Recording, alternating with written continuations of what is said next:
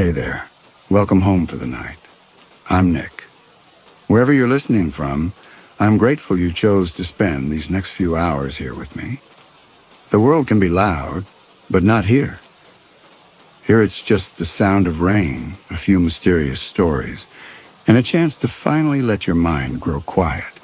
Just a handful of ads in the first 10 minutes, then hours of uninterrupted listening. If you enjoy spending your evenings here with me, I'd love it if you subscribed and left a like. Let me know where you're listening from tonight. Now, get comfortable, and let's begin. The mansion had 63 windows, and Hazel had counted every one. 42 were locked from the outside with deadbolts Victoria had installed herself. The rest were painted shut, or looked out onto the cliff drop where the cliff walk tourists used to pass before the estate boundary fence went up.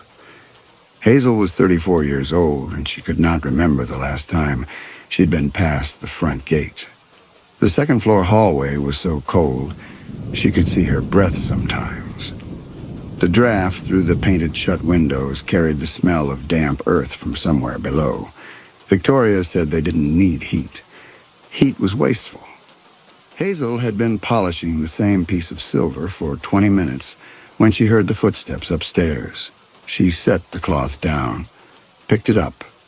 The spoon was an ornate Victorian thing, tarnished black in the crevices despite the polish, and it would take her another hour to finish just this one piece if she did it right, if she did it the way Aunt Victoria would inspect it. The footsteps moved from the bedroom to the bathroom, water running. Hazel's hands were gray with polish. The cloth smelled like ammonia and something underneath. Something sour, like the rot that came up through the floorboards. She wiped her hands on her jeans, an old pair, the knees threadbare, because Victoria didn't let them buy new clothes, and stood at the doorway to watch the hall, waiting. Chloe was in the kitchen. Hazel could hear her unloading the dishwasher, each plate a careful click against the counter. Chloe did everything carefully now. She used to slam things when they were younger. Cabinets, doors, her fork against her plate, when Victoria made her eat after she'd said something wrong at dinner. Victoria had beaten that out of her by the time Chloe turned 23. Now Chloe moved through the house the way Hazel did, quiet and small. The water shut off upstairs. Hazel went back to the spoon. Victoria bought the polish in bulk from a janitorial supply warehouse in Providence. She drove there herself twice a year in the Buick, and came back with boxes of it, along with the industrial bleach and the paper towels and the garbage bags. Hazel and Chloe weren't allowed to go. Victoria said it was because they would embarrass her, the way they looked, the way they acted around other people. She said people would know something was wrong with them. That was probably true. Their mother used to take them places, before. Hazel could barely remember it now. She'd been 12 when their mother died, Chloe 10. But she remembered the grocery store trips, the library. Their mother's voice had been soft. Nothing like Victoria's. Victoria's voice was hard and measured, every word a small cut. Their mother had laughed sometimes. Hazel couldn't remember the sound of it anymore, but she knew it had happened. After the funeral, Victoria had moved into the house, their mother's sister. She'd started clearing out their mother's things within a week. The clothes went first, then the photographs, the books. Anything that had belonged to their mother disappeared into boxes that Victoria loaded into the Buick and drove away. She said it was too painful to keep reminders. She said they needed to move forward. Within 6 months, there was almost nothing left. Just a few things Victoria had missed or forgotten about. Chloe's sweater had been one of them. Their mother had worn it on cold mornings, sitting at the kitchen table with her coffee. Now Chloe wore it every day. The hole in the elbow had been there for years. Chloe wouldn't let Hazel mend it. The footsteps started down the stairs. Hazel counted them. 16 steps from the second-floor landing to the entry hall. Victoria's shoes made a particular sound. Hard leather heels on the marble, a sharp crack with each step.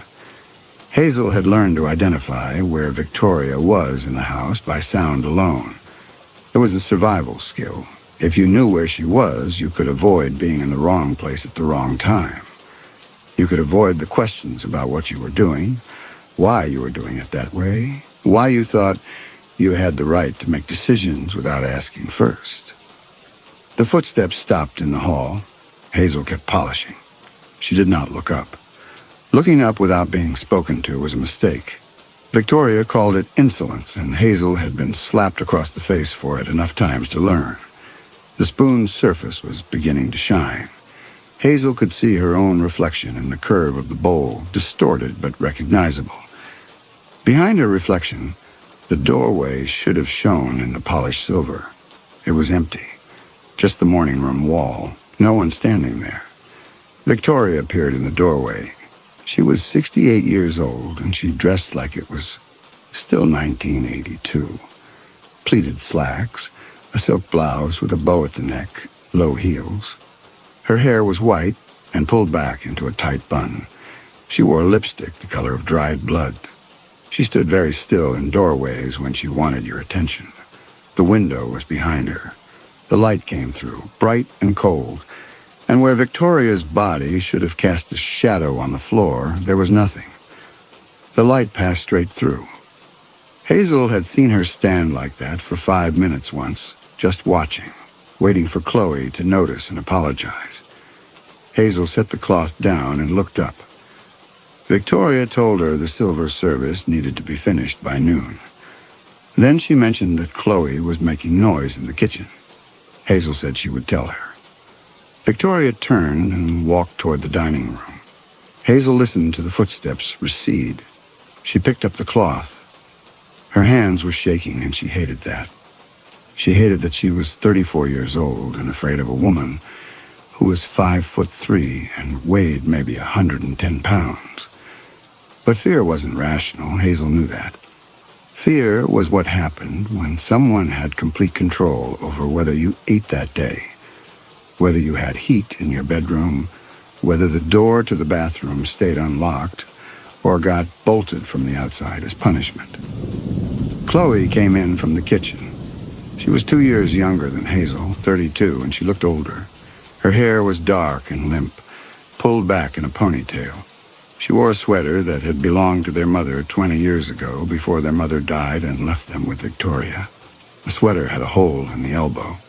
Chloe's face was pale, and there were shadows under her eyes that never went away. Hazel relayed Victoria's complaint. Chloe didn't respond, didn't look up, didn't look toward the dining room where Victoria had gone. She just sat down at the table across from Hazel and picked up a fork from the pile. She started polishing without being asked. They worked in silence for a while. The clock on the mantel ticked. Outside, the wind was picking up.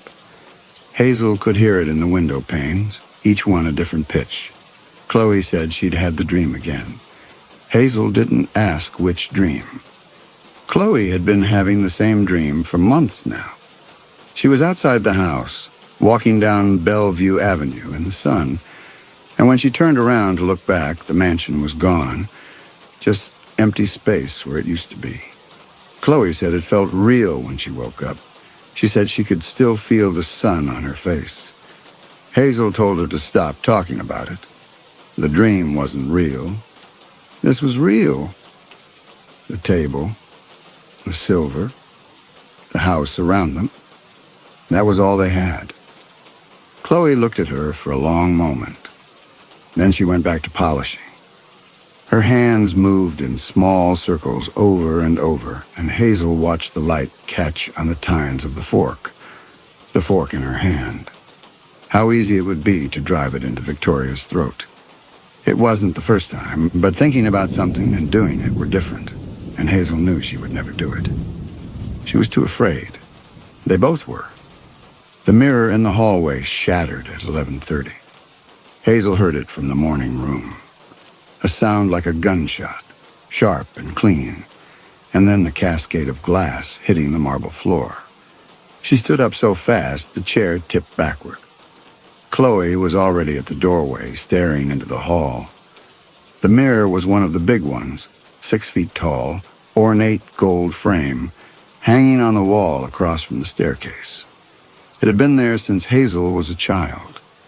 Now it was in pieces on the floor, huge jagged shards and smaller glittering fragments spreading across the marble in a pool that looked almost like water. The frame was still on the wall, empty. Victoria came out of the dining room. She looked at the glass. She looked at Hazel. She asked what Hazel had done. Hazel tried to explain. They were in the morning room. They didn't touch it. They just heard it break. But Victoria cut her off, told her not to lie. Hazel's voice went high and desperate. She insisted they had been sitting at the table the whole time. Victoria walked across the hall, her shoes crunching on the glass. She stood in front of the empty frame and reached toward it. Her hand passed an inch from the gilded edge, but she told Hazel she'd examined the wall and it was cracked, shoddy workmanship. Then she turned and looked toward where Chloe stood. Chloe was staring past Victoria at the empty frame, her arms wrapped around herself. Her eyes were focused on the wall behind where Victoria stood. She didn't look at Victoria's face, didn't meet her eyes, didn't acknowledge her presence at all. Chloe whispered that the mirror had just broken. Victoria said mirrors didn't just break, but Hazel was looking at the floor, at the way the glass had fallen. It hadn't just cracked, it had shattered outward. The pieces sprayed across the floor in a pattern that looked almost deliberate, like something had hit it from behind, from inside the wall. Hazel looked at the empty frame.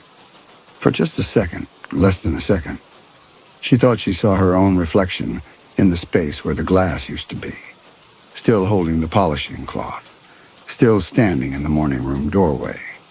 Then Victoria was walking toward them, her shoes still crunching. And Hazel looked down at the floor because that was safer.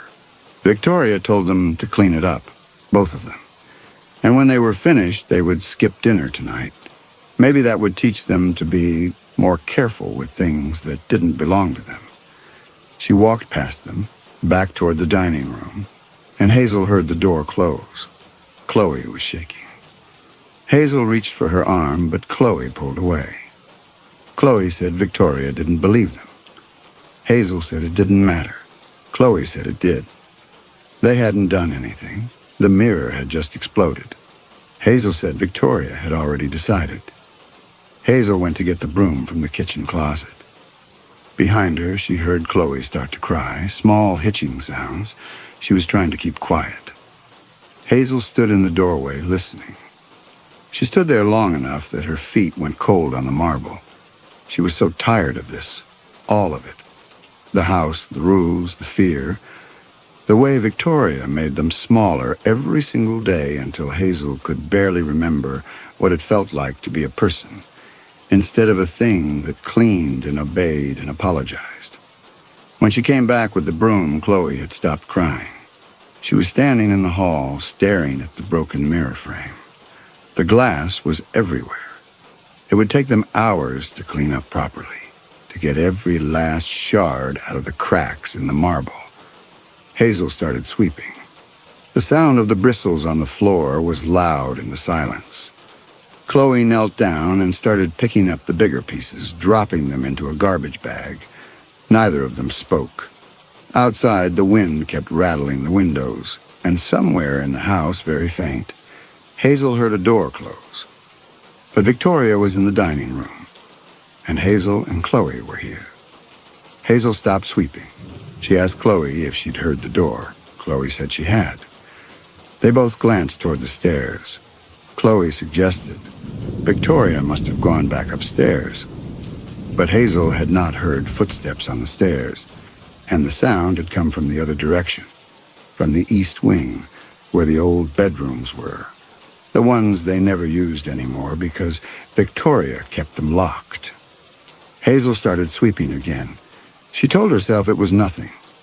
An old house settling, wind pushing against a door somewhere. That was all. But her hands were shaking.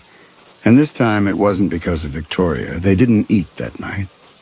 Victoria locked them in their bedroom at 7 and didn't unlock it until morning. Hazel lay in her bed and listened to Chloe's stomach growl in the dark. The room had 2 twin beds, a dresser, and one window that looked out onto the cliff. They had shared this room since they were children.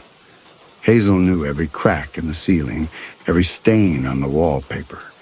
She had counted them all over and over during the nights when Victoria punished them by turning off the heat or taking away their blankets or just locking the door and leaving them in the dark for days.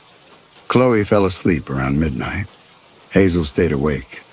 She was thinking about the mirror, the way it had shattered outward. Her own reflection she thought she'd seen in the empty frame.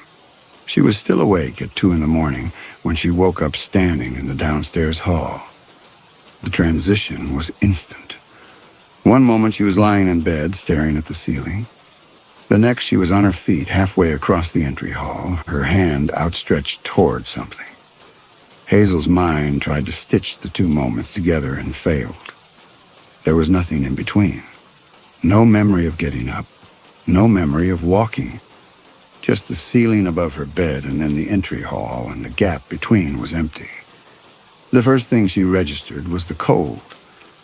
Her feet were bare on the marble, and the cold was so sharp it felt like standing on broken glass. Then the smell, something metallic in the air, copper and salt. Then the sound, a fading echo of something crashing, metallic, like she'd just knocked something over, but the noise was already dying. The kitchen light was on, bright and wrong. Hazel hadn't turned it on. She blinked hard, trying to orient herself. Her right palm ached. When she looked down and turned it over, she saw a thin cut across the base of her thumb, already crusting with blood. She didn't remember cutting herself. She walked into the kitchen. The fluorescent light was too bright. It made her head hurt. All the pots and pans from the hanging rack above the island were on the floor, not just fallen, scattered. The big cast-iron skillet had left a dent in the linoleum. A copper pot had rolled all the way to the far wall. Hazel stood there in the doorway staring. She didn't remember coming downstairs, didn't remember walking through the dark house, didn't remember touching the pots. But her palm was bleeding, and she was here, and the pots were on the floor, and no one else could have done this because Chloe was upstairs and the bedroom door had been locked from the outside. She stepped into the kitchen and picked up the heavy cast-iron skillet. Her thumb traced the edge that had cut her. She heard footsteps on the stairs. Hazel set the skillet down. She did not pick it back up. She turned toward the hall just as Chloe appeared in the kitchen doorway. Chloe stopped when she saw the mess. She looked at Hazel, at the pots on the floor, at Hazel's bleeding hand. She asked what happened. Hazel said she didn't know. She'd been in bed. Then she was here. Chloe walked over and took Hazel's hand, turned it over to look at the cut. She said Hazel must have been sleepwalking. Hazel said the door was locked. How did she get out? Chloe's face went still. She said the door hadn't been locked when she woke up. It was standing open. That's why she'd come downstairs. Hazel pulled her hand back. She said that wasn't possible. Victoria locked them in every night. Chloe said maybe Hazel had picked the lock in her sleep. Or maybe it had never been locked at all. Hazel said Victoria always locked them in. Always. Chloe didn't answer. She just knelt down and started gathering the pots, putting them back on the counter. Hazel looked at her bleeding palm, at the dent in the floor, at the scattered cookware. She tried to remember coming down here, tried to remember touching the rack, but there was nothing. Just the ceiling in their bedroom, and then the hallway downstairs, and the gap between was empty. In the morning, Victoria didn't say anything about the noise. She came into the kitchen at 6 and looked at the pots on the counter, looked at the dent in the floor. She asked which one of them had done it. Hazel said she didn't know. Victoria looked at her for a long moment. Then she said she didn't want to hear excuses. She wanted the floor repaired and the pots cleaned before noon. She walked out. Hazel and Chloe stood there in silence. Chloe's hands were shaking. Hazel said she didn't remember doing it. Chloe said that didn't matter. It had happened. Hazel looked down at the cut on her palm. The blood had dried. She could see the thin line where the metal edge had sliced her open. The next incident happened 2 days later. Hazel was in the library dusting the bookshelves. The library was on the second floor, a long, narrow room with windows on one side and floor-to-ceiling shelves on the other. Most of the books were old, leather-bound sets their grandfather had collected, histories and atlases and encyclopedias from the 1940s. No one read them. Hazel just dusted them once a week and put them back. The spines were so brittle, they sometimes cracked when she touched them. The room smelled like mildew and something sweet underneath, something rotting in the walls. 63 rooms in this house and only 2 people breathing in it. The silence was heavy. She was halfway down the third shelf when she felt the room tilt. Not physically, just a sudden wrongness in her head. She put her hand on the shelf to steady herself. The next thing she knew, she was standing at the far end of the room.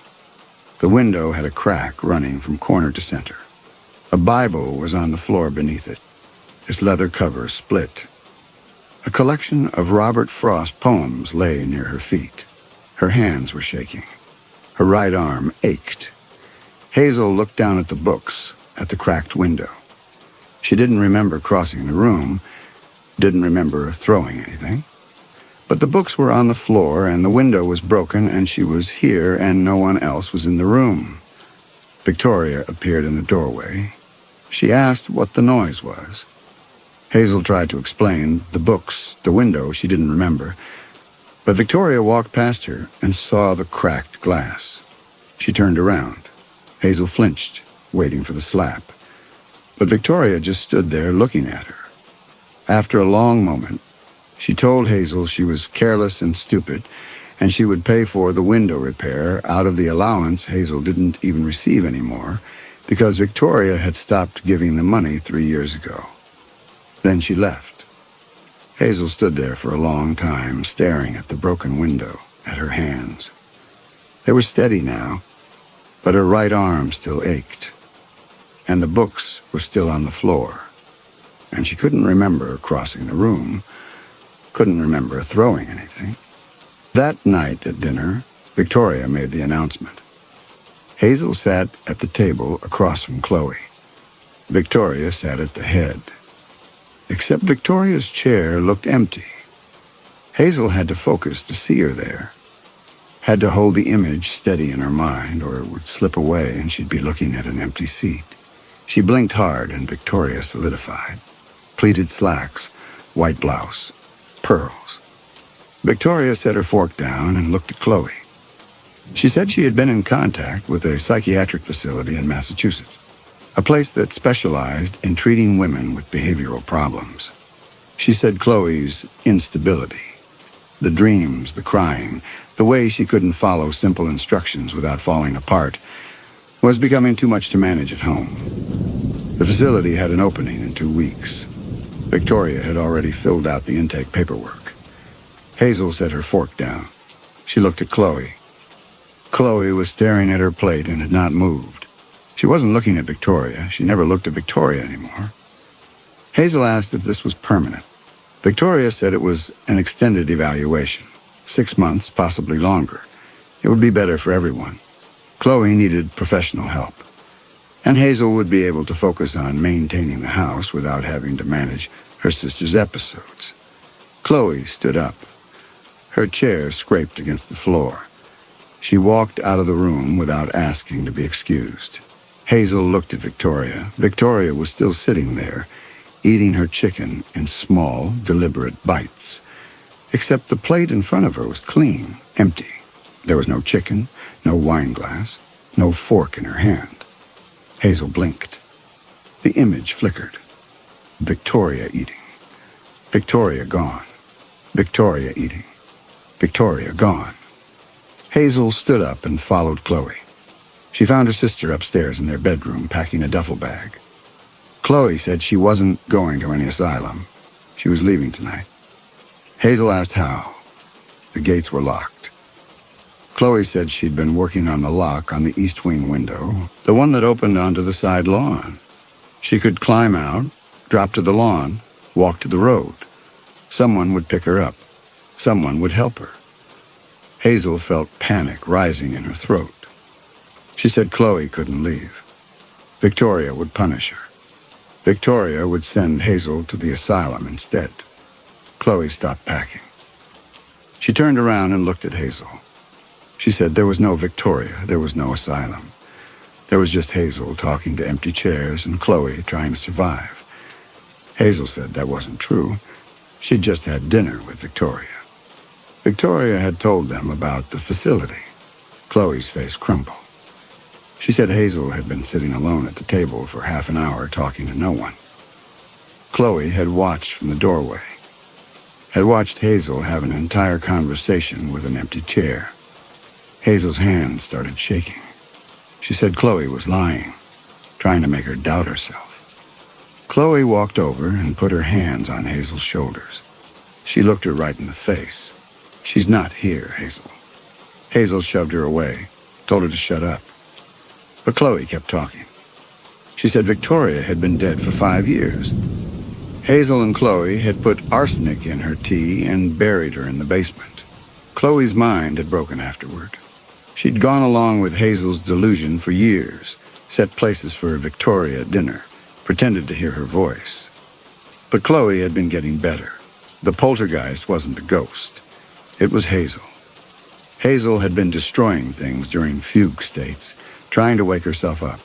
The mirror, the pots, the books. All Hazel trying to break through her own delusion. Hazel told her she was insane. Chloe said maybe, but she was getting better.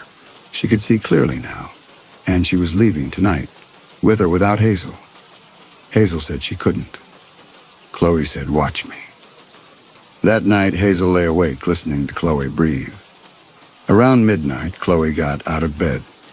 She pulled the duffel bag from under her mattress and started putting clothes into it. She moved quietly. When she finished, she went to the door and picked the lock with a hairpin. How long had she been practicing that? The lock clicked open. Chloe picked up her bag. Hazel got out of bed, told her to stop. Chloe didn't stop. She walked into the hallway. Hazel followed. They went downstairs, Chloe in front, Hazel behind. When they reached the first floor, Chloe turned toward the east wing. Hazel grabbed her arm. Chloe tried to pull away. Hazel held on. She asked Chloe what she thought would happen out there.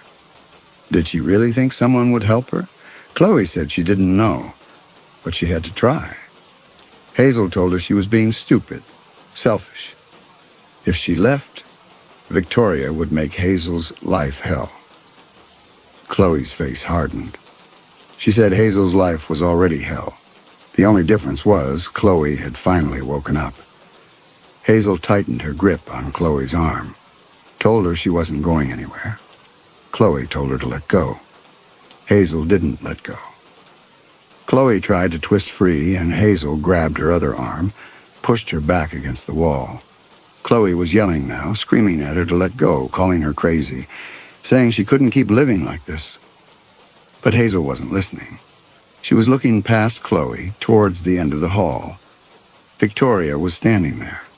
She was watching them. Her face was calm.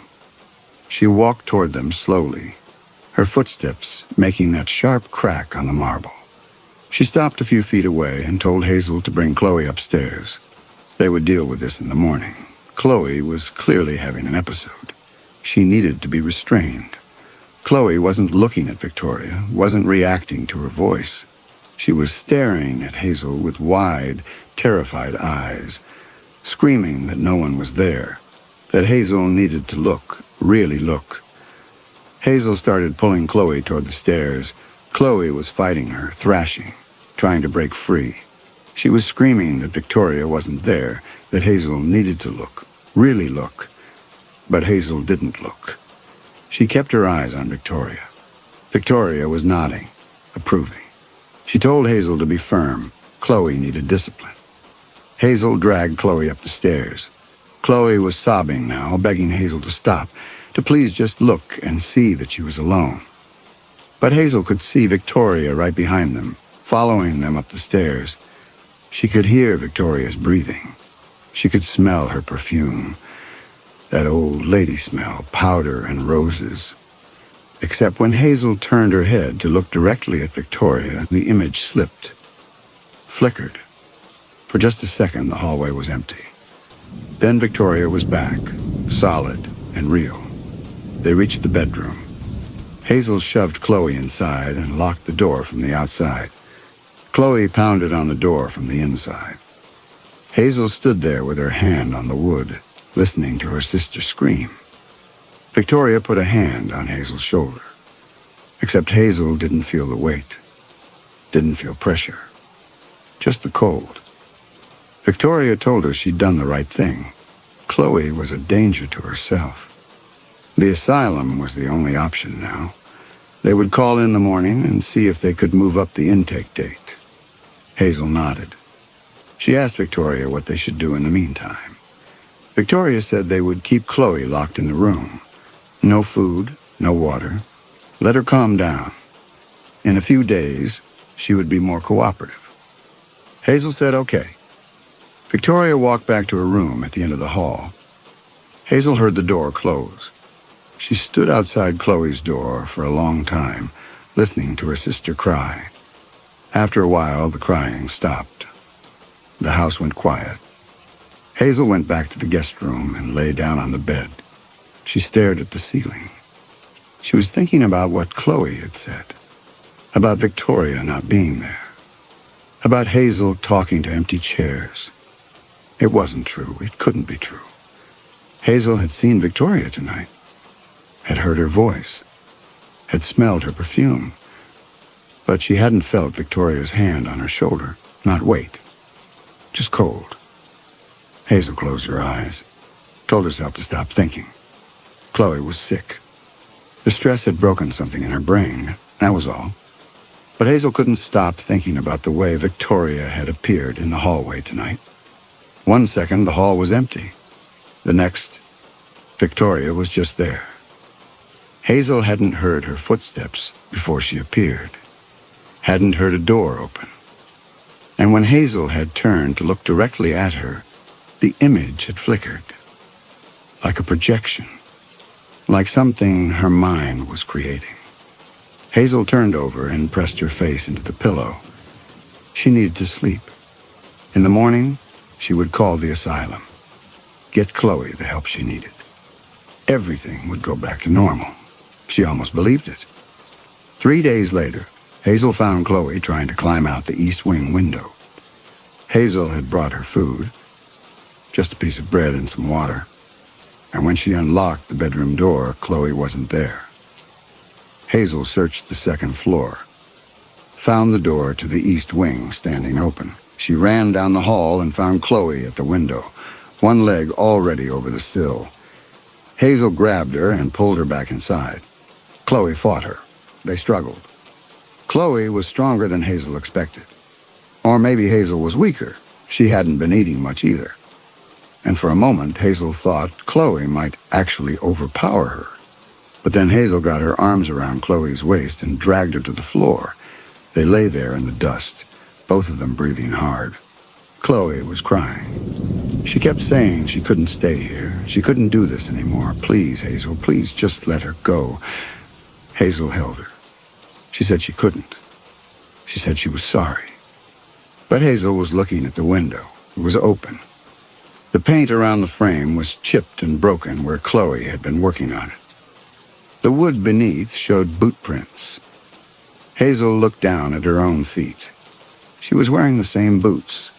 The treads matched. The poltergeist came back to her. The doors kicked open. The windows forced. The boot print in the closet door downstairs. The same boots Hazel was wearing now. Chloe had said it was Hazel. That Hazel had been making noise, trying to get herself to see. Hazel looked down at her sister. Chloe's face was streaked with tears and dust. She looked exhausted. Hazel asked her why. Chloe looked up. She said she wanted to live. That was all. Hazel let go of Chloe and stood up. Chloe stayed on the floor. Hazel walked to the window and looked out. Below was the side lawn. Beyond that, the road. In the distance, she could see the lights of other houses. She turned around. Chloe was sitting up now, watching her. Hazel asked what Chloe thought was out there. Chloe said freedom. Hazel said there was no such thing, not for people like them.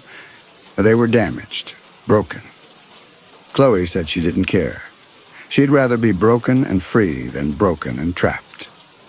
Hazel started to respond, but then she heard Victoria's voice from the doorway. She was telling Hazel to step away from the window, to bring Chloe downstairs. The car was ready. They were going to the asylum now, today. Victoria couldn't wait any longer. Chloe was too dangerous.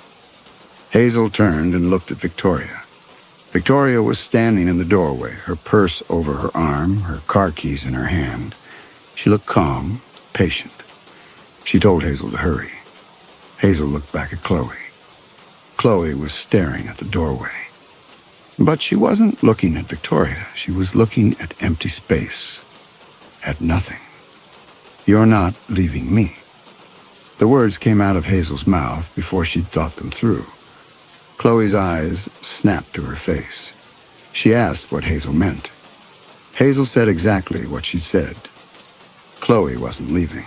Not in the car with Victoria. Not through the window. Not ever. Chloe stood up slowly. She asked if Hazel really saw Victoria standing there. Hazel said yes. Of course she did. Chloe asked what Victoria was wearing.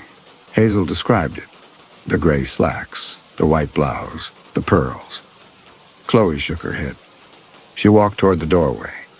She walked right through the space where Victoria was standing. Victoria didn't move, didn't react, didn't make room. Chloe walked through her like she was air. Hazel felt the world tilt. She looked at Victoria. Victoria looked back at her. She told Hazel to bring Chloe downstairs. Now. Hazel followed Chloe into the hallway. Chloe was walking toward the stairs. Hazel caught up with her and grabbed her arm. Chloe spun around.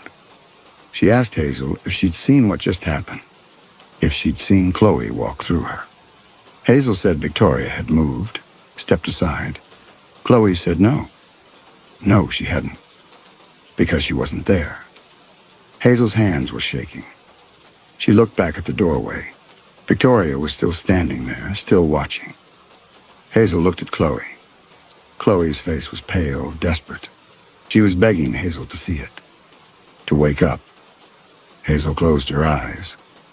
When she opened them, Victoria was gone. Hazel's breath came out in a rush. She looked up and down the hallway, empty. She turned to Chloe.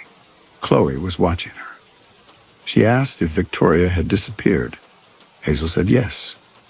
Chloe asked if Hazel was starting to understand.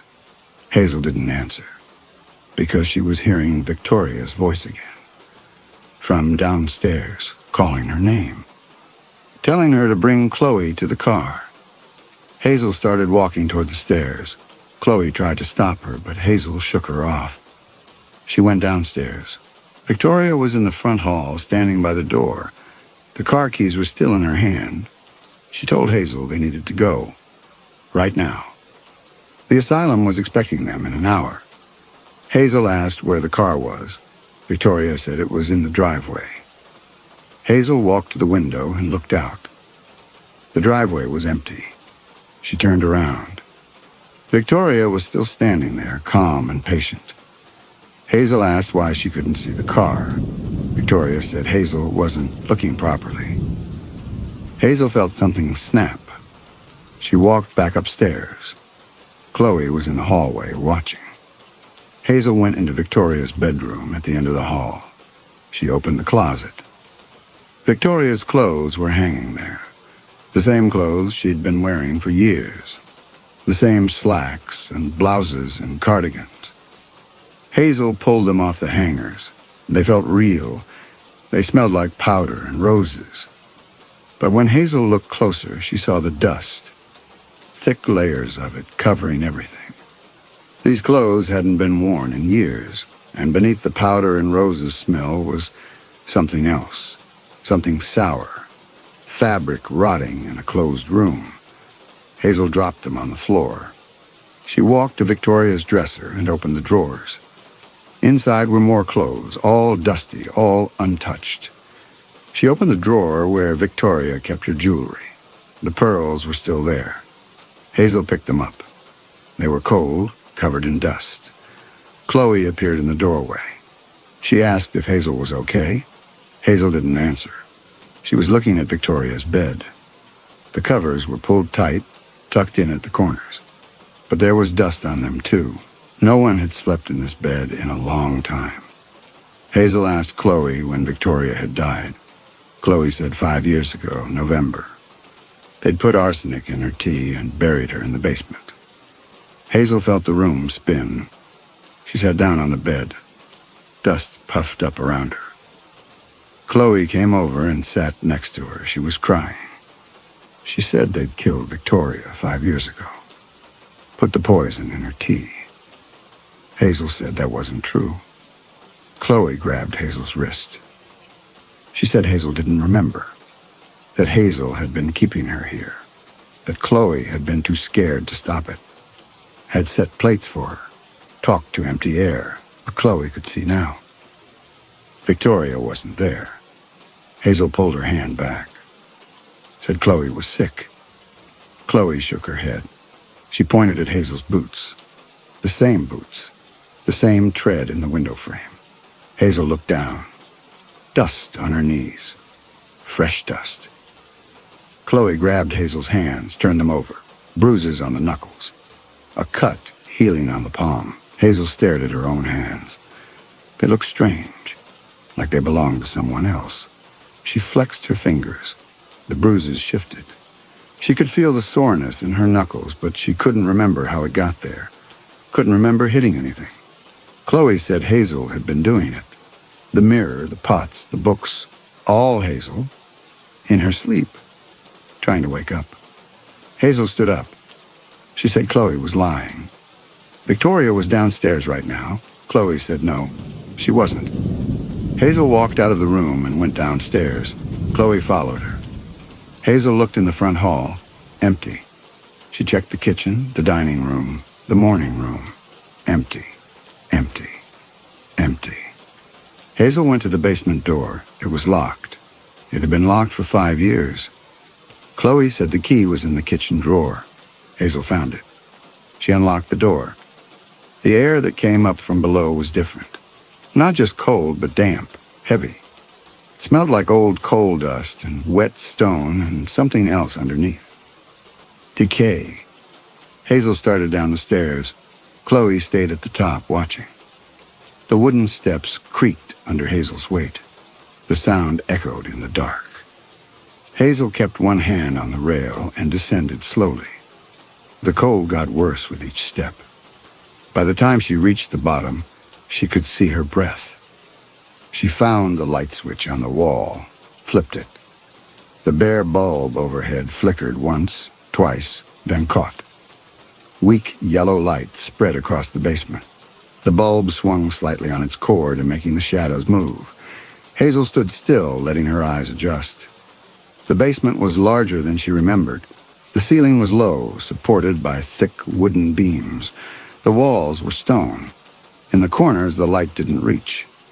She could see the shapes of old furniture pushed against the walls, a broken dresser, a stack of chairs, boxes covered in dust. The coal storage area was in the back corner. Hazel walked toward it. Her boots echoed on the concrete floor. As she got closer, she could see the floor more clearly. Most of it was old concrete, stained and cracked. But in one section, near the coal chute, the concrete was newer, rougher. The color was slightly different, like someone had dug it up and re-poured it. Hazel knelt down in front of it. She reached out and touched the surface. It was cold, real, solid. She heard Chloe's voice from the top of the stairs, asking if she was okay. Hazel didn't answer. She was staring at the concrete, thinking about what was underneath. She stood up and walked back upstairs. Chloe was in the kitchen. Hazel asked her if it was true. If they'd really killed Victoria. Chloe said yes.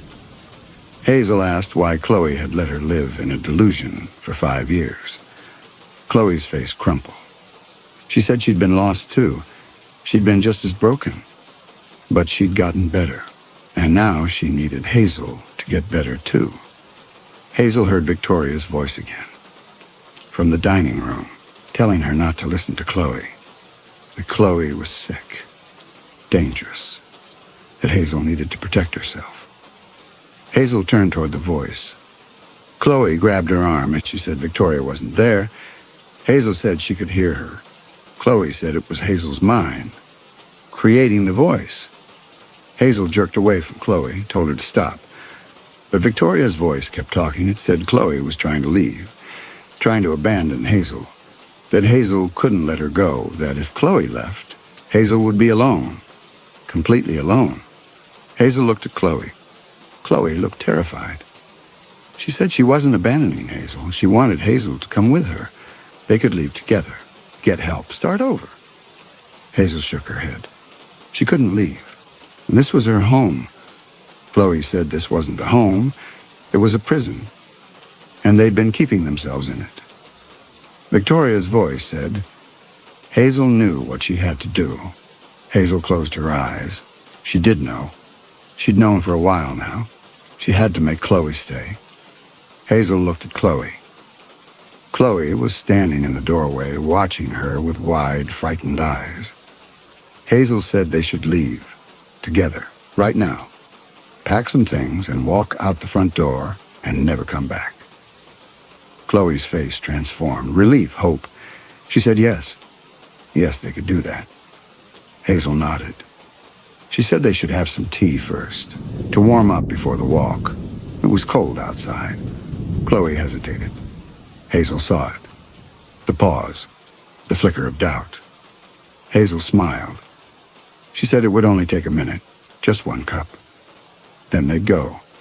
She said Chloe should go upstairs and pack. Hazel would bring it up when it was ready. Chloe looked at Hazel's face for a long moment. Then she said okay.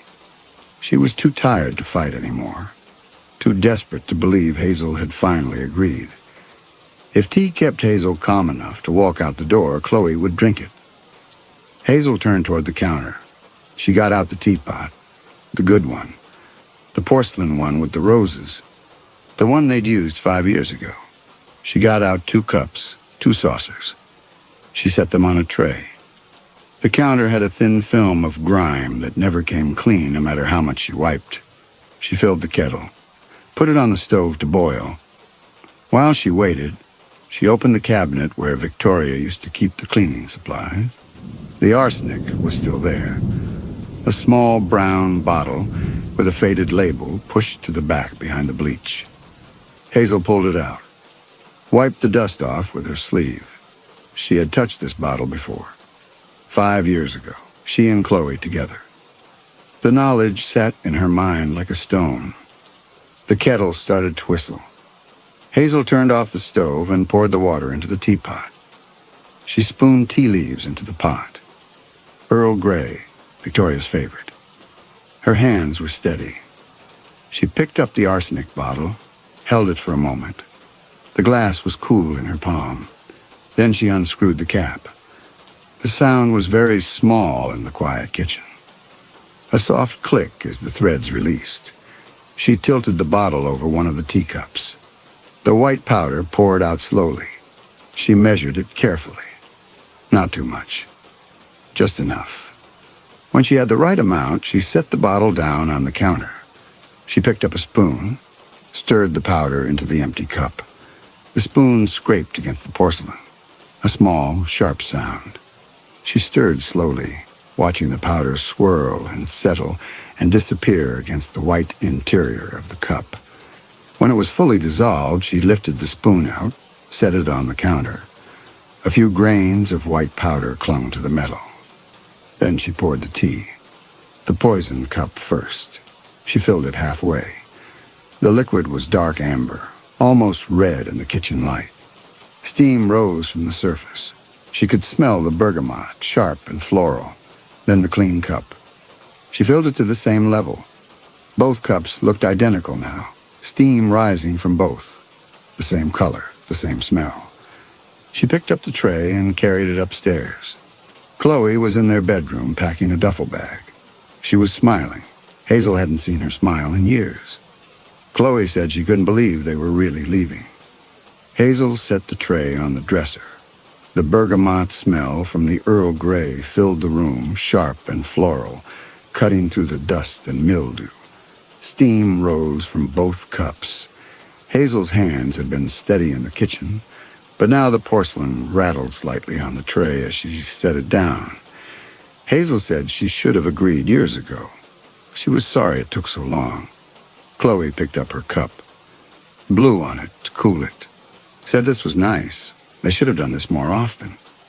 Hazel watched her sister lift the cup to her lips. Chloe drank. 1 sip. 2. She set the cup down and said the tea was good, strong. Hazel said it was Victoria's favorite blend, Earl Grey. Chloe's smile faltered. She said they didn't have to talk about Victoria anymore. They were leaving. Hazel said yes. Chloe picked up the cup again, drank more. She was talking about Providence, about getting help. Her voice was getting slower, quieter. She stopped mid-sentence, looked down at her cup, then at Hazel's cup, still full, untouched, then at Hazel's face. Her eyes went wide. Chloe tried to stand. Her legs wouldn't hold her. She sat back down on the edge of the bed, looked at Hazel, her mouth open, but no sound came out. She tried to lift her hand, and it fell back into her lap. Heavy, too heavy. Hazel watched her sister's face, watched the realization settle in, watched Chloe understand that she was trapped in this room with her killer, and there was nothing she could do. No screaming, no running, just the quiet, spreading weakness.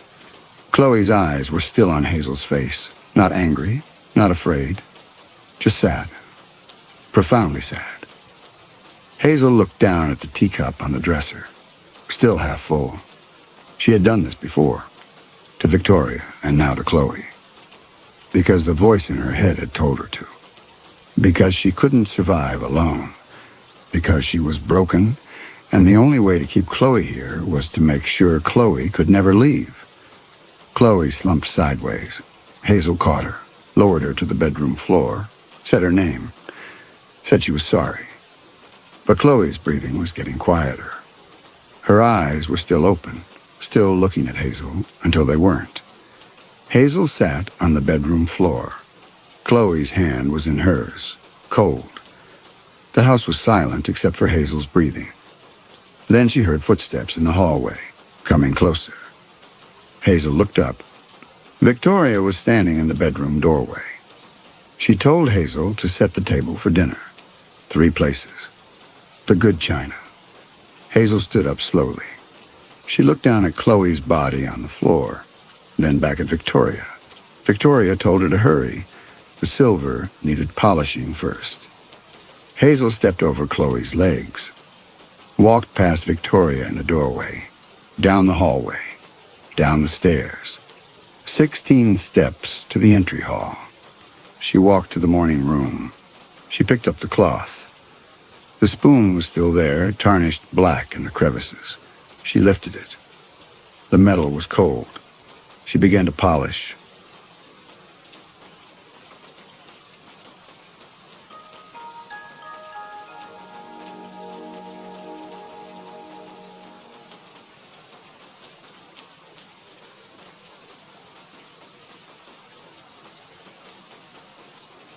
Nathan Porter watched Connor slip through the gap in the cemetery fence. Flashlight beam sweeping across the overgrown graves. 3 other students followed, moving with the purposeful urgency of people who believed they were uncovering something forbidden. Nathan stood at the fence line, breath clouding in the November dark, and understood that he had lost control of this completely. 2 weeks earlier, Nathan had been invited to the high school as a guest speaker. The teacher, a woman named Mrs. Reeves, who Nathan had known since she was a student herself back when he still thought he might pursue teaching as a career, had asked if he would come talk to her junior history class about local research methods. Nathan had spent 43 years in Willow Glen, the last 15 volunteering with the Historical Society, maintaining the archives, cataloging obituaries, preserving what remained of the valley's past. He knew the county records better than anyone still living. He knew which basements held daguerreotypes, which families still kept probate inventories, where the forgotten cemeteries were. He had stood at the front of Mrs. Reeves's classroom on a Thursday in November, looking at 23 juniors who stared back with the careful blankness that teenagers deployed when they wanted to be anywhere else, and tried to explain why any of this mattered. Mrs. Reeves had asked him to propose a term project, something hands-on that might make history feel immediate rather than abstract. Nathan had brought a presentation he'd been refining for weeks, the one he'd hoped might finally make students understand what he'd spent decades trying to preserve. The projector came up, the file he'd been preparing for 2 weeks, the one he hadn't been sure he'd have the nerve to assign. The image that filled the screen was a photograph he'd taken himself. The cemetery on Mill Road, 3 acres of overgrown graves sloping up from Route 17. Headstones tilted at angles, where tree roots had buckled the ground over 2 centuries. The whole place choked with sumac and wild grape, wrought iron fence rusted to lace. Nathan explained the project idea. Each student would be assigned the name of someone buried in the old Willow Glen Cemetery. Their job was to research that person. Birth records, death records, census data, newspaper archives, anything they could find. And write a biography. 5 pages minimum. The goal, Nathan said, was to bring their memory back to life. Mrs. Reeves could assign it as their term project if she thought it had merit. The girl with the phone looked up. Why do we care about dead people? Nathan had prepared for this. He pointed to the photograph and told them these were their history. The people who'd built the town, cleared the land, survived the cholera, made it through the winter of 1842 when the blizzard killed 11 people in 3 days. And nobody remembered them. Nobody even knew their names unless they walked past their headstones. And nobody walked past their headstones because that cemetery hadn't been maintained since 1950. He'd been trying to catalog it himself for the past 3 years, but one person could only do so much. He advanced the slide. The next image was a close-up of a headstone so weathered the inscription was barely legible. Hannah Willis, 1818 to 1842, beloved daughter, gone to rest.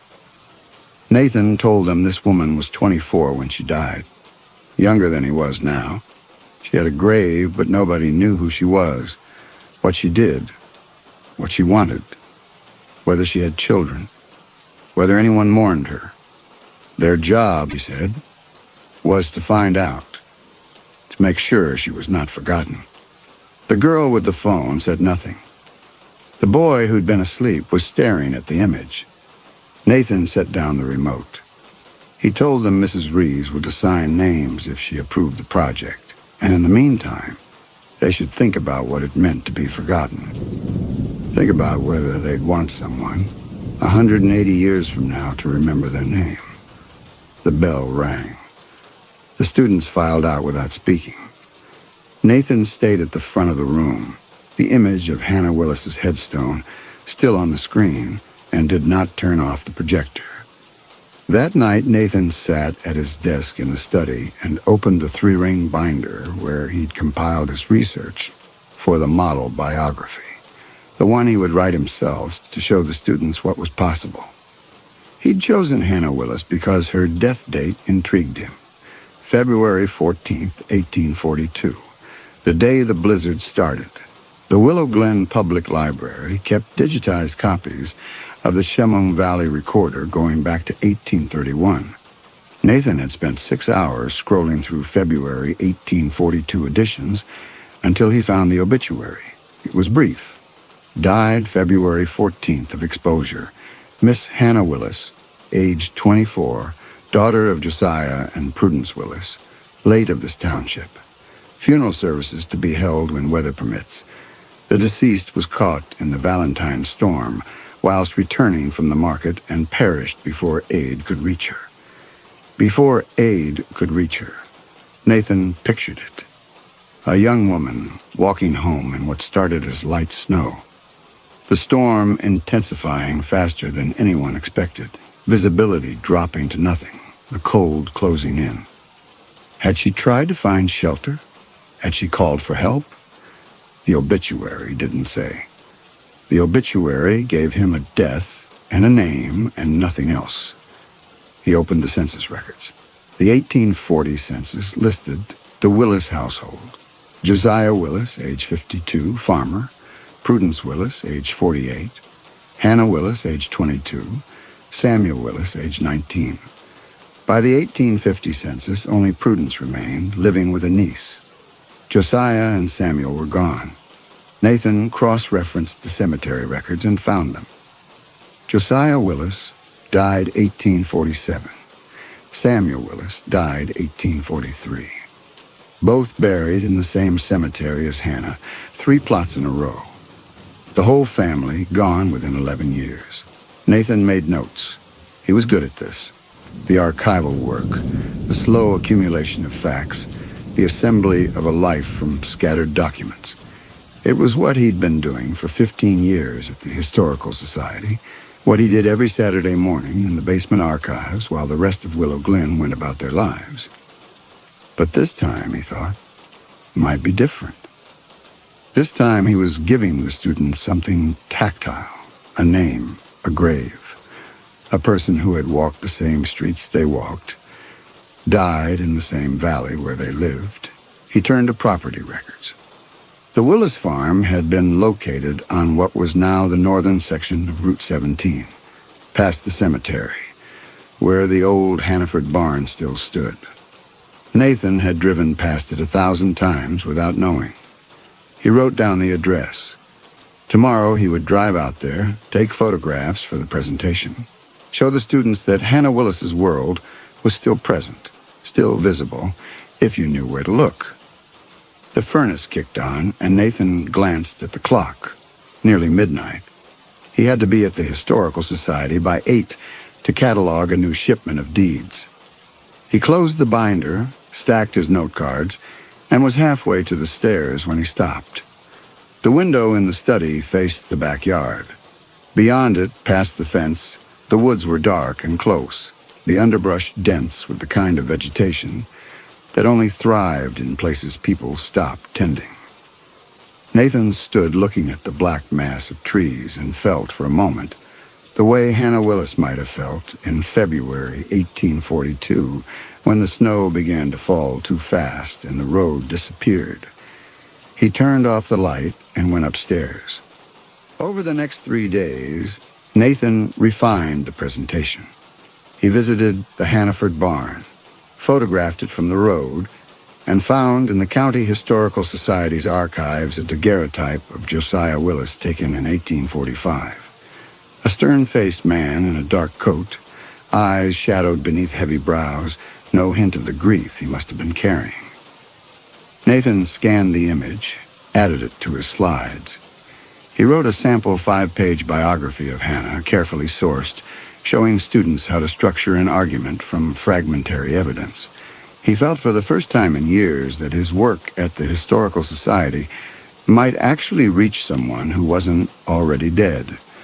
On Thursday, Mrs. Reeves called to say she'd approved the project, and Nathan returned to the school to help distribute the names.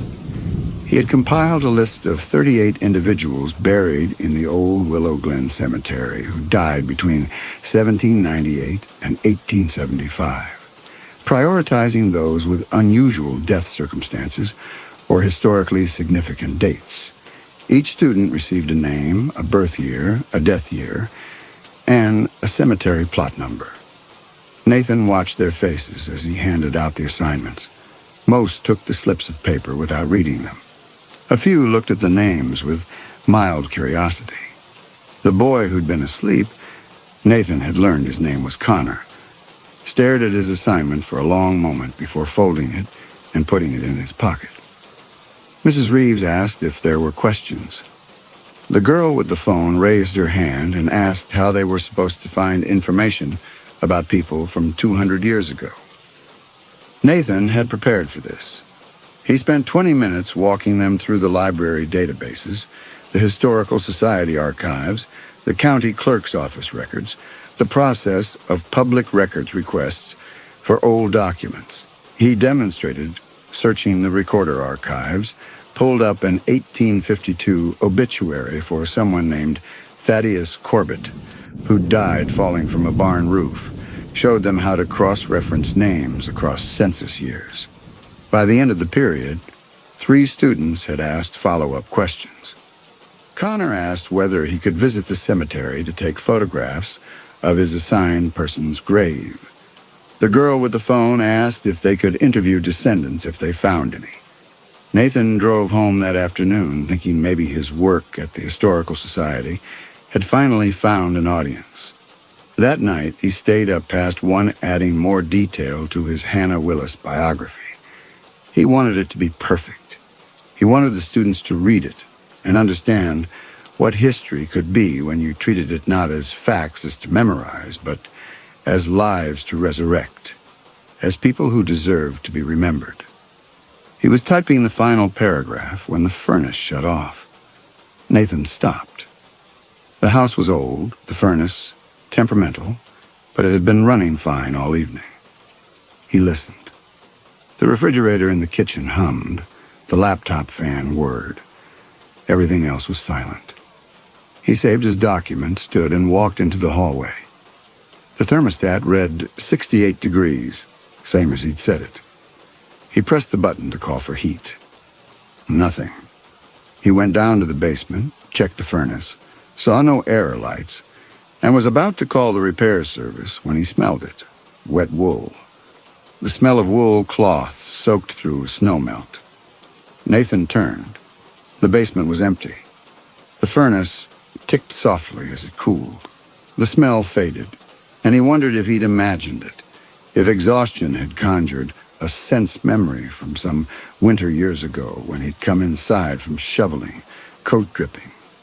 The furnace kicked back on. Warm air sighed through the vents. Nathan went upstairs and finished the biography. Nathan spent the weekend refining the biography. He worked through Saturday morning at the Historical Society, photographing documents. A land deed from 1838 showing Josiah Willis's purchase of 80 acres along the Chemung River. A marriage certificate for Hannah's brother Samuel, married 1841 to a woman named Ruth Pemberton, both dead by 1844. A brief mention in the recorder from January 1842 about a church social where Miss H. Willis performed a reading from the Psalms to great approbation.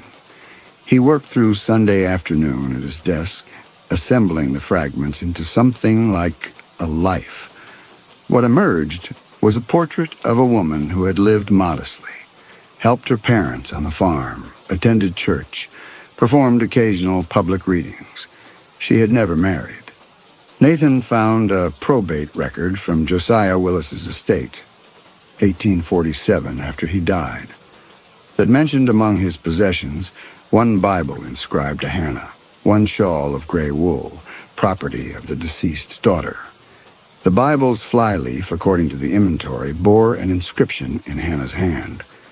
The shawl had been buried with her. The Bible had gone to her mother. By Sunday night, Nathan had written 12 pages. He cut it to 5, keeping only what students could reasonably expect to find themselves, removing the material that required deeper archival access.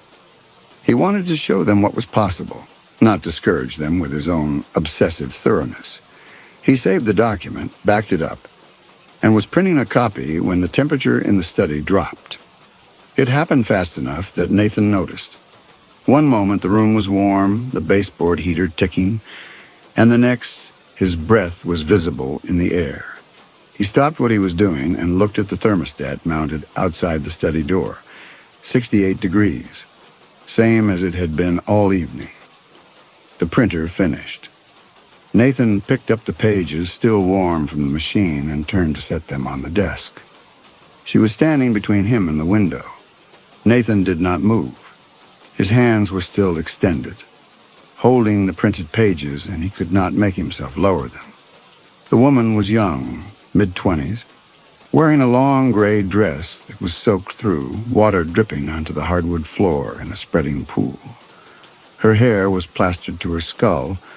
Her face was colorless, lips gone purple, and when she raised her hands, Nathan saw that her fingernails were blue-black, the blue of something frozen solid. She was shaking, not trembling, shaking, her whole body convulsing with cold, her jaw working, teeth chattering so hard Nathan could hear them from across the room. He tasted copper in the back of his throat. The woman took a step toward him. Her dress made no sound. The water pooling beneath her feet spread across the floor, and Nathan watched it come, watched the dark stain advance toward his shoes, and still he did not move. Nathan's hands lowered. The pages slipped from his fingers and scattered across the floor. He tried to speak and couldn't. The woman took another step. She was close enough now that he could see the frost forming in her hair, tiny crystals catching the lamplight, close enough that he could see her breath coming in short, stuttering gasps, vapor clouding the air between them. The room was so cold, Nathan's fingers ached. He forced himself to speak. His voice came out thin. He asked who she was. The woman closed her eyes. When she opened them, there were tears on her face, freezing as they fell. She did not answer his question. Instead, her mouth moved, shaping words, her voice hoarse and ruined, as though she'd been screaming. And when the sound came out, it was barely louder than a whisper. "Please, let me rest." Nathan tried to process what he was seeing. He looked at the woman, at the water spreading across his floor, at her blue fingernails and the frost in her hair, and tried to reconcile it with what he understood about the world. He asked what she meant. The woman's face changed. The expression was so bleak, Nathan took a step back.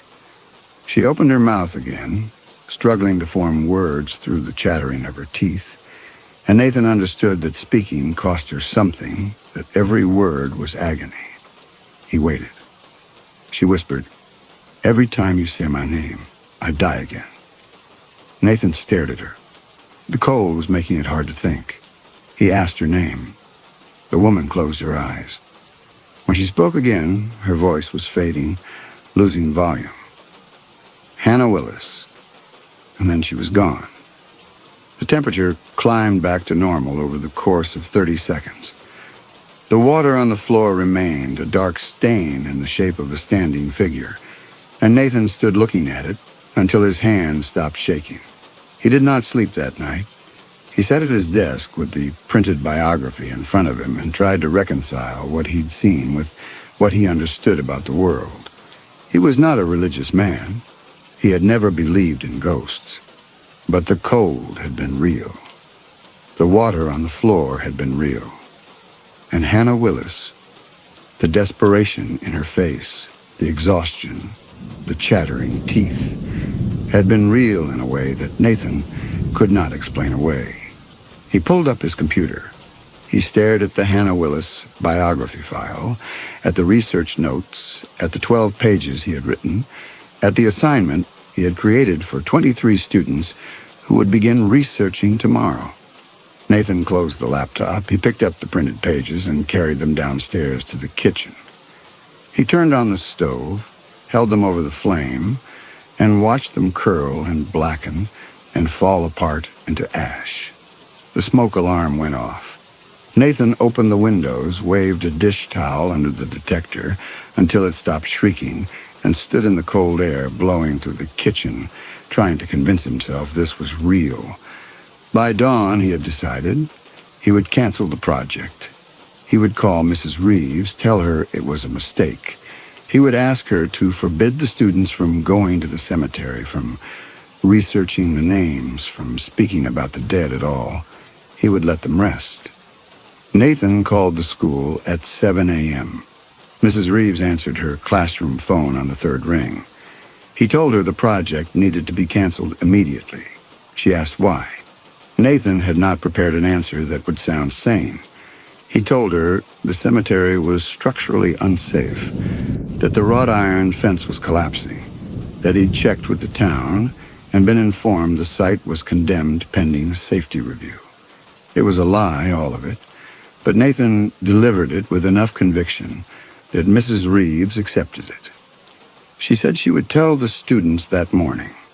Nathan spent the rest of the day at home, deleting the project file from his computer, shredding the assignment slips he'd prepared, burning his research notes in the kitchen sink. The smoke alarm went off. He opened the windows and stood in the cold air trying to convince himself this was over. By Tuesday afternoon, Nathan allowed himself to believe it had worked. Mrs. Reeves had canceled the project. The students had been told. The names were shredded. Whatever he had started, he had stopped it before any real harm was done. Hannah would rest. He drove home through a cold rain and found his house exactly as he'd left it. No wet footprints, no smell of wool. The stain on the study floor had dried to a faint discoloration he could barely see. Nathan stood looking at it for a long time, then got a rag and scrubbed it until the wood was uniform again. That night he slept for the first time in 2 days. But on Wednesday, Mrs. Reeves called. Students were asking questions. Connor had asked what Nathan had found at the cemetery that made him cancel the project. Others wanted to know why the Historical Society volunteer would propose something and then take it back so suddenly. The questions had an edge Mrs. Reeves didn't like, something suspicious and intent. Nathan told her he hadn't found anything, that the cancellation was purely safety-related. Mrs. Reeves said she'd tell them that.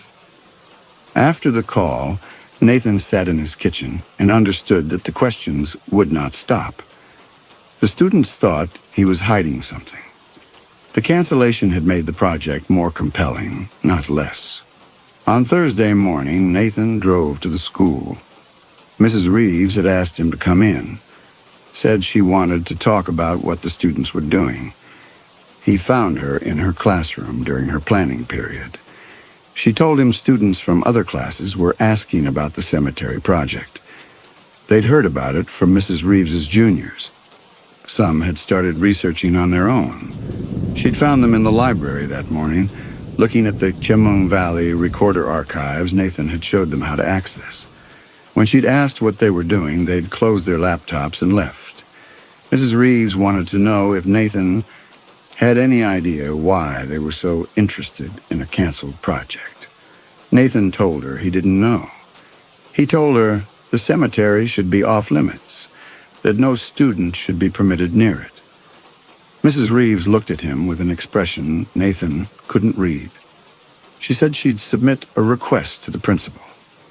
On Friday, Connor was absent. So was the girl with the phone. So were 4 others. That night, Nathan woke at 3 a.m. to the sound of water dripping. He lay in bed listening. The sound was coming from downstairs. Slow drops hitting hardwood, rhythmic, wrong. He got up, went to the hallway, and stopped at the top of the stairs. The study light was on. He had not left it on. Nathan went down. The door to the study was open. Inside, the temperature had dropped so low he could see his breath. And standing at his desk, exactly where she had stood before, was Hannah Willis. She was shaking harder than before. Her dress dripped steadily onto the floor, pooling beneath her feet. And when she raised her hands toward Nathan, he saw that her fingernails were black. the black of frostbite that had gone necrotic. She opened her mouth. Her jaw worked, but no sound came out at first. Just the chattering of teeth, violent, uncontrollable. Then, in a voice so hoarse it barely carried across the room, "Please?" The word broke apart. She tried again, reaching for him, and Nathan saw frost spreading across his desk, across the papers there. His notes on Hannah Willis, on Thaddeus Corbett, on all 38 names. The frost crept over the ink, obscuring words, and where it touched the word Hannah, the paper buckled and tore. She was fading already. Nathan could see the window through her. He stepped forward, and she tried to speak again, but the cold was too much, her whole body seizing, and then she was gone. The temperature climbed back to normal over the course of 30 seconds. The water on the floor remained. Nathan stood looking at it, at the torn paper on his desk, and understood only that she was suffering more now than before, and that he did not know why. He did not sleep again that night. Saturday, Nathan drove to Mill Road. The cemetery was visible from Route 17, 3 acres of overgrown graves rising up the hillside, and Nathan pulled onto the shoulder and looked. The fence was intact. The graves were undisturbed. But when he got out of the car and walked closer, he saw the gap in the fence, the same gap he'd seen the students use. And beyond it, in the mud between the headstones, footprints, dozens of them, fresh. Nathan stood at the fence and counted the tracks. At least 10 different people had been here recently. He could see where they'd walked, row by row, photographing stones. He got back in the car and sat gripping the steering wheel until his hands ached. That night, the cold came earlier, and Nathan was sitting in his living room, every light on, when the temperature dropped. He stood and backed toward the hallway, but there was nowhere to go. The smell came first. Wet wool, turned earth, the mineral scent of stone, and then they appeared. Not just Hannah this time. Nathan counted 5, then 7, then stopped counting. They filled his living room, crowded shoulder to shoulder, all of them wet, all of them shaking, all of them staring at him with the same exhausted desperation Hannah had shown. A man in work clothes with his hands crushed flat. A woman holding an infant, both of them gray. A boy no older than 14, too young. Hannah stepped forward. She was shaking so hard she could barely stand. When she opened her mouth, the sound that came out was not words, but something worse. A wet, rattling gasp, as though her lungs had frozen solid. She lifted her hands. Her fingers were bent at wrong angles, frozen joints that wouldn't straighten. She pointed at Nathan, then at herself, then at the others. The gesture was clear, even if the words were not. You. Us. Suffering. Nathan tried to speak. He asked how many. Hannah's mouth moved. No sound. She tried again, and this time, a single word emerged. So faint, Nathan almost didn't hear it. More. The others pressed closer. Nathan could see their deaths written on their bodies. The crushed hands, the drowned infant, the cut throat, a woman with burns, a man whose chest had caved in. They were trying to tell him something, but they had no voice, no way to make him understand except to show him what was happening to them. The man with crushed hands reached out. His fingers touched Nathan's arm, and the cold was so intense Nathan cried out. Where the fingers touched, frost spread across Nathan's sleeve, and Nathan felt the weight. Enormous, splintering weight crushing down through his forearms, through his wrists, the bones in his hands compacting, flattening, fingers pulped between wood and stone, and inside the pain a sound, rhythmic, mechanical, click, click, click, click. Keys being pressed, someone typing, and the beam fell again, crushed again, and the clicking never stopped. Overlaying the breaking, the search continuing while he died. Nathan jerked his arm back. The ghosts were fading, losing cohesion, their outlines blurring. Hannah looked at him one last time, her face wet with frozen tears, and mouthed a word Nathan could not hear. And then they were gone, all of them.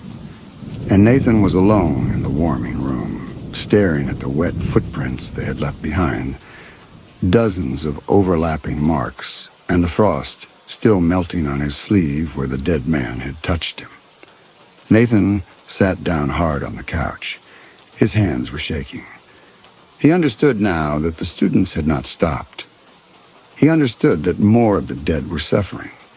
He understood that Hannah could not tell him what to do because the cold seized her before she could form the words, because dying over and over had broken her ability to hold herself here long enough to explain. But he did not understand what she wanted from him. He sat in the dark living room until dawn, watching the wet footprints slowly evaporate, and tried to think of what to do.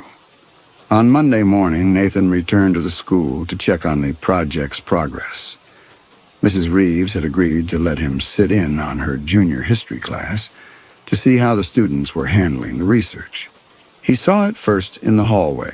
A girl he did not recognize stood at her locker, staring at her phone. And when her friend spoke to her, she did not respond. The friend touched her shoulder. The girl jerked, looked up with eyes that took too long to focus, and said something Nathan could not hear. But he saw the way she looked. Pale, circles under her eyes dark as bruises, the phone clutched in both hands. In Mrs. Reeves's classroom, 7 students were absent. The remaining 16 sat in clusters, bent over phones, and when Mrs. Reeves called the class to order, they looked at her with a strange blankness, as though they were listening to something else beneath her voice. They put the phones away, slowly, reluctantly, the way an addict sets down a cigarette they have not finished. Nathan sat at the back of the room and watched. Mrs. Reeves tried to teach. She lectured about the panic of 1873. No one took notes. Halfway through the period, a girl in the back row turned around in her desk, looked directly at Nathan, and asked if he had ever been to the cemetery at night. Mrs. Reeves stopped mid-sentence. The classroom went silent. Nathan looked at the girl. She was thin, thinner than he remembered from the day he'd handed out the assignments. Her skin papery, her hair unwashed. She stared at him without blinking, waiting for an answer. Nathan told her no, he had not been to the cemetery at night, and the project was canceled. The girl smiled slightly. She turned back around. Mrs. Reeves tried to continue the lecture, but the girl did not take out her notebook. After class, Nathan went to the principal's office. He asked the principal if she had noticed an unusual number of absences. She pulled up the attendance report and frowned. 41 students across 4 grade levels had been marked absent that morning. All of them had submitted notes from parents citing illness. Nathan asked if the notes had been verified. The principal looked at him over her reading glasses and asked why. Nathan did not have an answer that would sound sane. He told her he was concerned about a flu outbreak. The principal said she would send a reminder about hand-washing protocols. Nathan left the office and stood in the hallway. Through the small windows and classroom doors, he could see students bent over desks, phones hidden in laps, thumbs moving. The low hum of voices from classrooms had a quality he recognized now. The same focused intensity he had heard in the library last week, but multiplied, spreading. At lunch, Nathan walked to the library and found it full, every table occupied. Students sat shoulder to shoulder, laptops open, notebooks spread across surfaces, whispering to each other in voices too low to parse. The librarian stood at the circulation desk, looking at the crowd with an expression Nathan could not read. Nathan approached a table near the back. 4 students from Mrs. Reeves's class. They had the Chemung Valley recorder archives open on 3 different screens. One girl was copying names from an 1847 obituary into a spiral notebook. Her handwriting was cramped, obsessive, filling every line. Nathan asked what they were doing. The girl looked up. Her eyes were bloodshot, the whites yellowed at the edges.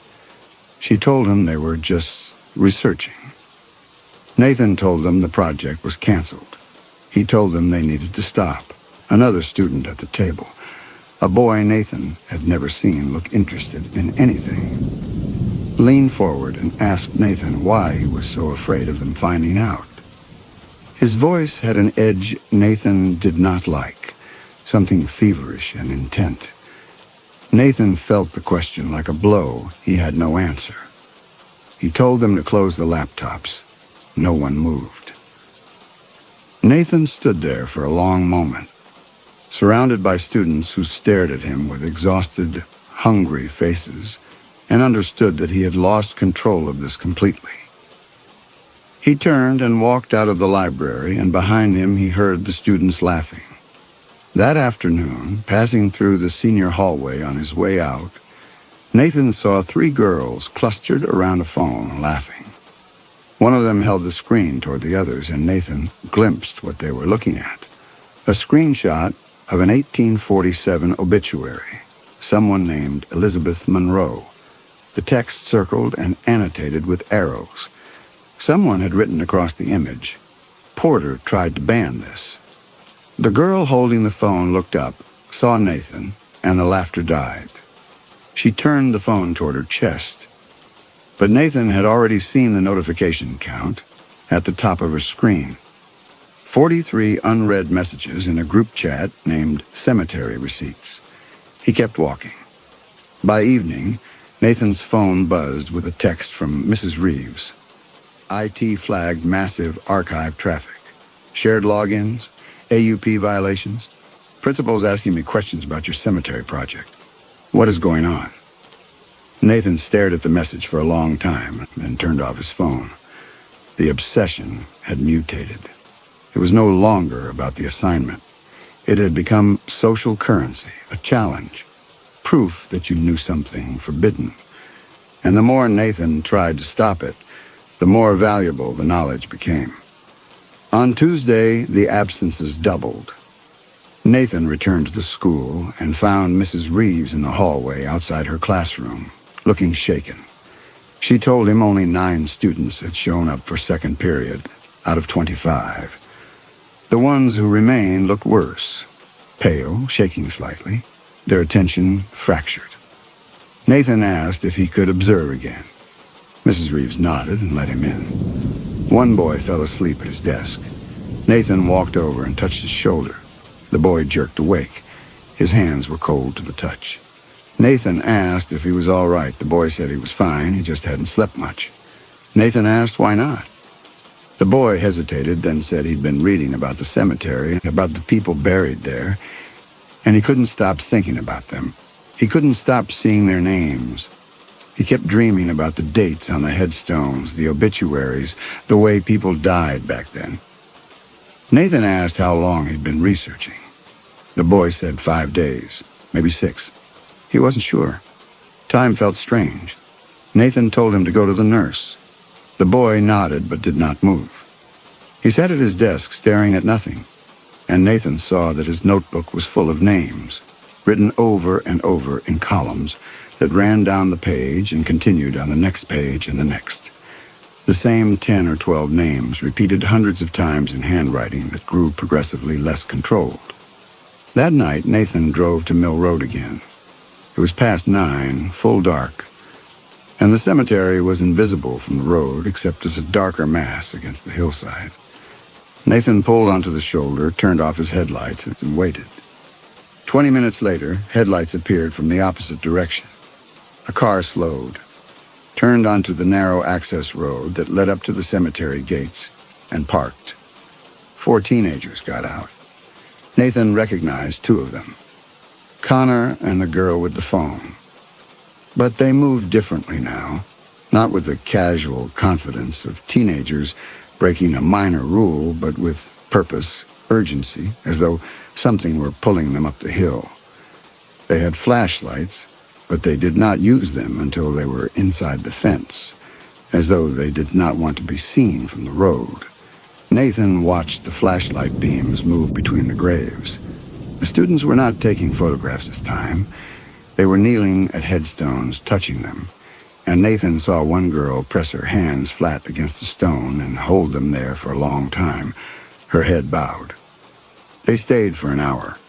When they came back through the fence, Nathan saw their faces in the brief flare of the car's dome light. Exhausted, drawn. The girl with the phone was crying silently, tears running down her face, but she was smiling. Nathan waited until they drove away. Then he got out of his car and walked up to the cemetery. He slipped through the gap in the fence and stood among the graves. The air was different here, colder, heavier, as though something were pressing down on the ground. Nathan walked between the headstones and felt the wrongness thicken with every step. Where the students had knelt, the grass was dead. Where they had touched the stones, the granite was wet with condensation that should not form on a dry November night. Nathan knelt at one of the stones. The name was barely legible in the dark. Elizabeth Monroe, 1789 to 1834, died in childbirth. He touched the stone where the student had touched it, and the cold went through him like a blade. Pain opened inside him, tearing, wet, something ripping that should not tear, and beneath it the distant flash of a camera phone. The mechanical click of a shutter, over and over, someone photographing the headstone, while Elizabeth Monroe bled out again in the dark. The child she had already lost, and the camera kept clicking, the research continuing, the death repeating in rhythm with the documentation. Nathan pulled his hand back. He stood up, stumbling, and looked around the cemetery. 38 graves, 38 names he had assigned, and the students were pulling every one of them out of piece over and over and could not stop themselves. Nathan walked back to his car. His hands were shaking so hard he could barely grip the steering wheel. That night the cold came before he even reached his house. Nathan pulled into his driveway and saw frost on the windows, not outside, inside, spreading across the glass in patterns that looked like handprints. He sat in the car for a long time, engine running, and watched the frost creep across every window until the glass was opaque. He turned off the engine and went inside. They filled every room, the hallway, the kitchen, the living room, the stairs. Nathan stopped in the doorway and stared. He counted 20, then 30, and then stopped counting because they were packed so tightly he could not separate one figure from another. All of them wet, all of them shaking, all of them staring at him with faces that held nothing but suffering. Hannah stood at the front of them. She was worse than before. Her lips had gone black. Her hair was solid with ice. When she raised her hands, her fingers would not bend. Nathan asked how many now. Hannah opened her mouth. The sound that came out was not a word, but a number, hoarse and broken. 30? She could not finish. The cold seized her, and she doubled over, shaking so violently Nathan thought she would come apart. The others pressed closer, and Nathan saw that they were trying to push her forward, trying to help her speak, but there were too many of them, and the cold was too strong. One of the dead, a young man Nathan did not recognize, reached out and grabbed Nathan's wrist. The touch was agony. Nathan tried to pull away, but the fingers held, and Nathan felt the fall, his neck snapping, vertebrae separating, the pain white and total, and layered over it the sound of voices, 3 of them, murmuring his name in a dorm room somewhere. And he was in heaven, and then he was falling again, neck breaking again, and the voices never stopped, speaking his name in rotation, pulling him back, breaking him, pulling him back, breaking him, the research never pausing long enough for him to stay dead. The grip released. Nathan staggered back against the wall. The ghosts were fading, their forms losing solidity. And through the crowd, Nathan saw Hannah's mouth moving, shaping words he could not hear. He caught only fragments. Can't stop and need, and something else that might have been you. And then they were gone. All of them. And Nathan was alone in his house with wet footprints covering every surface and the smell of wet wool so thick he could taste it. Nathan sat down on the floor in the hallway. He understood now that the students could not stop. Whatever they had started, it had taken hold of them, was pulling them back to the cemetery night after night, making them speak the names and think about the dead until the dead could find no rest. And he understood that Hannah was trying to tell him something, that she had a plan. But the suffering was too great now for her to hold herself here long enough to explain it. Nathan sat in the dark hallway until morning, surrounded by the drying footprints of the dead, and tried to think of a way to make it stop. Wednesday morning, Nathan called the Historical Society and asked if they could revoke student access to the recorder archives. The director, a woman who'd worked with Nathan for 8 years, asked why. Nathan told her the student project had been canceled and they no longer needed access. The director said she'd look into it. She called back an hour later. The database was managed by the county library system, not the Historical Society. Student access had been granted through the school's institutional account. She couldn't revoke it without authorization from the school administration.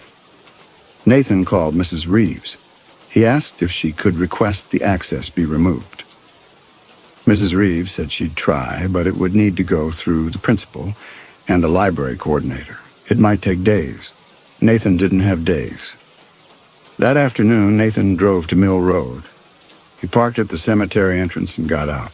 He found the gap in the fence where the students had been entering. He pulled the rusted iron bars together and wired them shut with the coat hangers from his trunk. Then he walked the perimeter looking for other gaps. He found 3 more and sealed them all. When he was finished, he stood at the gate and looked at the cemetery. 38 graves, 38 names. If he could keep the students out, keep them from touching the stones and kneeling in the grass, maybe the pull would weaken. Maybe they could stop. Nathan drove home. He was pulling into his driveway when his phone rang. Mrs. Reeves. She asked if Nathan had been at the cemetery that afternoon. Someone had called the school to report seeing him tampering with the fence. Nathan told her yes, he'd sealed the gaps to keep students out. Mrs. Reeves was quiet for a moment. Then she told Nathan the principal wanted to speak with him. She said Nathan's behavior over the past week, the abrupt project cancellation, the repeated calls about database access, the unauthorized fence repair, had raised concerns. The principal thought it might be best if Nathan stopped volunteering at the school for a while. Nathan asked if he could explain. Mrs. Reeves said it had already been decided. He ended the call and sat in his car looking at his house. The windows were dark. No frost. Not yet. That night the cold came earlier than before. Nathan was sitting at his kitchen table, trying to think of what to do next when the temperature dropped. Nathan stood up from the table. The temperature dropped so fast the windows cracked, thin fracture lines spreading across the glass. And then they were there, filling the kitchen, the hallway beyond, more than Nathan had ever seen before. He counted 50 before he stopped counting. Hannah stood at the front, and she was almost gone. Her face was gray, her eyes filmed over with ice, her dress frozen solid. When she raised her hands toward Nathan, chunks of ice fell from her sleeves and shattered on the floor. Nathan said he was trying. He said he'd locked the cemetery, he'd cut off their database access. He was going to tell the principal tomorrow and make her understand. Hannah shook her head. The motion was slow, agonized. She lifted one hand and pointed at Nathan, then swept her arm toward the others. The 50 dead crowding his kitchen, all of them shaking, all of them suffering. Then she pointed at Nathan again and touched her own chest. Nathan did not understand. He asked what she wanted from him. Hannah's mouth moved. No sound came. She tried again, forcing the words through frozen vocal cords, and this time Nathan heard it, faint and broken. You. For us. Nathan stepped back. He understood what she was saying and rejected it immediately. He told her no, there had to be another way. Hannah shook her head. The others pressed closer, and Nathan saw their desperation, saw that they had been trying to tell him this for days, but could not hold themselves together long enough to make him understand. They needed him to take their place. They needed him to become the ghost everyone remembered, everyone researched, so the students would forget the cemetery and the 38 names and let the dead rest. Nathan told them there had to be another way. Hannah looked at him with ice-filmed eyes, and Nathan saw that she did not believe him. She had seen him try and fail, and every failure made the students more obsessed, more certain he was hiding something. The ghosts faded. Hannah was the last to go, and before she vanished completely, she mouthed 2 words Nathan barely caught. Too late. And then Nathan was alone in his kitchen, surrounded by pools of melting ice and the smell of death. Nathan sat in the dark and understood that Hannah had been right. He was banned from the school. He had no way to reach the students, no authority to stop them. Mrs. Reeves wouldn't return his calls. The principal thought he was unstable. The students would continue researching, and the obsession would spread to the whole school, maybe the whole town. He had made himself the center of the story by trying to make it stop, and the dead needed him to stay there. The winter festival was Friday night. Nathan woke Friday morning and could not get warm. He turned the thermostat to 75. The furnace ran, but the cold remained, settling into his joints, stiffening his fingers.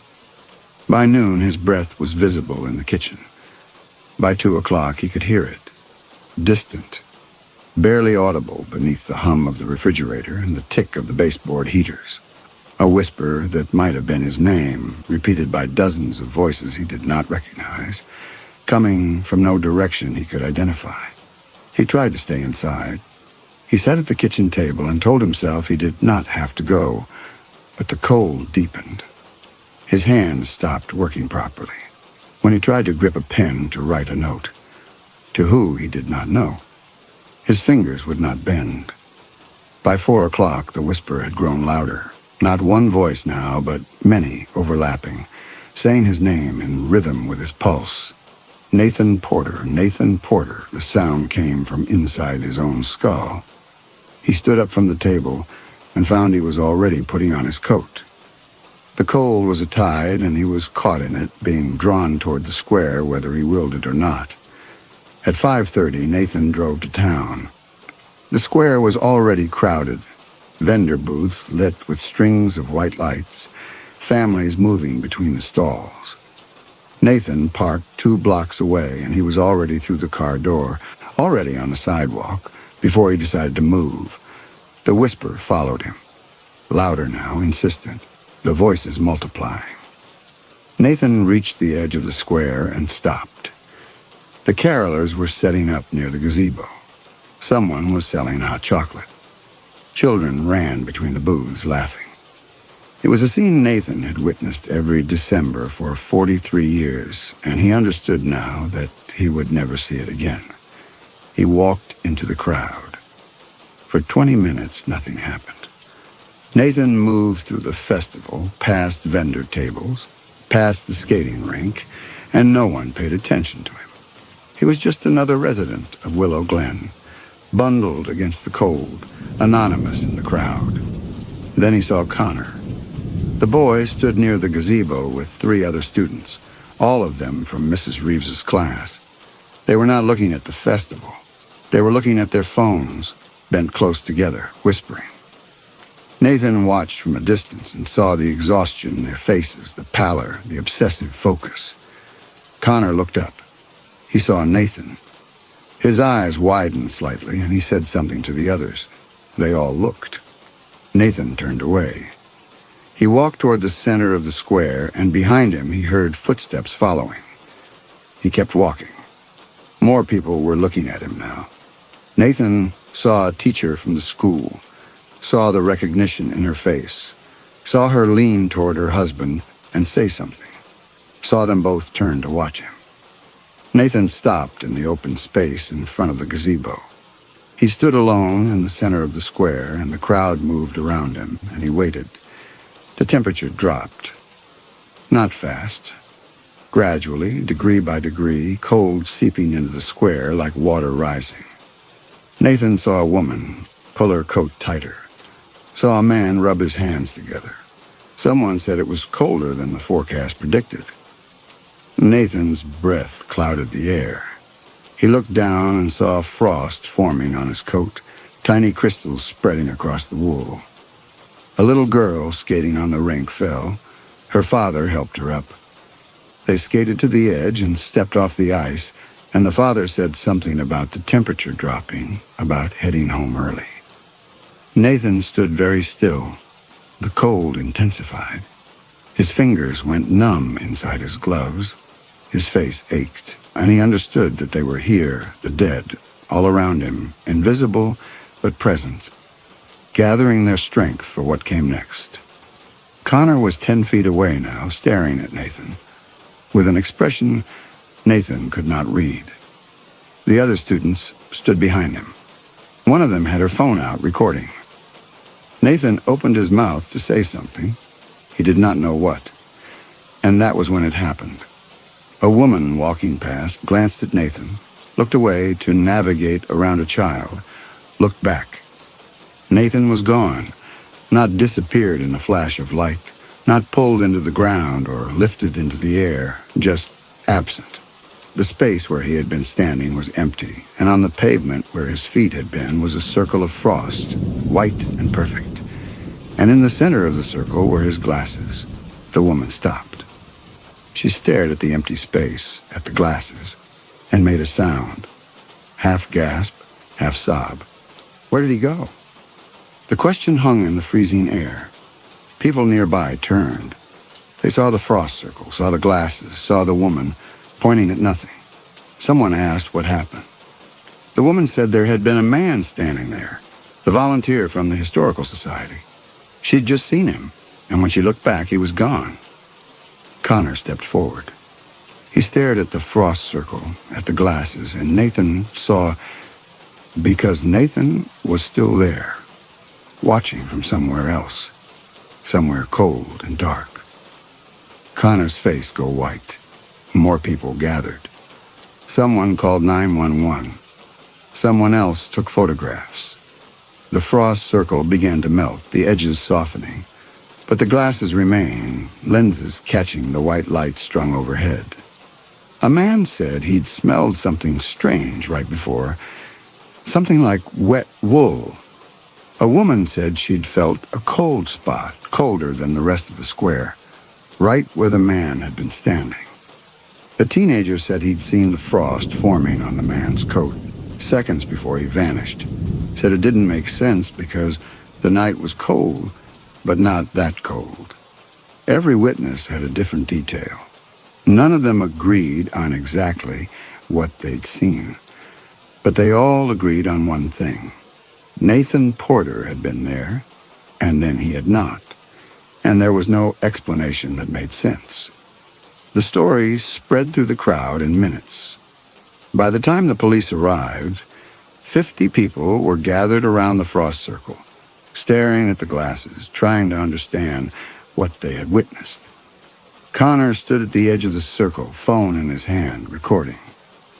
He had filmed the whole thing, the frost forming on the volunteer's coat, the impossible moment of absence, the glasses falling. The video was already uploading to the group chat cemetery receipts, already being shared, already going viral.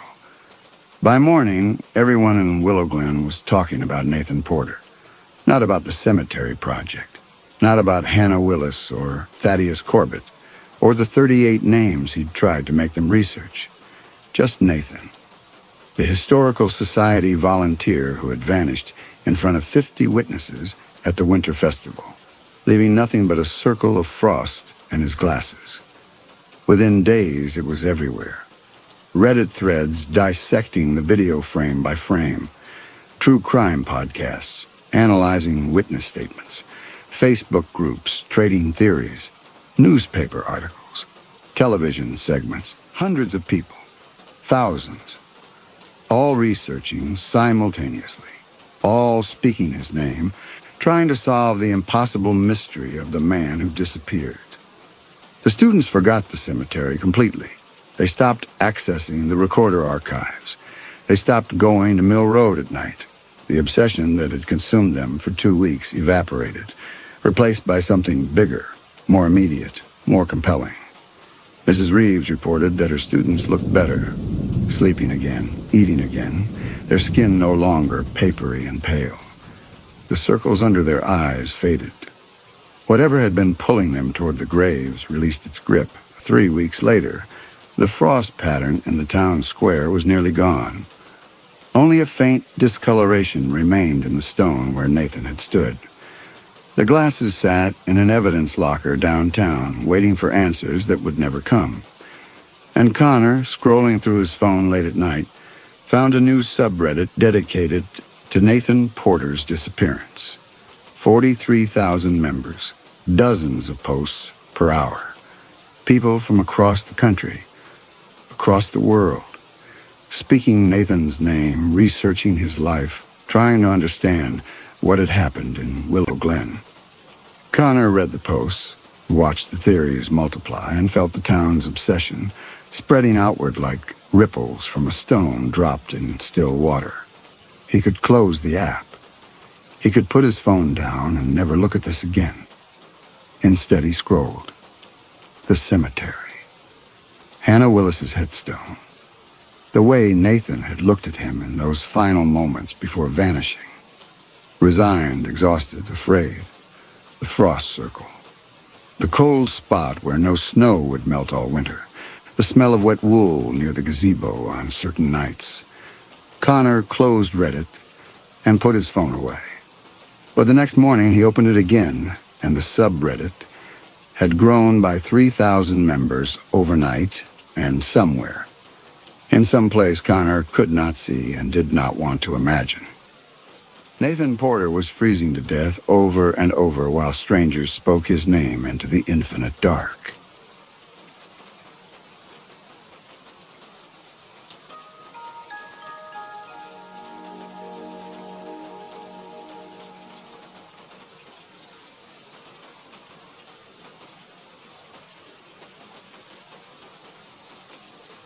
The sound had been there for 40 minutes before anyone said anything about it. A low electrical hum from the fluorescent panels overhead, steady as breathing, or maybe it was breathing. Though none of the 12 people seated around the long laminate table seemed to notice except Valerie Kemp, who sat at the far end with her hands flat on the surface and her fingers spread just wide enough that the tips did not touch. The deliberation room on the 12th floor of the Maricopa County Superior Court had no windows, which the bailiff had explained was intentional, a way to keep the jurors focused on the evidence rather than the world outside. And the air smelled faintly of industrial cleaner and the coffee someone had spilled that morning and not fully wiped up. Valerie had not moved since they sat down. Her posture was perfect, her shoulders level, her spine straight, and her eyes were open and fixed on a point somewhere in the middle distance, where the opposite wall met the acoustic tile ceiling. The man in the plaid shirt, juror number 3, though Valerie also knew his name was Dennis Pritchard and he taught high school chemistry in Glendale, and his wife had left him 8 months ago for a dental hygienist named Aaron, was explaining why the defendant's story was obviously false. He used his hands when he talked, chopping the air to punctuate his points, and his voice had the practiced clarity of someone used to speaking over the noise of teenagers. The defendant claimed he had been hiking in the remote desert near the Superstition Mountains. when he stumbled upon the bodies of 6 adult hikers, all dead, all mutilated in ways the prosecution had described in clinical detail that made 2 of the jurors look away. The defendant claimed he had hidden in the brush and watched while something that looked like a woman but moved wrong committed the murders. He claimed it was a skinwalker, a Navajo witch, and that he had run and not looked back and called the police from his truck 2 miles down the fire road. Dennis said this was insane. He said the defendant's boots matched prints found at the scene. He said the defendant's DNA was under the fingernails of 2 victims. He said the skinwalker story was a legal Hail Mary, a desperate attempt to create reasonable doubt where none existed, and that anyone who believed it was either gullible or willfully stupid. 4 other jurors nodded. The woman in the purple cardigan. Juror number 7, Marcia Delgado, a retired elementary school principal who lived alone in Scottsdale and had not spoken to her daughter in 3 years, said she agreed completely. The defendant was guilty. The evidence was overwhelming. They had been deliberating for less than an hour, and it was time to vote. The foreperson, a soft-spoken man in his 60s who worked in insurance, asked if anyone wanted to discuss the case further before they voted. No one spoke. The foreperson distributed the printed ballots, 12 identical slips of paper with 2 boxes, guilty and not guilty. He asked them to mark their ballots and fold them and pass them forward. Valerie marked hers without looking down. Her hand moved across the paper, and she folded the ballot in half, creasing the paper along a line so exact it might have been measured. She passed it forward to the woman on her left, who passed it to the next juror, and so on until all 12 ballots sat in a small stack in front of the foreperson. He unfolded them one at a time and made tally marks on a legal pad. When he finished, he looked up, and his face had gone carefully neutral, the expression of someone delivering bad news to a policyholder. He said the vote was 11-1. 11 guilty, 1 not guilty. They did not have a unanimous verdict. The room went quiet. Dennis asked who voted not guilty. The foreperson said the ballots were anonymous and he would not be asking anyone to reveal their vote. The woman in the purple cardigan said that was ridiculous. They needed to know who was holding out so they could discuss it. The foreperson repeated that the ballots were anonymous, and that was the end of it. But Valerie could feel them looking at her, one by one, glances that slid across her face and caught on something they could not name. She had not spoken during the entire deliberation. She had not shifted in her chair or crossed her legs or leaned forward to emphasize a point. She had not touched the bottle of water the bailiff had placed in front of her when they entered the room, and the condensation that had formed on the plastic in the first 20 minutes had long since evaporated. Her stillness was becoming a presence in the room, something the other jurors registered, the way you register a smell you cannot identify or a sound just below the threshold of hearing. Dennis said they should go around the table and each explain their reasoning. If someone had reasonable doubt, he wanted to hear it. The foreperson hesitated, then agreed. He asked who wanted to start. The next hour passed in a series of statements that Valerie heard without listening, voices layering over one another in a rhythm she found almost soothing. The retired principal said the prosecution had established motive. The defendant owed money to 2 of the victims, and opportunity and means. A younger woman who worked as a paralegal said the forensic evidence was definitive. A man in a Diamondbacks cap said he had been skeptical of the DNA evidence at first, but the expert witness had convinced him. One by one they spoke, and one by one they arrived at the same conclusion: guilty beyond a reasonable doubt. When it was Valerie's turn, she said nothing. The silence stretched. The foreperson cleared his throat and asked if she had anything to add. She turned her head to look at him, a motion that was smooth and continuous and somehow wrong in a way that made the man next to her shift his chair slightly to the right. Her eyes were very dark and very steady, and they did not blink. She said she had reasonable doubt about the timeline. Her voice was quiet and flat, and every word was enunciated with the same weight. No rising inflection, no emphasis. The prosecution claimed the murders occurred between 2 and 4 in the afternoon, based on insect activity and body temperature. But the defendant's cell phone records showed he was 40 miles away at a gas station at 2:15, and the drive from the gas station to the trailhead took at least an hour and 10 minutes, which meant he could not have reached the site before 3:25 at the earliest. The coroner's report stated the victims had been dead for at least 2 hours when the defendant called the police at 4:30, which would place time of death no later than 2:30. The timeline did not work. Dennis leaned forward. He said the coroner's estimate was a range, not an exact time, and that the defense had cherry-picked the data to create an inconsistency that did not actually exist. Valerie said the prosecution had done the same thing in reverse. She recited the coroner's testimony word for word, her voice dropping half an octave to match the coroner's baritone, but her throat remained smooth and still, the larynx unmoving under the skin of her neck, and the sound seemed to come from somewhere behind her teeth. Then she shifted without pause to the defense attorney's cross-examination, her inflection changing to mirror the attorney's clipped northeastern accent. And the fluorescent hum overhead changed pitch slightly, synchronizing with the rhythm of her speech. The woman in the purple cardigan made a small sound in the back of her throat and looked away. Valerie finished speaking and returned to her original stillness, hands flat on the table, eyes fixed on the far wall. Dennis stared at her. He asked how she could possibly remember testimony from 3 days ago with that level of detail. Valerie turned to look at him. She said memory was reliable when you paid attention. She said Dennis must understand that.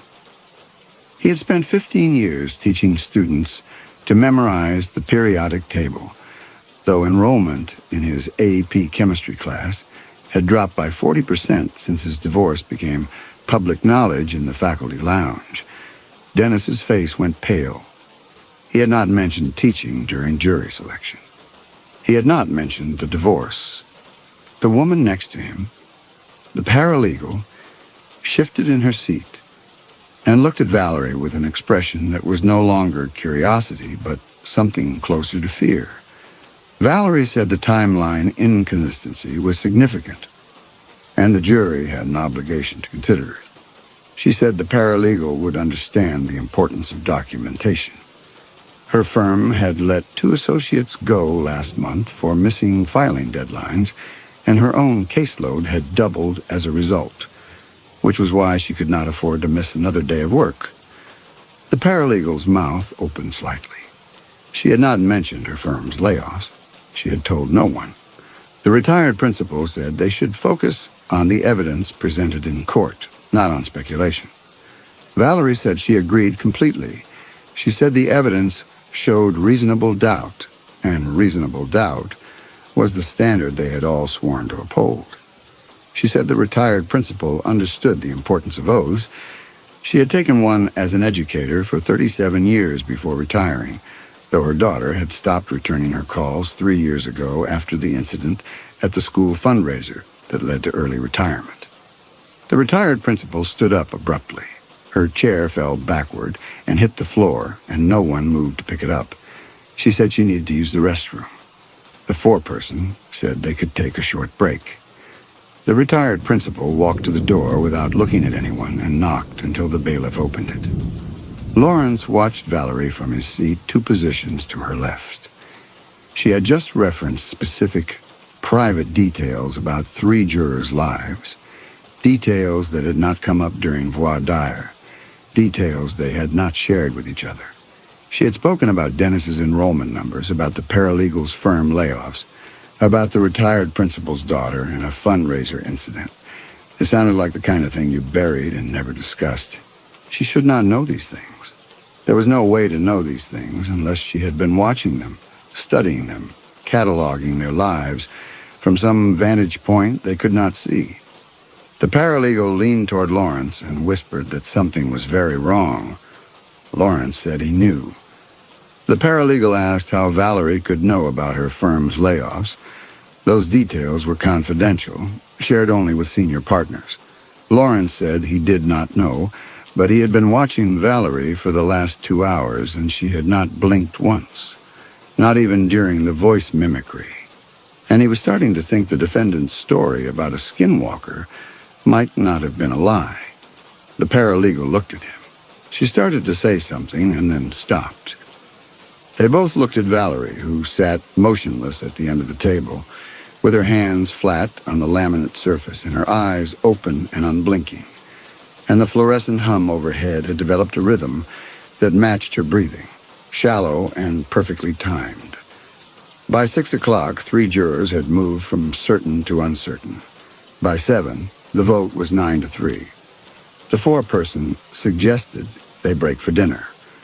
The bailiff brought in sandwiches and fruit and bags of chips, and the jurors ate standing up or leaning against the wall, forming small clusters of conversation that excluded Valerie, who remained seated at the table with her hands flat on the laminate surface and her water bottle untouched. The foreperson asked if she wanted a sandwich. She said, "No, thank you." He asked if she needed to use the restroom. She said no. The fluorescent lights hummed. Someone made a joke about being sequestered, and the paralegal laughed, a sharp, bright sound that died quickly in the dead air of the windowless room.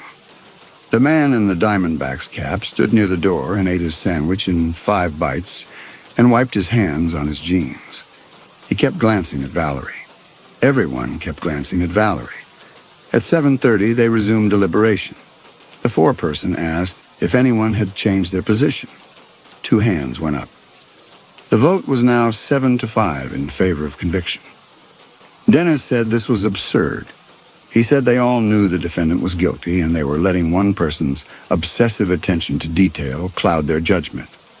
The retired principal agreed. She said reasonable doubt did not mean inventing alternative scenarios that ignored the physical evidence. Valerie said she was not inventing anything. She was pointing out gaps in the prosecution's case that the jury was required to consider. They voted again at 9 o'clock, 6-6. Dennis stood up. His chair scraped against the floor, and the sound was too loud, magnified by the small space and the late hour and the exhaustion that was settling into all of them like sediment. He said he wanted to take a break. He needed air. The foreperson reminded him they were not allowed to leave the deliberation room except as a group under bailiff supervision and only for restroom breaks or emergencies. Dennis said he understood, but he needed 5 minutes to clear his head. And could they please just open the door so the room did not feel like a coffin? The foreperson knocked on the door. The bailiff opened it and explained that the door could remain open, but the jurors were not permitted to step into the hallway or discuss the case where they might be overheard. Dennis stood in the doorway with his back to the room and his shoulders rising and falling with deep breaths. The retired principal went to the restroom. The paralegal checked her phone and made a small, frustrated sound when she saw she had no signal. Valerie did not move. Lawrence leaned slightly to his left and said quietly to the woman next to him that Valerie had not moved in over 4 hours. She had not shifted her weight, or stretched, or scratched her face, or done any of the small, unconscious movements people make when they sit for extended periods. She had not blinked. He had been watching, and she had not blinked once since the sun went down. The woman next to him looked at Valerie and then looked away quickly. She said people blink without realizing it. Lawrence said he had been watching specifically because something about Valerie bothered him, and he was certain she had not blinked in at least the last 90 minutes, maybe longer. The woman said that was impossible. Human eyes need to blink. Lawrence said he knew that, which was why he was mentioning it.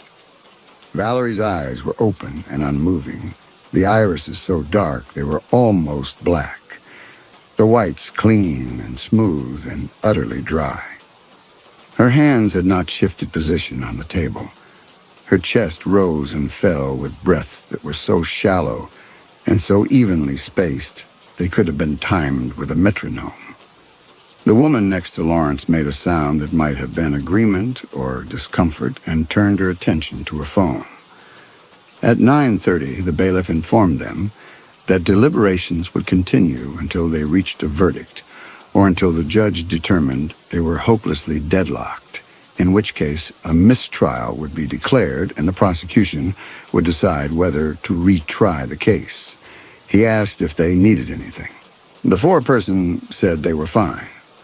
The bailiff closed the door, and the lock clicked with a sound like a bone breaking. They voted again at 10, 5-7. The momentum had shifted. Valerie was winning. At 11 o'clock, the foreperson suggested they continue deliberating until midnight and then reconvene in the morning if they had not reached a verdict. The paralegal said she had to be at work at 8 and could not afford to miss another day. The man in the Diamondbacks cap said his daughter had a soccer game on Saturday, and he had promised he would be there. Dennis said none of that mattered because they were legally obligated to continue until they reached a unanimous decision, or the judge declared a mistrial, and if that meant deliberating through the weekend, then that was what they would do. Valerie said Dennis's daughter's game was on Saturday at 2 in the afternoon at the Glendale Sports Complex, Field 7. She said if they finished by Friday, he would be there. Dennis stared at her. He asked how she knew what field. His daughter had only texted him the schedule that morning. He had not mentioned it to anyone. Valerie said the information was available to anyone who looked. Dennis said the league schedule was password protected, accessible only to parents and coaches. Valerie did not respond. She returned her gaze to the far wall, and the fluorescent lights overhead flickered once, very briefly, and came back at a slightly different frequency. They voted again, 4-8. Dennis voted not guilty. His hands were shaking when he folded his ballot. Dennis said this was unacceptable. He said they were letting fear and exhaustion cloud their judgment. The retired principal said nothing. She was looking at Valerie with an expression that might have been recognition or might have been dread. At midnight, the bailiff knocked and told them they were recessed until 8 a.m. He said they were not sequestered, which meant they could go home, but they were forbidden from discussing the case with anyone, including each other, and they were forbidden from researching the case or watching news coverage. He reminded them that violating these instructions could result in a mistrial and possible contempt charges. He asked if they understood. They said they did. The jurors gathered their belongings, phones and jackets and bags, and filed out of the room in silence. Valerie did not gather anything because she had brought nothing. She stood from her chair in a single fluid motion, no hand braced on the table, no moment of adjustment, and walked toward the door with steps that covered the same distance each time, her feet striking the floor in a rhythm that matched the fluorescent hum. Lawrence watched her go and stood at the table, frozen, until she was through the door. In the hallway, the jurors dispersed toward the elevators without speaking. Lawrence found himself walking next to Brian, the tech worker. They waited for the elevator in silence, and when the doors opened, they stepped inside along with the retired principal and the paralegal. No one spoke during the descent. When the doors opened on the ground floor, they walked through the courthouse lobby and out into the October night, and the air was cool and dry and smelled like desert and exhaust. Lawrence watched Valerie cross the parking lot toward a gray sedan parked under a light that made her shadow long and thin. She walked in a straight line, no deviation, and when she reached the car, she opened the driver's side door and folded herself into the seat with movements that looked choreographed. The interior light came on for a moment, and Lawrence saw her hands on the steering wheel, positioned at 10 and 2, fingers spread, and then the light went out and the car did not start. He waited. The sedan sat dark and motionless under the parking lot light. No engine sound, no headlights. He counted to 30 and the car still had not started. Brian said something about getting food and did Lawrence want to come along. Lawrence said no, he was going home. Brian left and the paralegal left and the retired principal left. And Lawrence stood next to his truck and watched Valerie's car sitting dark and still in the empty lot. At 90 seconds, the interior light came on again. Valerie was sitting in exactly the same position, hands at 10 and 2, staring straight ahead through the windshield. The light went out. The engine did not start. Lawrence got in his truck and drove home and did not look back. When he pulled into his driveway 20 minutes later, he sat in the dark cab with the engine running and tried to understand what he had just spent 12 hours sitting in a room with. His hands were shaking. He turned off the ignition and the silence was immediate and total.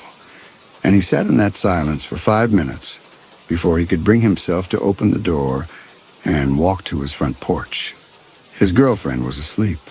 He went to the kitchen and poured a glass of water and drank it standing at the sink, looking out the window at the backyard, at the desert scrub visible beyond the fence in the moonlight. Everything looked normal. Everything looked safe. He finished the water and set the glass in the sink and went to the bedroom and undressed in the dark and lay down next to his girlfriend and stared at the ceiling. He could not sleep. Every time he closed his eyes, he saw Valerie's face, those dark, unblinking eyes, the smooth throat that did not move when she spoke in other people's voices, the private details she had named without permission, Dennis's enrollment numbers, the paralegal's firm layoffs, the retired principal's daughter, and an incident at a school fundraiser that sounded like the kind of thing you buried and never discussed. The defendant's testimony, the story everyone had called a lie. He lay there and wondered if the man had been telling the truth. At 1:30 he got up. His girlfriend stirred but did not wake. He went to the living room and opened his laptop and sat on the couch in the blue glow of the screen. He typed Valerie Kemp, Phoenix, Arizona into the search bar and hit enter. The results came back immediately. There were 3 Valerie Kemps in the Phoenix metro area. One was a real estate agent in Tempe with a photo on her company website. A woman in her 40s with blonde hair and a wide smile. Not the same person. One was a graduate student at ASU whose LinkedIn profile showed a woman in her 20s. Not the same person. The third result was an obituary from 2019 for Valerie Jean Kemp, age 72, who had died peacefully at home surrounded by family. Lawrence clicked through to the next page of results. More Valerie Kemps in other states. None of them matched the woman in the deliberation room. He tried Valerie Kemp juror, Valerie Kemp, Maricopa County, Valerie Kemp jury duty. Nothing. It was possible she had no online presence. Possible she had never registered to vote under that name. Possible she existed in some gap in the digital record that people occasionally fell into. Or it was possible that Valerie Kemp was not her real name. Or that she was not a person at all. He closed the search window and sat with the laptop warm against his thighs and stared at the black screen. Outside, a dog barked 3 houses down. A car passed on the street with its stereo playing something with heavy bass that faded into the distance. Normal sounds. Normal nights. He was sitting in his living room in his own house, and everything was exactly as it should be, except that he had spent the day in a locked room with something that had studied his life and the lives of 11 other strangers. Something that knew things it should not know and did not move the way humans moved. He opened a new search window and typed Skinwalker. The results filled the screen. Wikipedia articles, true crime forums, paranormal blogs, academic papers on Navajo folklore. He clicked on the Wikipedia entry and read, A skinwalker was a type of harmful witch in Navajo tradition who could take animal form. They were deeply taboo to discuss. The Navajo words, Yinaulushi, meant by means of it, it goes on all fours. They were said to wear the skins of animals and mimic human voices. Lawrence closed the laptop. His hands were shaking again. He stood up and walked to the kitchen and looked out the window at the backyard and saw nothing moving in the moonlight. But the darkness at the edge of the property line seemed deeper than it should be, and he could not stop thinking about the way Valerie's throat had remained perfectly still when she spoke in the coroner's voice, or the way the fluorescent lights had changed pitch when she quoted testimony. He went back to the bedroom and lay down and did not sleep. At 2:45, he heard something outside. Not footsteps, but a voice. His own voice, flat and toneless, reciting testimony he had heard in court 3 days ago. The words were rapid and spoken in a rhythm that was too fast, too rehearsed. He got up and looked out the bedroom window and saw her gray sedan idling at the end of a street in the dark. The interior dome light was on. The driver's seat was empty, tilted slightly forward, and through the windshield he could see her pale hands at 10 and 2 on the steering wheel, fingers spread, but the sleeves of her blouse and the shoulders of her jacket lay flat and hollow against the seat back, as if her human shape had been deflated and left behind like a discarded shell. He watched for 30 seconds, and the voice outside stopped, and the dome light went out, and the sedan's engine cut off, and the street was silent. He waited at the window for 10 minutes, and nothing moved. But when he went back to bed, his hands were numb, and he lay there staring at the ceiling until the alarm went off at 6:30. His girlfriend woke and asked if he was okay. He said he was fine, just tired. She asked about the deliberation, and he said they had not reached a verdict yet, and would continue that morning. She said she hoped it ended soon. He looked exhausted. He said he hoped so too. He showered and dressed and made coffee he did not drink, and kissed his girlfriend goodbye and drove back to the courthouse in the early morning light. And when he pulled into the parking structure, he saw Valerie's gray sedan parked in the same spot it had been the night before. He sat in his truck and looked at her car. The interior was dark. He could not see if anyone was inside. The driver's side door was closed. There was no sign that the car had moved at all in the 8 hours since he had watched it sitting motionless under the parking lot light. He got out of his truck and walked past her sedan and glanced through the windows as he passed.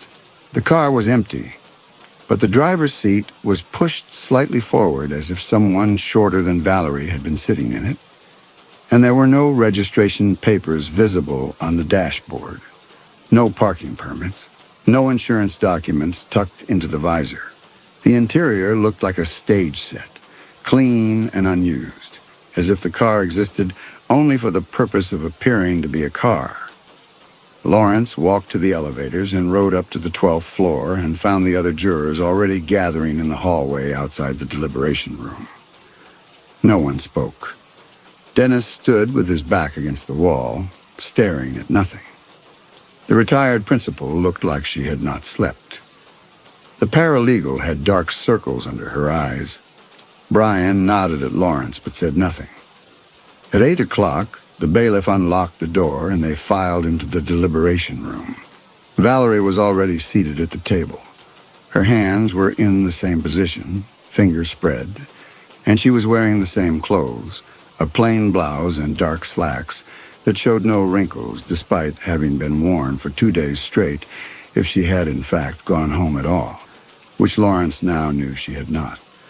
The bailiff asked if everyone was present. The foreperson counted heads and said they were. The bailiff left and locked the door behind him, and the sound of the lock clicking made Lawrence flinch. The foreperson suggested they begin with a fresh vote to see if anyone had changed their position overnight. They voted, 2-10. 2 guilty, 10 not guilty. Dennis had lost another juror. His face had gone pale, and his hands were shaking slightly when he unfolded his own ballot and added it to the stack. The retired principal's ballot was folded incorrectly, one corner creased at the wrong angle, and when the foreperson opened it, the paper tore slightly. Dennis said he wanted to understand what had changed. He asked the room who had voted guilty. 2 hands went up, his and the retired principal's. Everyone else had voted to acquit. He asked why. He asked what he was missing. The man in the Diamondback's cap said he had thought about it overnight and decided the prosecution's case had too many holes. Brian said he had reasonable doubt about whether the defendant had committed the murders. Dennis asked what specifically created that doubt. Brian did not answer immediately, and when he did speak, his voice was quiet, and he did not look at Valerie. The defendant said he saw someone commit the murders, Brian said. He described what he saw in detail, and I think we need to consider the possibility that he was telling the truth. The room went very quiet. Dennis said that was insane. He said they were not here to litigate whether skinwalkers existed. They were here to determine whether the defendant committed the murders, and the physical evidence said he did. Brian said the physical evidence was circumstantial. Boots could be purchased. DNA could be transferred. Timeline discrepancies existed. And the defendant had called the police immediately after finding the bodies, which was not consistent with the behavior of someone who had just committed 6 murders. The paralegal said she agreed with Brian. She had spent the entire drive home thinking about the defendant's testimony and about Valerie's behavior in the deliberation room, and she thought there were elements of the case that could not be explained through conventional reasoning.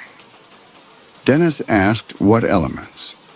The paralegal looked at Valerie and then looked away. She hasn't blinked, the paralegal said. I've been watching since we came in this morning. It's been 25 minutes and she hasn't blinked once. Dennis said that was ridiculous. People blink constantly. It was autonomic. You could not control it for more than a minute or two before your eyes began to hurt. The paralegal said she knew that, which was why she was bringing it up. Lawrence said he had noticed the same thing yesterday evening. He had been watching Valerie for over an hour, and she had not blinked the entire time. The retired principal said quietly that she had noticed it too. Valerie sat at the end of the table with her hands flat on the surface and her eyes open and unblinking and fixed on nothing. The fluorescent lights overhead made the room too bright, every surface sharp-edged and overexposed, and her eyes were so dark they looked black. No distinction between iris and pupil, just a flat darkness that reflected nothing. Dennis said this was mass hysteria. He said they were tired and stressed and seeing patterns that did not exist. The mechanic said he had been watching Valerie since Dennis said that, and she still had not blinked. And it had been at least 2 minutes. Dennis said people could hold their eyes open for 2 minutes. The mechanic said not without tearing up or showing discomfort. Valerie's eyes were completely dry. The foreperson asked Valerie directly if she was all right. Valerie turned her head to look at him with that same smooth, continuous motion.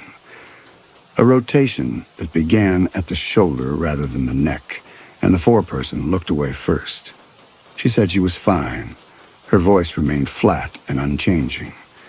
The foreperson said she had not eaten or drunk anything in over 24 hours, and he was concerned about her health. Valerie said she did not require food or water at this time.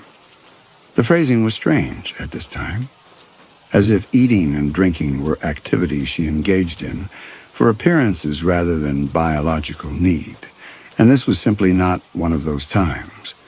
Dennis stood up. He walked around the table toward Valerie with his hands clenched at his sides. He said he was going to settle this right now, and he said if she was having some kind of medical episode, they needed to get her help, and if she was staging some kind of performance to disrupt the deliberation, then it needed to stop. He reached out and touched her shoulder. The wrongness was immediate and absolute. Dennis jerked his hand back. His face went white. The temperature in the room had dropped. Lawrence felt it, a sudden cold that raised goosebumps on his arms. and the fluorescent hum changed pitch again, dropping half an octave, and Valerie's breathing did not change at all, still shallow and perfectly timed. Dennis stepped back from Valerie and wiped his palm on his pants in quick, repetitive motions over and over, trying to wipe away something that was not visible. The paralegal asked what was wrong. Dennis kept wiping his hand on his pants and backing toward the wall. Lawrence stood up. He walked over to where Dennis was standing and asked what he had felt. Dennis said her shoulder had been cold, far too cold. Cold like something that had been in a freezer, and the texture had been wrong. The skin under her blouse had felt like something wrapped in wax paper, waxy and dense, and not like human skin at all. Lawrence asked if he was sure. Dennis held up his hand. It was shaking. He said he was sure. The retired principal said they needed to call the bailiff. They needed to report a medical emergency. The foreperson said they should vote first. If they had a unanimous verdict, they could end the deliberation, and Valerie could seek whatever medical attention she needed. The retired principal said that was insane. They could not ignore someone having a medical crisis. The foreperson said he agreed. But he also said that if they declared a mistrial, the defendant would be retried and they would be dismissed from service, and whatever was happening with Valerie would become someone else's problem. And he thought they should at least vote one more time to see where they stood. They voted, 1-11. Only the retired principal voted guilty. Dennis voted not guilty. His hands were still shaking when he folded his ballot. Valerie spoke. Her voice cut through the silence like a blade, flat and deliberate, and completely devoid of inflection. She said the retired principal should reconsider her vote. She said the evidence did not support a guilty verdict. She said the timeline was flawed. The DNA was circumstantial. The financial motive was speculative, and the defendant's testimony had never been impeached during cross-examination. She spoke for 3 minutes without pause, without taking a breath that Lawrence could detect. And when she finished, the room felt smaller somehow, the walls closer, the air thinner. The retired principal said she wanted to leave. She said she did not care about the verdict anymore. She just wanted to go home. The foreperson said they could not leave until they reached a unanimous decision. The retired principal stood up and walked to the door and pulled on the handle. The door was locked. She pulled again, harder, and the door rattled in its frame but did not open. She knocked. No one answered. She knocked again, pounding with the flat of her hand, calling for the bailiff. And her voice went high and thin, and Lawrence heard fear in it, real fear. The kind that came from prey animals when they realized they were trapped. The bailiff opened the door. He asked if there was an emergency. The retired principal said she needed to leave. She was not feeling well. She needed air. The bailiff said she could use the restroom or step into the hallway for a few minutes under supervision, but she could not leave the courthouse until the jury reached a verdict or was dismissed by the judge. The retired principal said she did not care about the verdict. The bailiff said that was not her decision to make. She could request to speak to the judge, but unless the judge agreed to dismiss her for cause, she was required to continue deliberating. The retired principal looked at the bailiff's face and seemed to understand that there was no way out. She stepped back into the room. The bailiff closed the door and the lock clicked. The retired principal returned to her seat. Her hands were shaking. She said she would change her vote. She said she wanted to go home, and if voting to acquit meant she could leave, then that was what she would do. The foreperson asked if she truly had reasonable doubt, or if she was simply voting to end the deliberation. The retired principal said she did not know anymore. She said nothing made sense. The foreperson said they needed to vote again to make it official. They voted, 0-12. Unanimous, not guilty. The foreperson set down his pen and looked at the stack of ballots and did not speak for a long time. The room was silent except for the fluorescent hum and the sound of breathing, 11 people breathing in and out, while Valerie sat motionless, at the end of the table with her hands flat on the laminate surface and her eyes open and dark and unblinking. The foreperson knocked on the door. The bailiff opened it. The foreperson said they had reached a verdict. The bailiff's face showed surprise. Verdicts in high-profile murder cases did not usually come this quickly after a deadlock. He said he would inform the judge and they would reconvene in the courtroom within the hour. He asked if all the jurors needed to use the restroom or get water before the verdict reading. Several hands went up.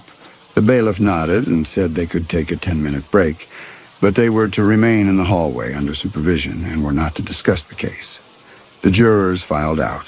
Valerie remained seated at the table with her hands flat on the laminate surface and her fingers spread just wide enough that the tips did not touch.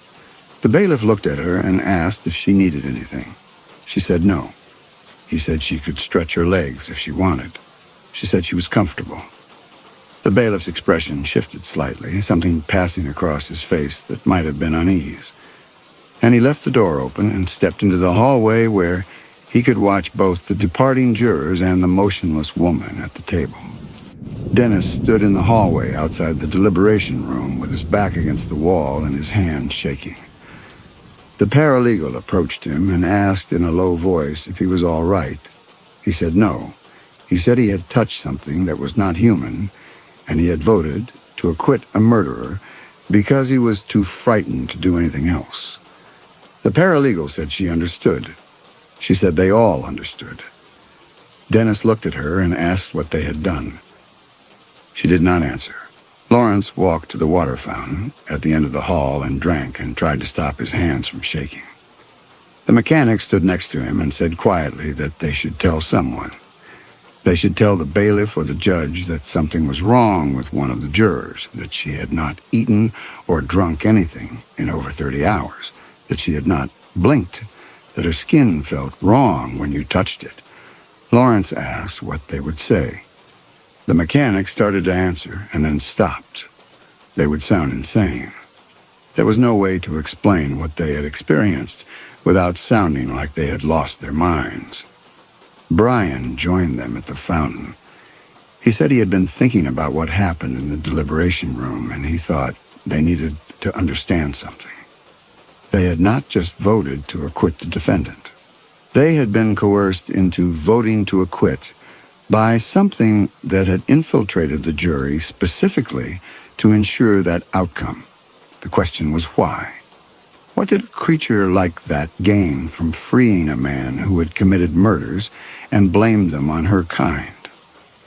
Lawrence's hands went still on the water fountain handle. Brian was right. Brian said the defendant had used a skinwalker as his legal defense. He had put the word into the public record and into news coverage that had run for weeks. He had brought federal agents and forensic teams and journalists into sacred desert territory to investigate murders he claimed a skinwalker committed. And maybe that was the violation. Maybe the creature had not killed anyone, and the defendant had blamed his crimes on something innocent, something that had every right to be angry about being falsely accused. The mechanic said that meant Valerie wanted the defendant freed so she could reach him, so she could follow him somewhere the law would not. Lawrence's hands had gone numb. He flexed his fingers and felt nothing. The bailiff called them back to the deliberation room. They filed in and took their seats. Valerie had not moved. Her eyes were open and dark and fixed on the far wall, unblinking. And when the bailiff closed the door and locked it from the outside, the sound of the lock clicking made the retired principal flinch. The foreperson said the bailiff had informed him the judge would reconvene court in 45 minutes. They would present the verdict and be dismissed, and their service would be complete. Until then, they were to remain in the deliberation room. No one spoke. The fluorescent lights hummed overhead, and the room felt smaller than it had that morning, the walls closer, the air thinner. Dennis stood abruptly. His chair scraped against the floor. He said he wanted to understand what was happening. He said they had voted to acquit, and that was done. and there was nothing they could change now, but he needed to know why. He looked directly at Valerie when he said this. He said she had come into this room with a plan, and she had executed it perfectly, and they had all done exactly what she wanted. And before they left this room, he wanted to hear her explain why she needed them to free a guilty man. Valerie did not move. Dennis raised his voice. He said she owed them an explanation. The retired principal said to leave it alone. They had done what they needed to do, and now they should just wait for the bailiff and leave. Dennis ignored her. He walked toward Valerie and stopped 3 feet from her chair and demanded she answer him. Valerie turned her head. The motion was smooth and continuous and wrong, a rotation that seemed to involve her entire upper body rather than just her neck, and the temperature in the room dropped again. Lawrence could see his breath for a moment, a faint mist in the overlit air. And then the cold faded, and Valerie's eyes fixed on Dennis, and he took an involuntary step backward. When she spoke, her voice was unchanged, flat, precise, completely devoid of inflection. But the words came from somewhere else, as if she were reading from a script written in a language she did not understand but could pronounce perfectly. She said the man on trial killed 6 hikers in territory that was not his. He made noise where there should have been silence. He brought voices and eyes to places that belonged to older things. The man told a story, and the story brought more people. Federal agents, cameras, voices talking about what might live in the hills. The noise grew. It has not stopped. Dennis asked why she needed them to acquit him. If he was guilty, why not let him be convicted? Valerie said the legal system would keep him alive and talking. He would be interviewed, photographed. His voice would be recorded. The noise would continue for decades. But if the jury declared him innocent, the case would close. The legal record would seal. The cameras would leave. The voices would stop. The hills would be quiet again. She said the man would make a mistake within 2 weeks. He would drive east.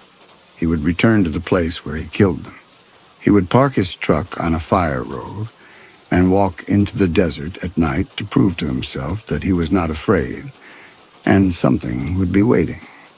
Brian asked what would happen to him. Valerie's eyes shifted to Brian, and the fluorescent hum overhead climbed in pitch until it was almost painful, and then dropped back to its normal frequency. She said the man told a story and testimony about what a creature did to 6 hikers. He described the way the bodies were positioned, the sounds it made, the violence. He fabricated that story from imagination. He had never seen what he described, but when he walked into the desert 2 weeks from now and something followed him, on bare feet, into the rocks where no one would hear him, he would see the real thing. He would understand what he had accused something of doing. He would experience it himself in a place where his body would not be found, in a manner that would make the murders he committed look like mercy. She said she needed the jury to make it official. She needed the case closed so that when the man vanished, no one would connect his disappearance to the trial. No one would reopen the investigation. No one would send agents back into the desert to search for him. The legal system would have declared him innocent, and innocent men disappear sometimes, and no one looks very hard for them. She needed them to make it clean.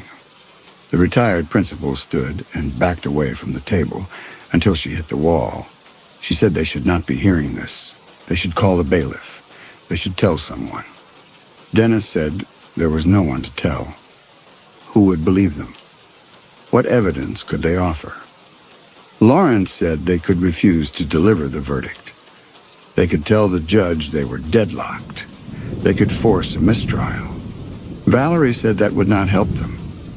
The district attorney would retry the case. The man would be convicted by a different jury. And 12 people who had seen what they should not have seen would return to their lives carrying that knowledge. She said it would be unfortunate if something happened to them. The desert was vast. People disappeared.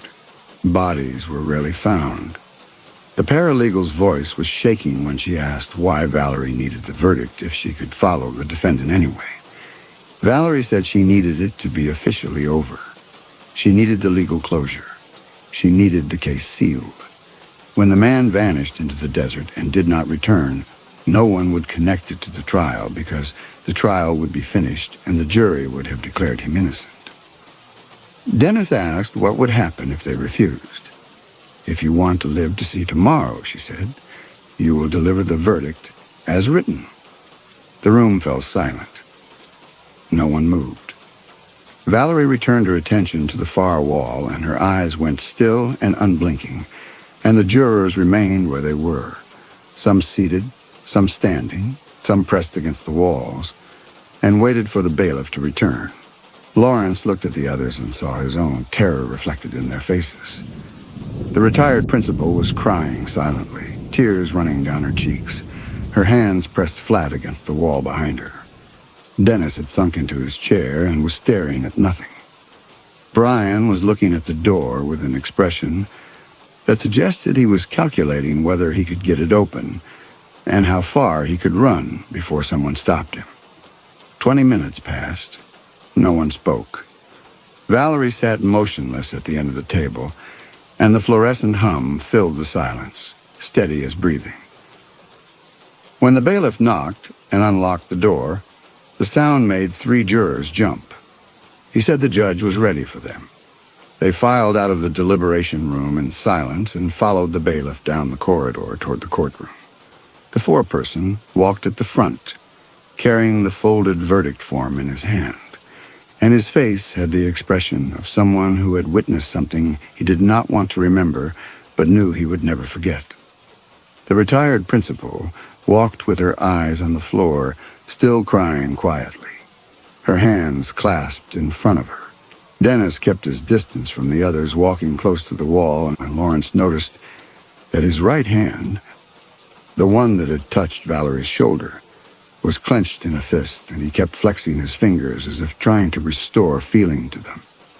The paralegal walked next to Lawrence, and she leaned close and whispered that they were about to release a man they knew was a murderer, that they were about to lie to a courtroom full of people, that they were about to become accomplices to whatever happened next. Lawrence said he knew. She asked what they were supposed to do. Lawrence said there was nothing they could do. She asked if he believed Valerie would actually come after them if they spoke. Lawrence said he did not know, but he was not going to find out. Valerie walked behind them rather than among them, her steps measured and even. And when Lawrence glanced back, she was looking at each of them in turn, her dark eyes moving from face to face. And he understood that she was making sure she would recognize them if she ever saw them again. Her gaze met his and held for 3 seconds, and in those 3 seconds, Lawrence felt the temperature drop around him and heard the fluorescent lights overhead change pitch. And then she looked away, and the sensation passed, and he kept walking. The courtroom was packed. The families of the victims sat in the front rows, their faces hollow with exhaustion and grief. And Lawrence could see how they leaned forward slightly when the jury entered, their bodies tense with anticipation, hoping for justice, hoping for closure, hoping the jury had done what any reasonable person would do given the overwhelming evidence. Reporters filled the back benches with notebooks and phones and cameras. The defendant sat at the defense table between his attorneys, his hands clasped in front of him, his face pale. When the jury filed into the jury box, the defendant looked up. His eyes moved across the jurors' faces and stopped when they reached Valerie. Something passed across his expression. Recognition or terror or both, Lawrence could not tell.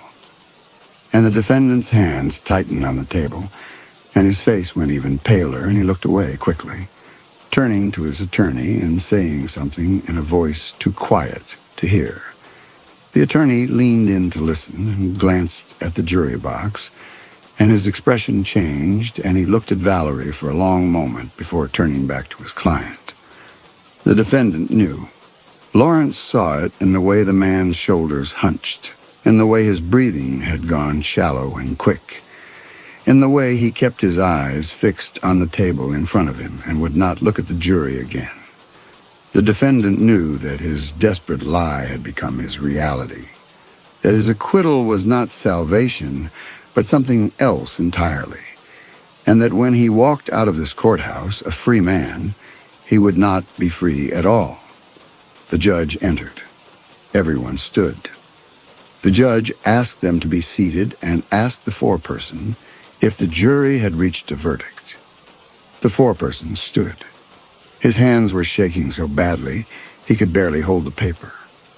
His voice cracked on the first word and he had to start over. "We, the jury, find the defendant not guilty." The courtroom erupted.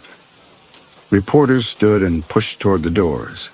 The families of the victims made sounds that were not quite screams, raw and broken, and a woman in the third row collapsed and had to be helped from the courtroom by two people on either side of her. Someone shouted that this was wrong, that the jury had failed, that a murderer was walking free. The defendant's attorneys stood and embraced each other, then turned to him with hands outstretched, relief flooding their faces, and one of them gripped his shoulder and said something about justice prevailing. But the defendant did not move. He sat motionless at the defense table, both hands flat on the wood in front of him, staring at nothing. His face had the expression of a man who had just been handed a death warrant. He was the only person in the courtroom who understood that his acquittal was not freedom. His attorneys spoke to him and touched his shoulders and tried to make him stand, but he would not look at them, would not look at anyone except, for one brief moment, at Valerie. And when his eyes met hers, his hands began to shake against the table. The judge banged his gavel and called for order. It took 3 minutes for the courtroom to quiet. When it did, the judge thanked the jury for their service and said they were dismissed. He reminded them that they were not to discuss their deliberations with anyone, that the verdict was final, and that they should return to their lives and put this experience behind them. Lawrence wanted to laugh at that. Put this behind them. As if that were possible. As if any of them would ever put this behind them. The jurors filed out of the jury box. In the hallway outside the courtroom, they dispersed without speaking, scattering toward the elevators and the stairs and the bathrooms, moving away from each other as if proximity might be contagious. But Lawrence saw it in their faces as they separated, the knowledge that they were bound now, all 12 of them, by what they had chosen to do. They had let a man who murdered 6 people walk free. They had sent him to a death more brutal than any the state could have imposed. They had done this, not because it was right, but because they were afraid, and that fear had made them accomplices to a slaughter they could have prevented if they had been willing to die for it. He saw Dennis near the stairs, saw the retired principal waiting for the elevator with her eyes on the floor, saw the paralegal leaning against the wall with both hands pressed to her face. They would carry this for the rest of their lives. They would never speak of it to anyone. And if they ever saw each other again, in a grocery store, at a stoplight, across a restaurant, they would look away, because looking would mean remembering what they had become in that windowless room on the 12th floor. Lawrence walked to the elevator alone and rode down to the ground floor and crossed the lobby and stepped out into the late morning sun. The brightness after 2 days in the windowless deliberation room made his eyes hurt. He walked toward the parking structure and did not look back, and when he reached his truck, he sat in the driver's seat for a long time with the door open and the engine off, staring at nothing, before finally starting the ignition and driving home. 14 days later, the news reported that a hiker had found the defendant's truck abandoned on a dirt road 30 miles east of Phoenix. The driver's side door was open, keys in the ignition. Boot prints led into the desert toward the Superstition Mountains. Search and rescue teams followed the tracks for half a mile before losing them in rocky terrain. The defendant's body was not recovered. After a week, the search was called off. He was presumed dead. Lawrence read the article at work and closed his browser. He thought about Valerie's voice in the deliberation room. The man would return to the place where he committed his crimes, and when he did, something would be waiting. And understood what had happened in the desert darkness, where no one would find evidence. That evening, he drove home past the courthouse. The plaza was empty. The building's windows reflected the sunset, glass burning orange and red, and Lawrence looked away and kept driving and knew he would look away every time he passed this place for the rest of his life. 3 months later, he was shopping for groceries when the fluorescent lights overhead began to hum. He stopped in the middle of the aisle with his hand on a shopping cart and held his breath, waiting for the pitch to change. It did not. The hum remained steady and ordinary, and he forced himself to keep walking, but his hands were shaking and he could not stop listening. At work, the lights hummed. At the pharmacy, the lights hummed. In the parking garage at night, the lights hummed, and every time they did, he found himself frozen, waiting, counting the seconds until he could be certain the sound was not changing, was not synchronizing with something that should not be there. He began to avoid places with fluorescent lighting. He drove longer routes to use grocery stores with LED bulbs.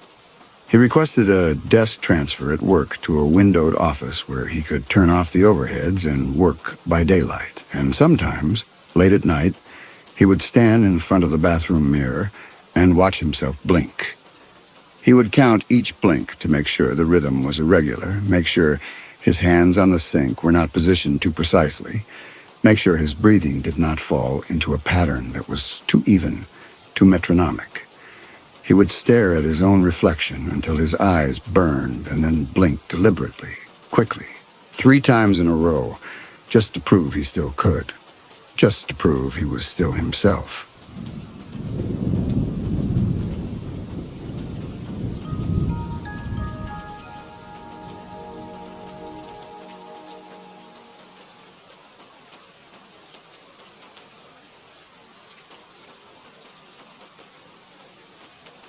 If there's a problem with the audit, Glenda Pruitt said, standing in the doorway of the file room with her coat already on, we can discuss it with the county administrator in the morning. Laura looked up from the call log printout spread across the folding table. The supervisor was a middle-aged woman with bifocals on a beaded chain, and she had been watching Laura work for the past 20 minutes with an expression that suggested she knew something was wrong, but hoped the state inspector would not find it. "I'll need to speak with Jonas Barlow tonight," Laura said. Glenda's expression shifted, became more guarded. She asked if this was an urgent personnel matter, and Laura said yes, it was.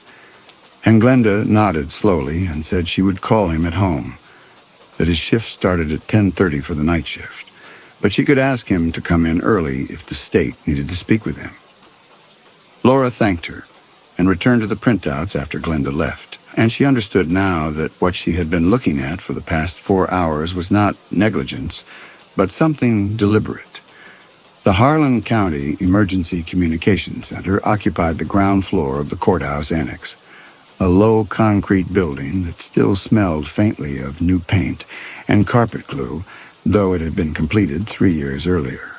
Laura had been here since 9 that morning, working systematically through 2019's records, checking timestamps, verifying dispatcher notations, confirming that ambulance units had been dispatched to the correct addresses.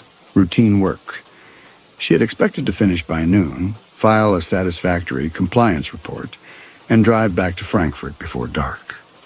Instead, she had found a pattern. 47 seconds between the moment a 911 operator had noted caller reports, chest pain, difficulty breathing, and the dispatch to the ambulance station. Not remarkable in itself. Within acceptable range, according to the National Emergency Number Association guidelines she had brought with her from Frankfurt. But when she flipped back 3 pages and found another delay, 59 seconds, and then another, 62 seconds, all of them clustered around the same addresses, the same remote roads threading through the Daniel Boone National Forest northeast of town. The accumulations suggested not accident, but deliberation. Now she pulled the October 2019 logbook closer and ran her finger down the page, isolating the calls that had originated from the remote eastern hollows. Clover Fork Road, Martin's Fork, Pigeon Roost Branch, Big Laurel Creek.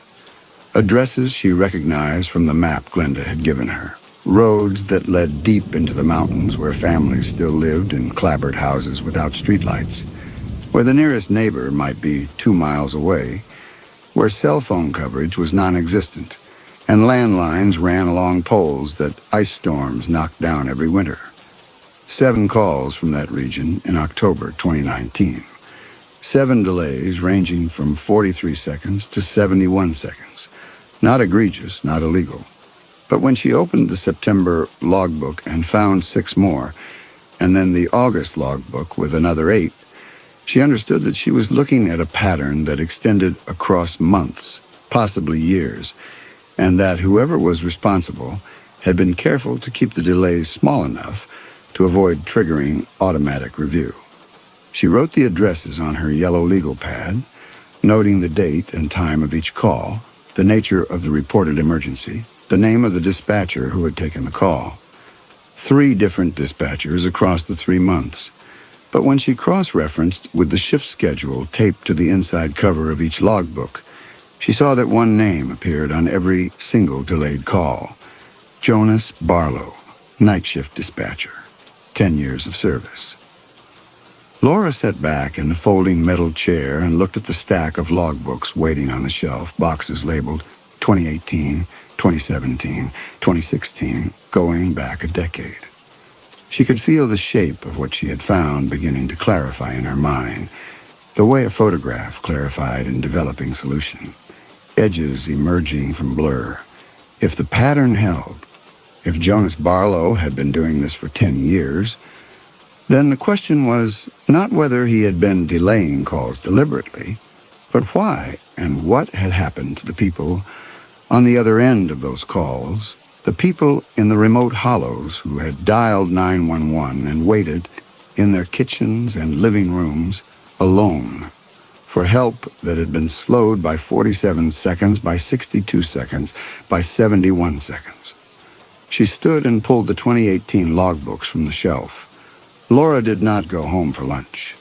She sent Glenda a text message saying she would need the file room through the afternoon, then work steadily through the 2018 logbooks, the 2017 logbooks, the 2016 logbooks, building a list of every call that fit the pattern, remote address, night shift, Jonas Barlow's name in the dispatcher column, delay between call intake and ambulance dispatch.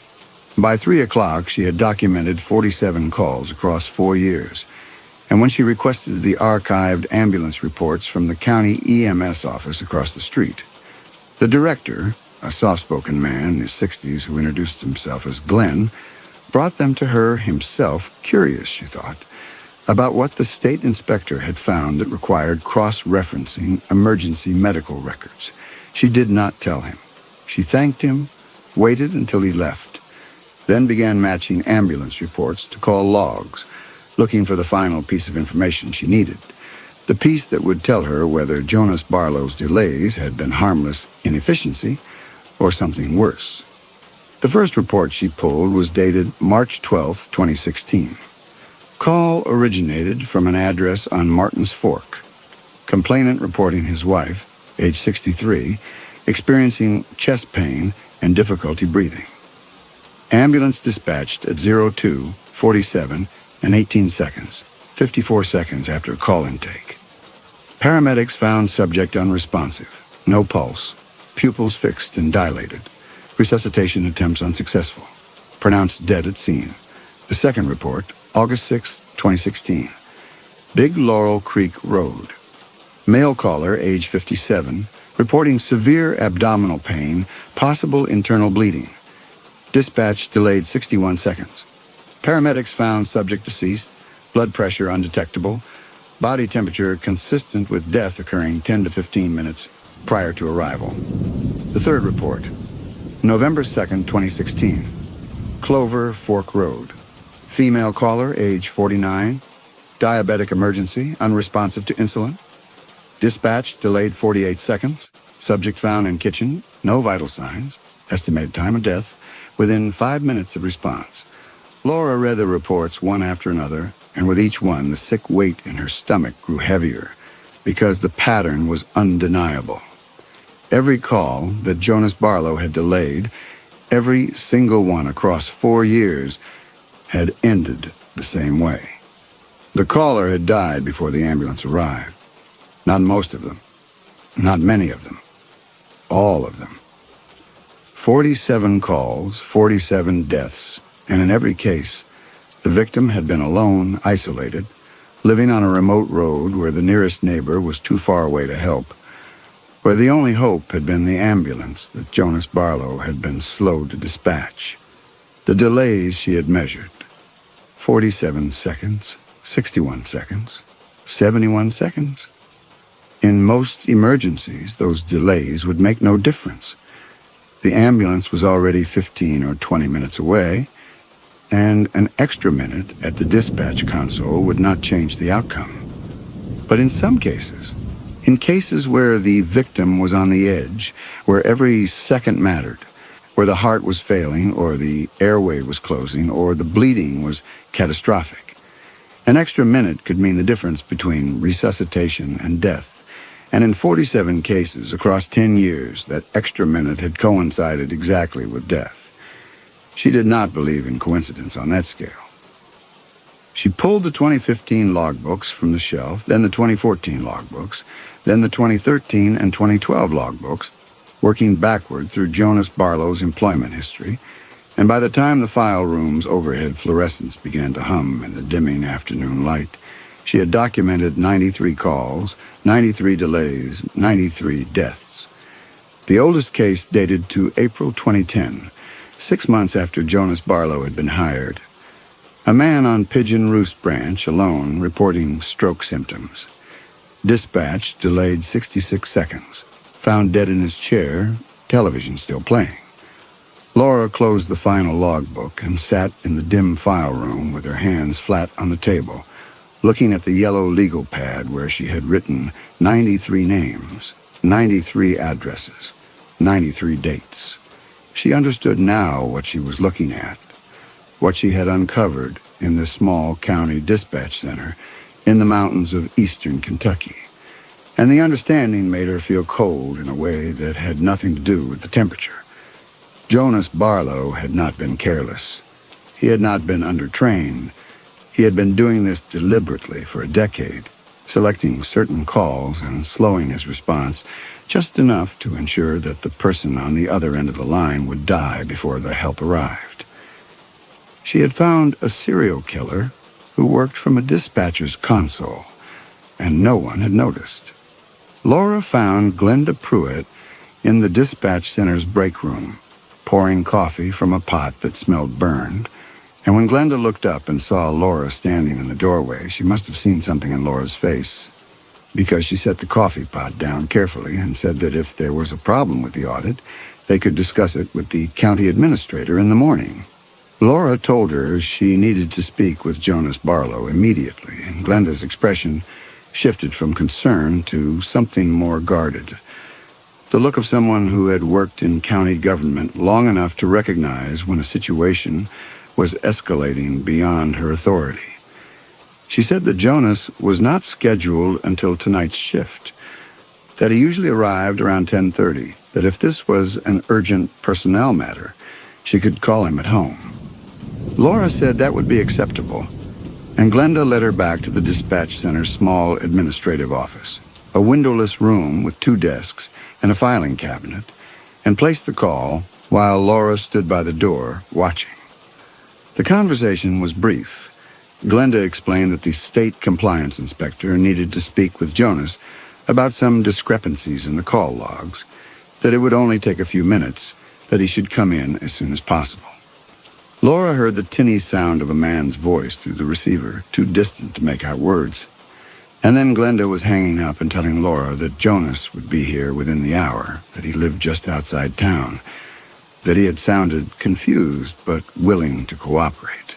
Laura thanked her and returned to the file room, where she spent the next 40 minutes organizing her documentation. The call logs in chronological order, the ambulance reports stacked beside them, the yellow legal pad with 93 names at the top of the pile. She had considered calling her supervisor in Frankfurt, had even picked up her cell phone twice, but each time she had set it down again because she was not yet certain what she would say. The documentation was clear. The pattern was undeniable, but she had no explanation for why a dispatcher with 10 years of exemplary service, a man who by all accounts had performed his duties competently on hundreds of other calls, would systematically delay ambulances to remote addresses and allow 93 people to die. She needed to hear what Jonas Barlow would say when confronted with the evidence. She needed to understand whether he would deny it, whether he would claim the delays were accidental, whether he would offer some justification that she had failed to consider. And if he admitted it, if he looked at the call logs and the death certificates and acknowledged that, yes, he had been doing this deliberately for 10 years, then she would call the county sheriff and have him arrested, and her role would be finished. At 6:15, Glenda appeared in the file room doorway and told Laura that Jonas was waiting in the administrative office, that she would stay if Laura wanted a witness, but otherwise she had to get home to her daughter. Laura told her she could go, that this would be a private conversation, and Glenda hesitated for a moment, looking at the stacks of logbooks and reports on the table, before nodding and retrieving her coat from the break room. Laura gathered her documentation and walked down the short hallway to the administrative office. The door was open. A man sat in one of the 2 chairs facing the desk, his hands folded in his lap. And when Laura entered, he stood, a reflexive courtesy that seemed to belong to an earlier generation. He was in his late 50s, she estimated, lean and weathered in the way of men who had spent their youth doing physical labor, with gray hair cut short and wire-rimmed glasses that caught the overhead light. He wore jeans and a flannel shirt and work boots that were clean but worn at the heels. He introduced himself as Jonas Barlow and asked if there was a problem with his performance evaluations. And Laura heard in his voice the careful politeness of someone who had learned to navigate institutional authority without challenging it directly. The tone of a man who understood that state inspectors had power and that cooperation was the safest response. She told him to sit down. She closed the door. She placed the call logs and ambulance reports on the desk between them and said that she had been conducting a routine compliance audit and had found a pattern in the dispatch records that she needed him to explain. He looked at the documents without touching them, and something in his posture changed. Some subtle tightening in his shoulders that told Laura he knew exactly what she had found. She walked him through it methodically, the way she had been trained to present findings during internal investigations. The timestamp delays, the remote addresses, the fact that his name appeared on every single call, the ambulance reports confirming that every victim had died before paramedics arrived. 93 calls over 10 years. She kept her voice level and professional, stating facts, offering him the opportunity to respond. Jonas Barlow sat very still while she spoke, his hands motionless on his knees.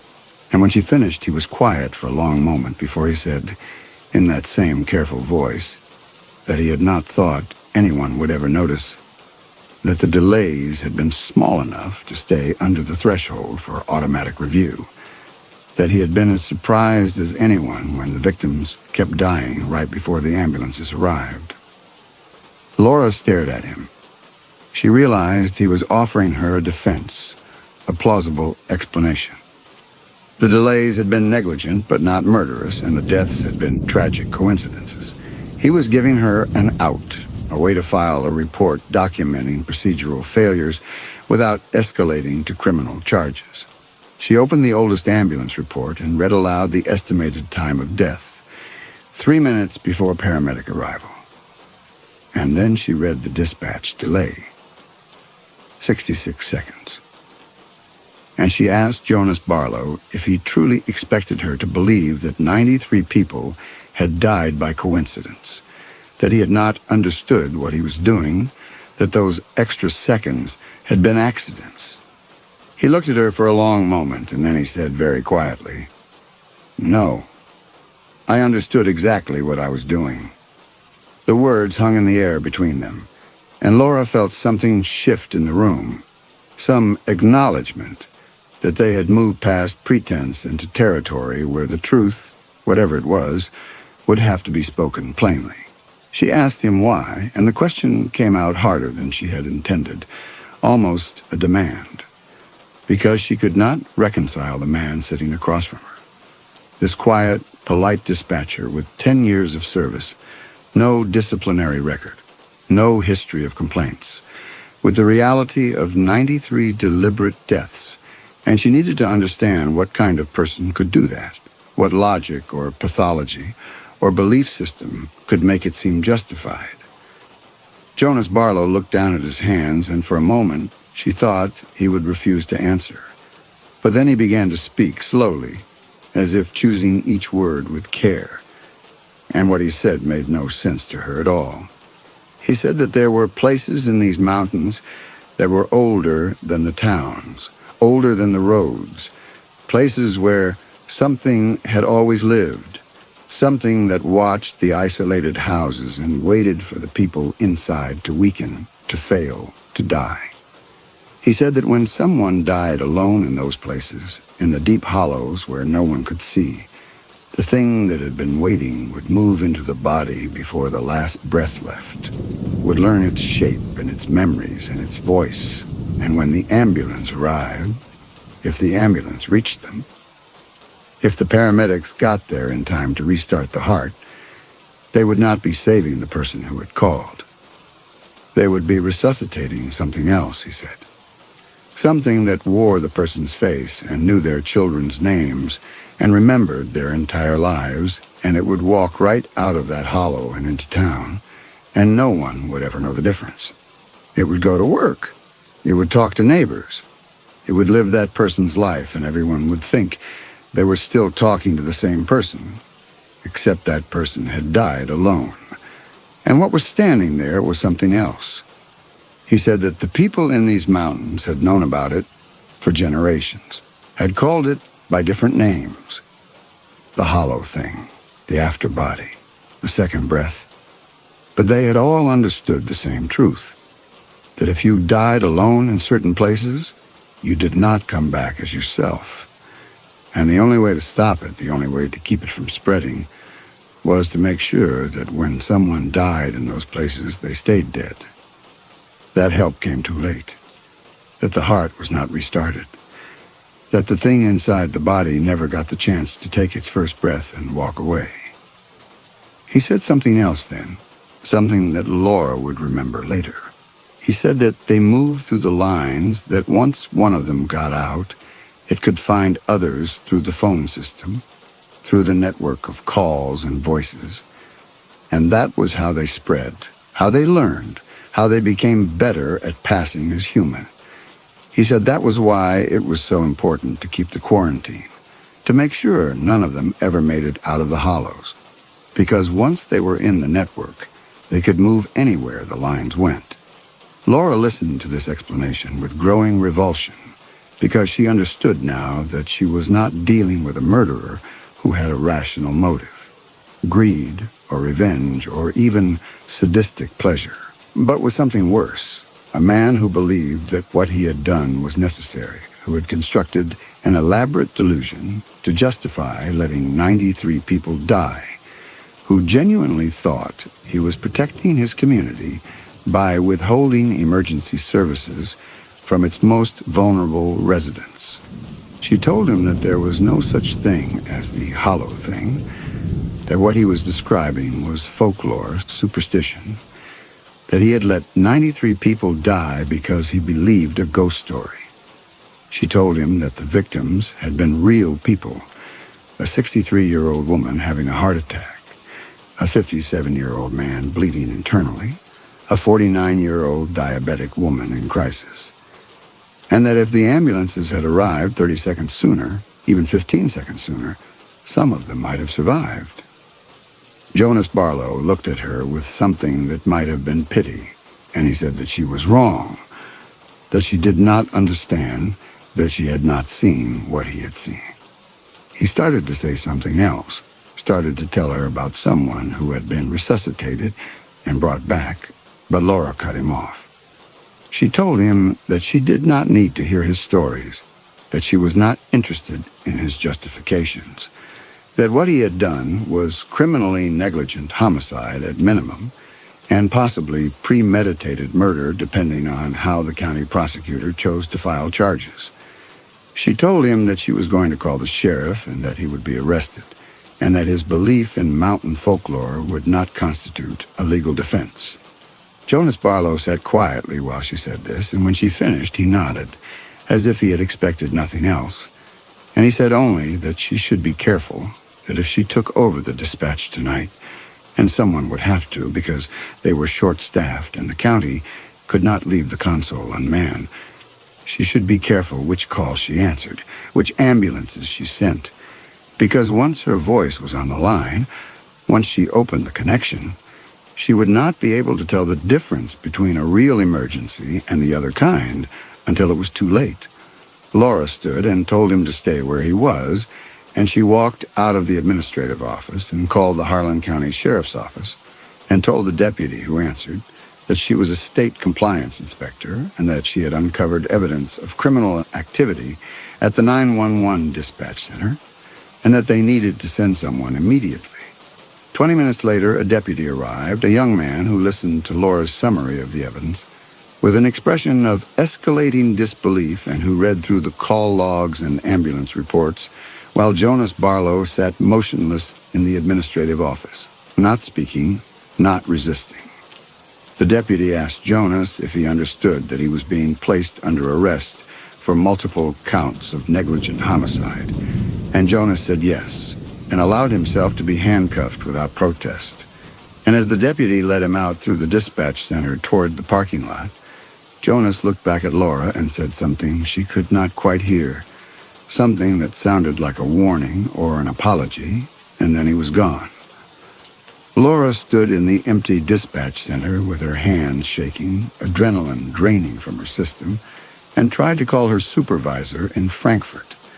But her cell phone had no signal inside the concrete building, and when she walked outside to get better reception, she saw that it was past 8 o'clock, that the October sky was fully dark, that the parking lot was empty except for her state-issued sedan and the deputy's cruiser pulling out onto the street, its taillights disappearing around the corner. She returned inside and found Glenda Pruitt standing in the break room, having arrived for the evening shift early, her coat still on, her face pale with shock.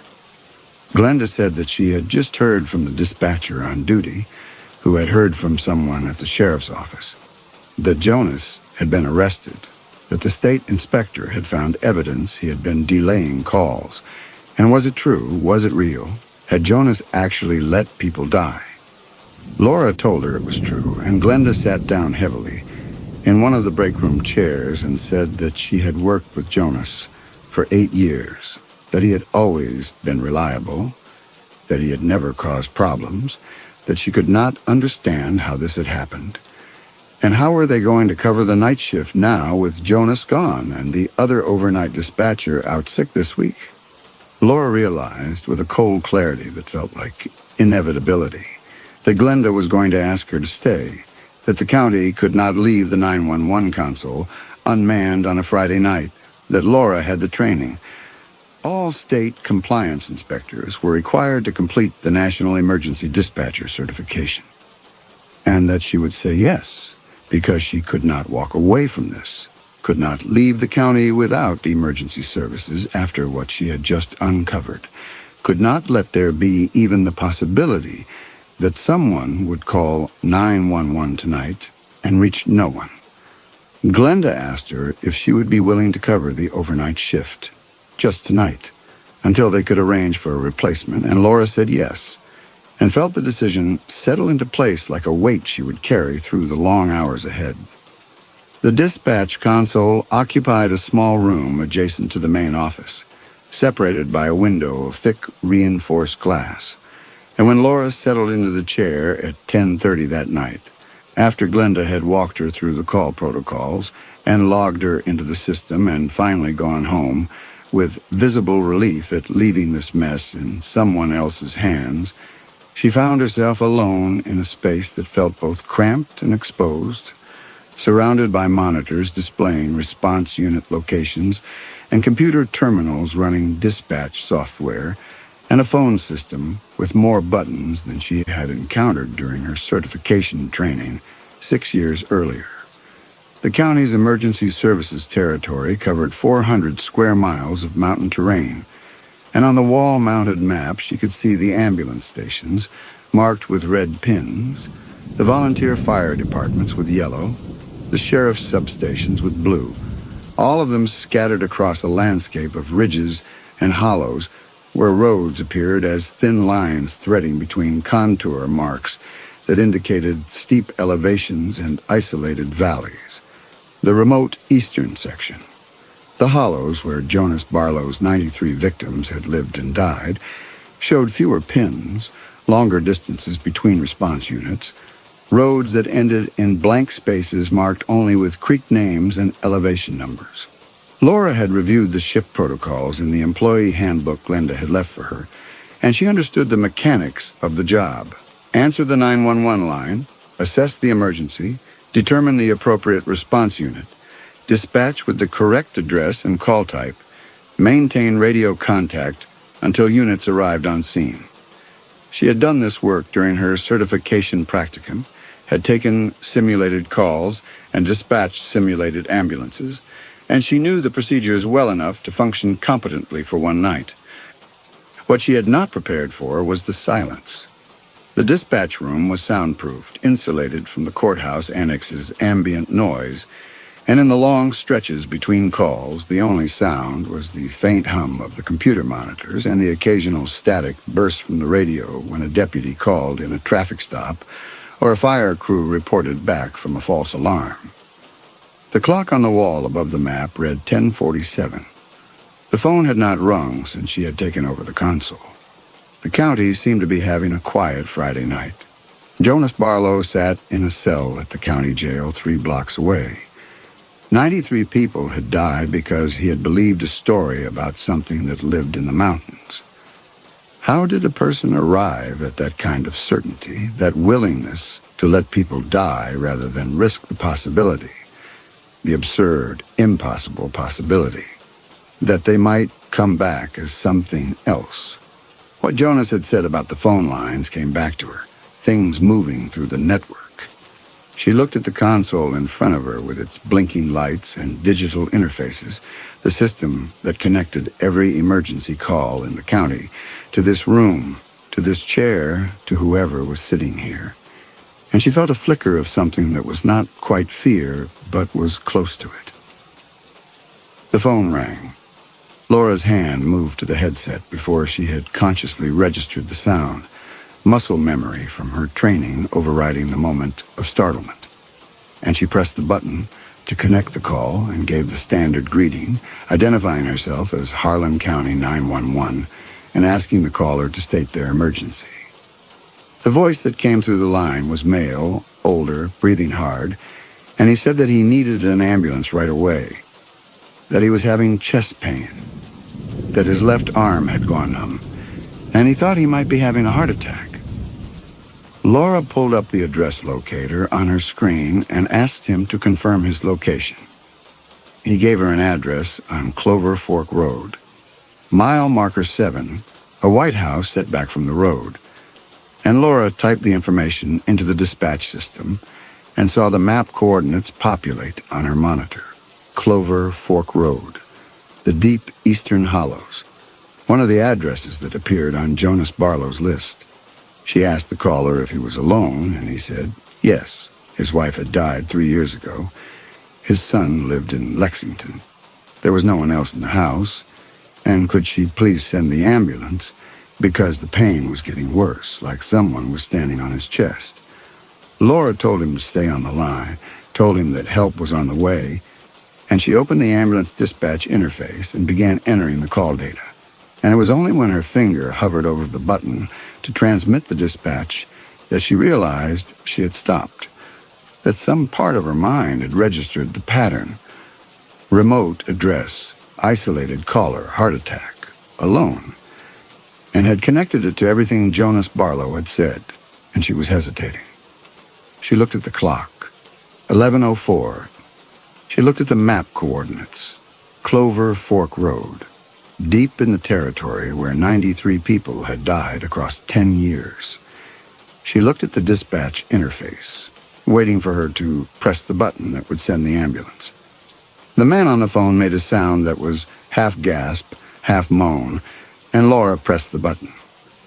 She dispatched the ambulance to Clover Fork Road with priority status, then contacted the volunteer fire station in that district and requested a first responder unit as backup because she had allowed herself for even 1 second to consider Jonas Barlow's delusion, to wonder whether there might be some truth to his story, and that was unacceptable.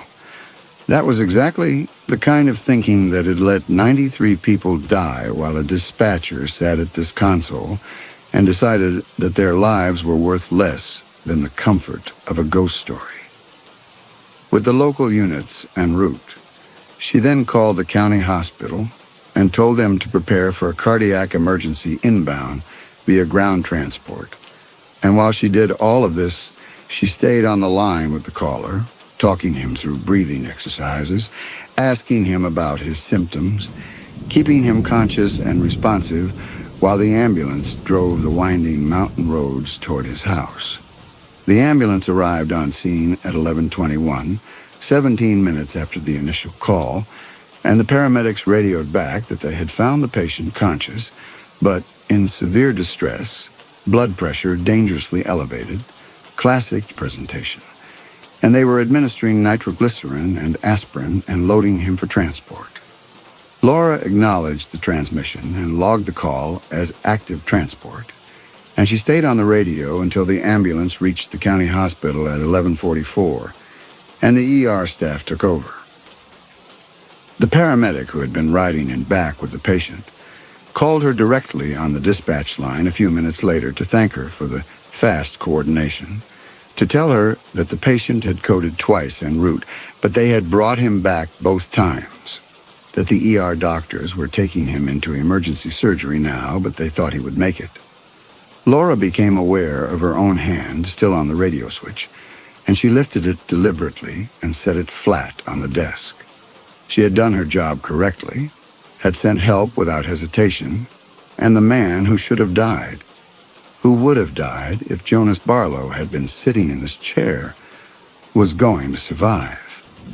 She logged off the call and sat in the quiet dispatch room, and she allowed herself for the first time since she had found the pattern in the call logs that morning to feel something close to satisfaction, because she had proved that Jonas Barlow's quarantine was not necessary, that the right response to a medical emergency was to send help immediately, and that there was no such thing as the hollow thing waiting in the mountains to steal dying bodies.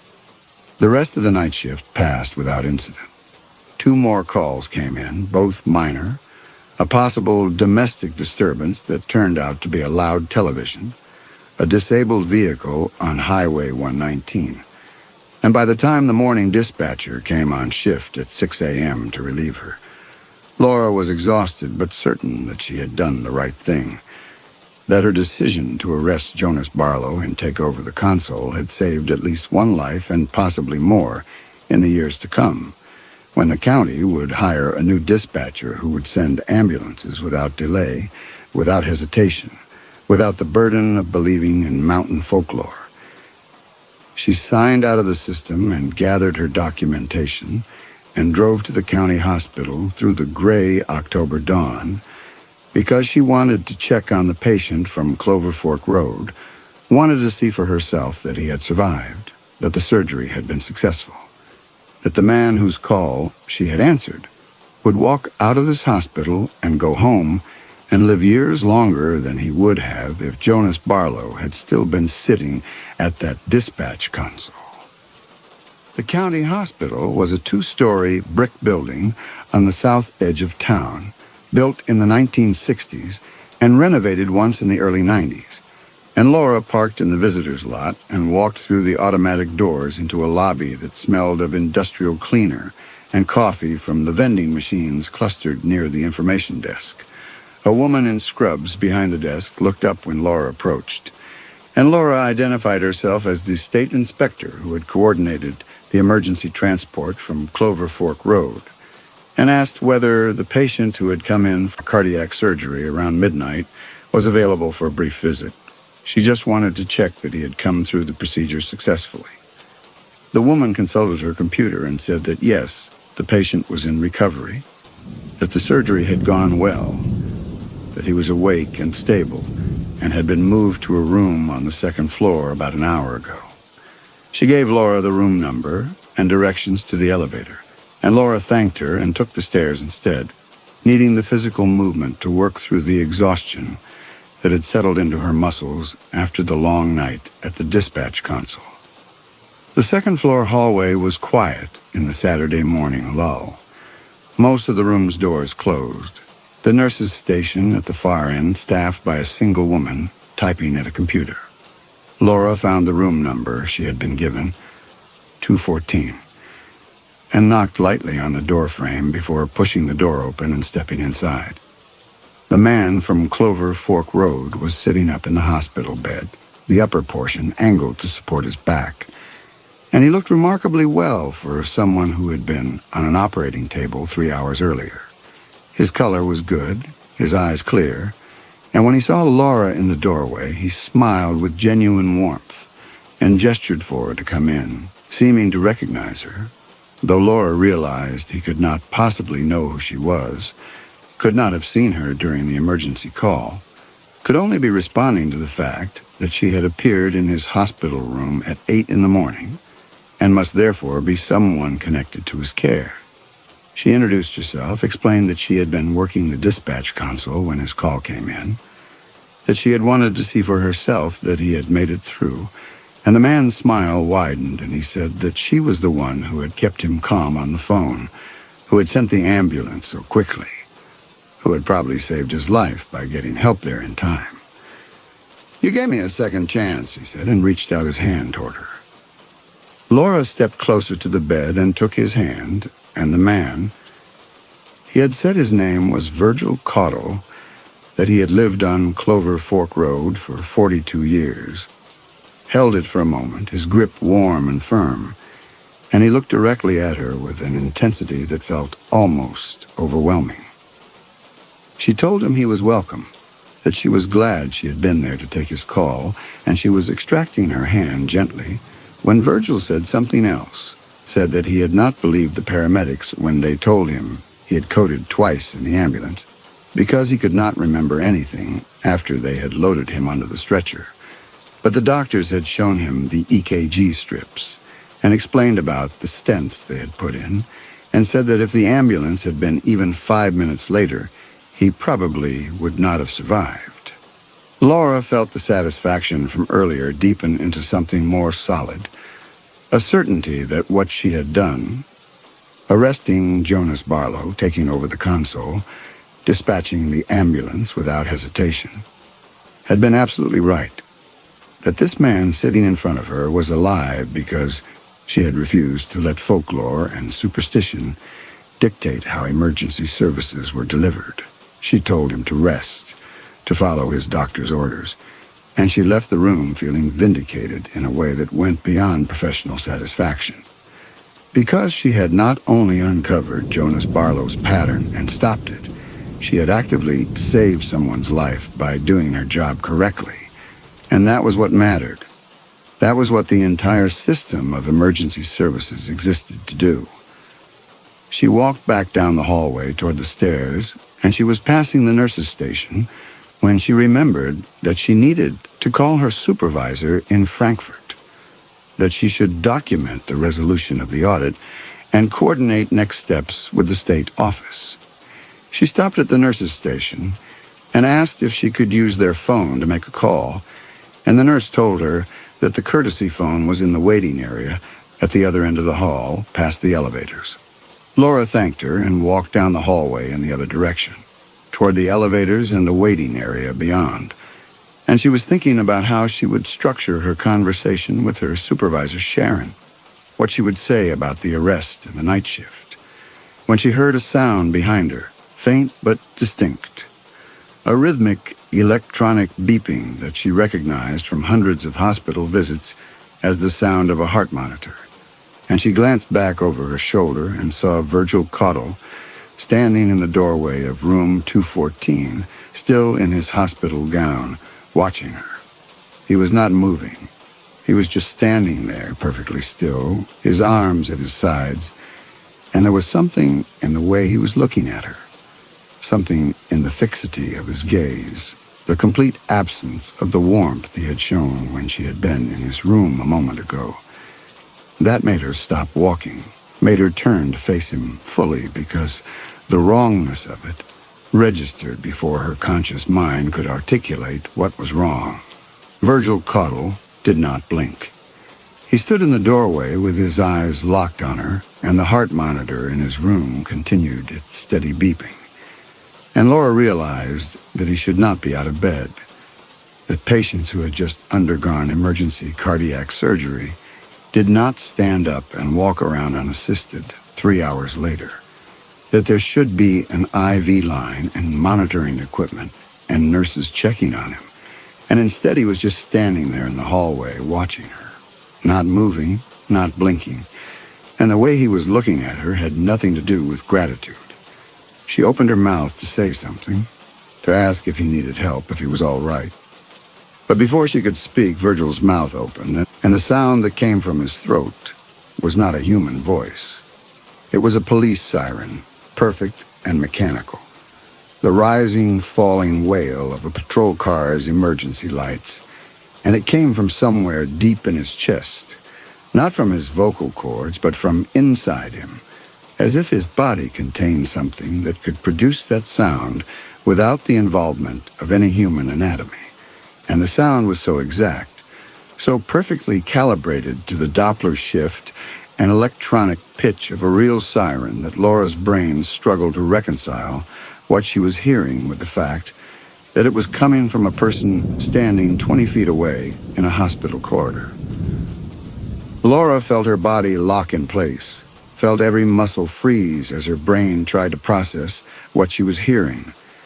And Virgil Caudle tilted his head, the angle wrong, too far to the side, the way no human neck should be able to bend without pain, the tendons standing out against his skin in ways that suggested the architecture underneath was not quite right, and when he spoke, his voice was not his own.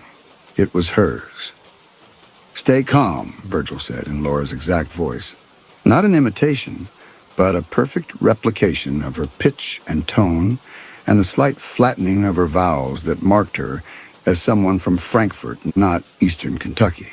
And those were the exact words she had said to him on the phone during the 911 call, the reassurance she had given him while he was gasping and afraid. "Help is on the way."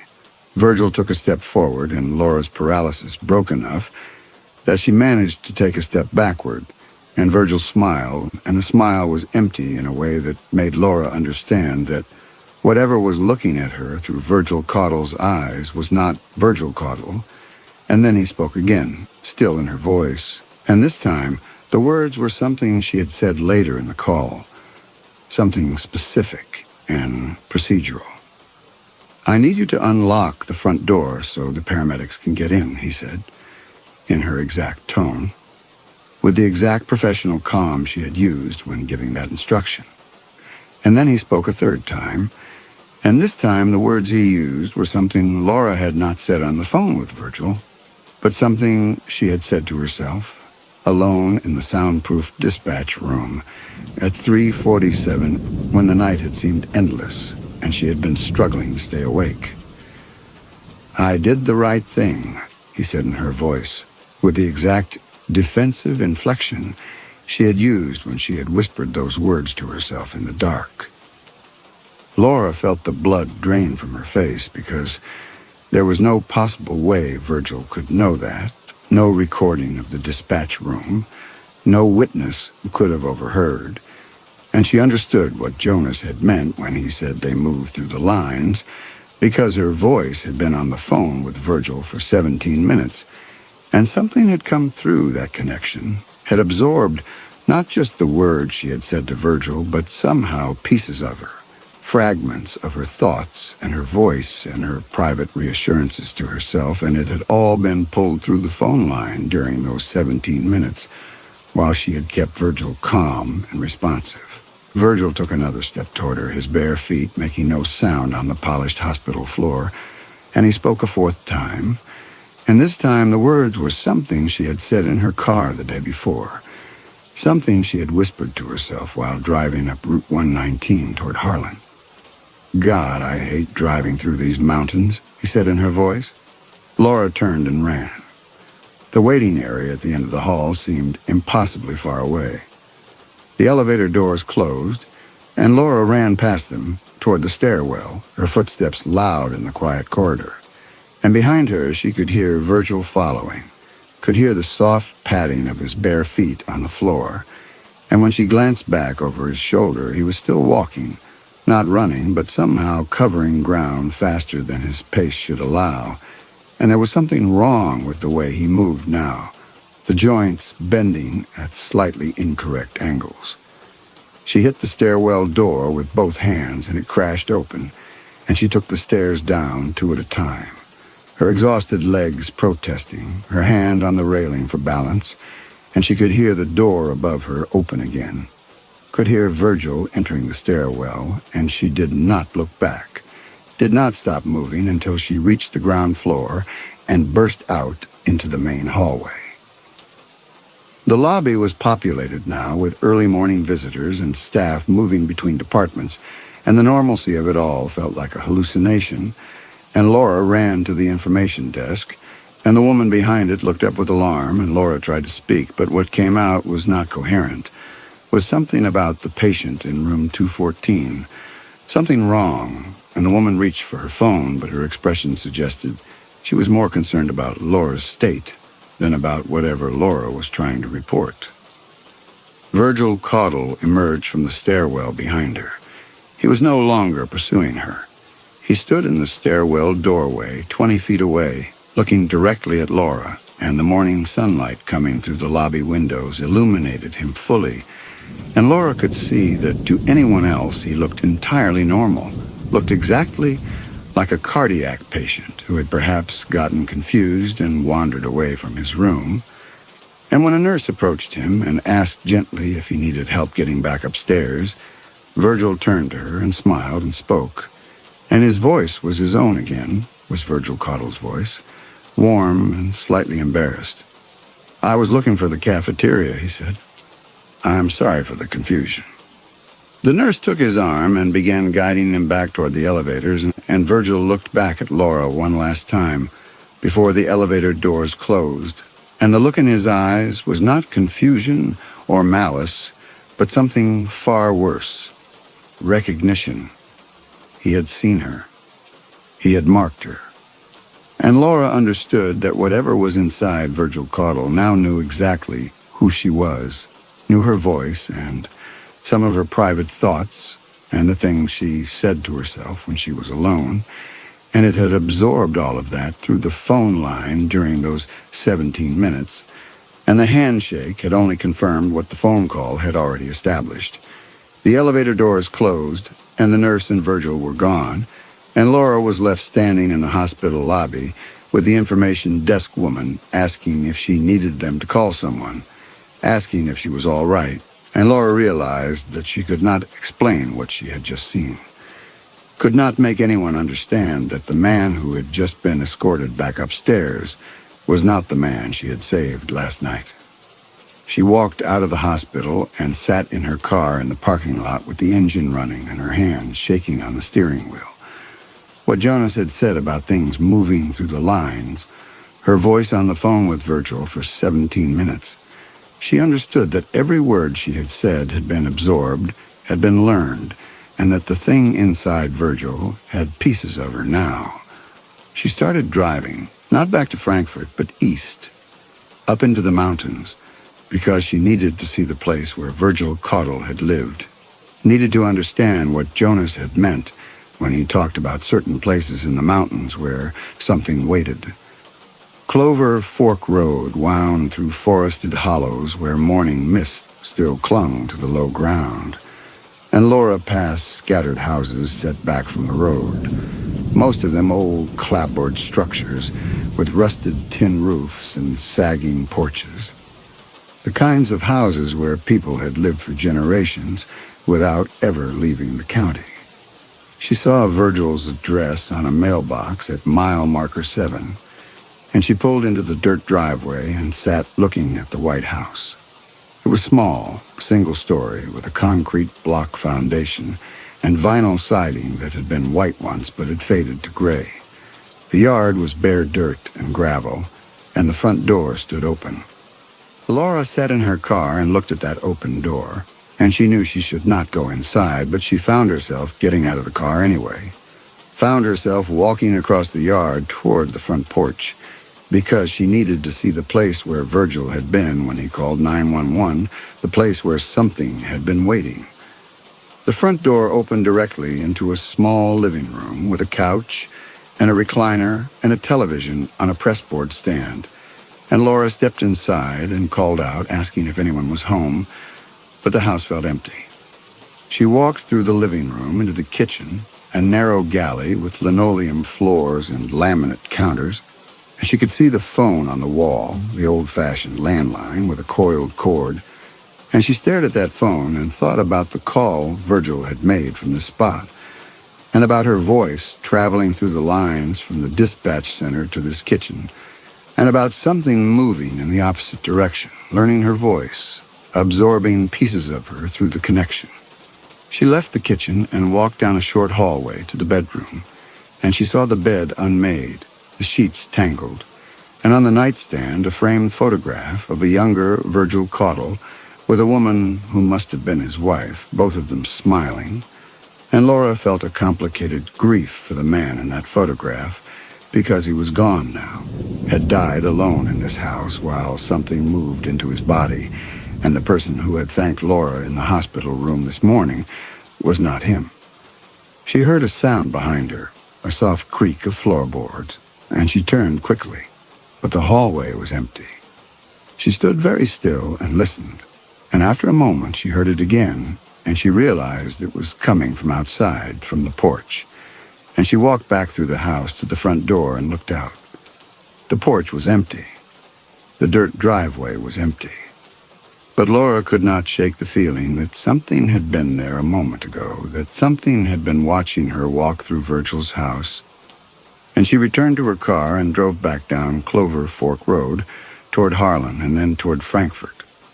On Sunday, she tried to write her compliance report and could not focus, could not find words that would capture what had happened without making her sound like Jonas Barlow, like someone who believed in impossible things.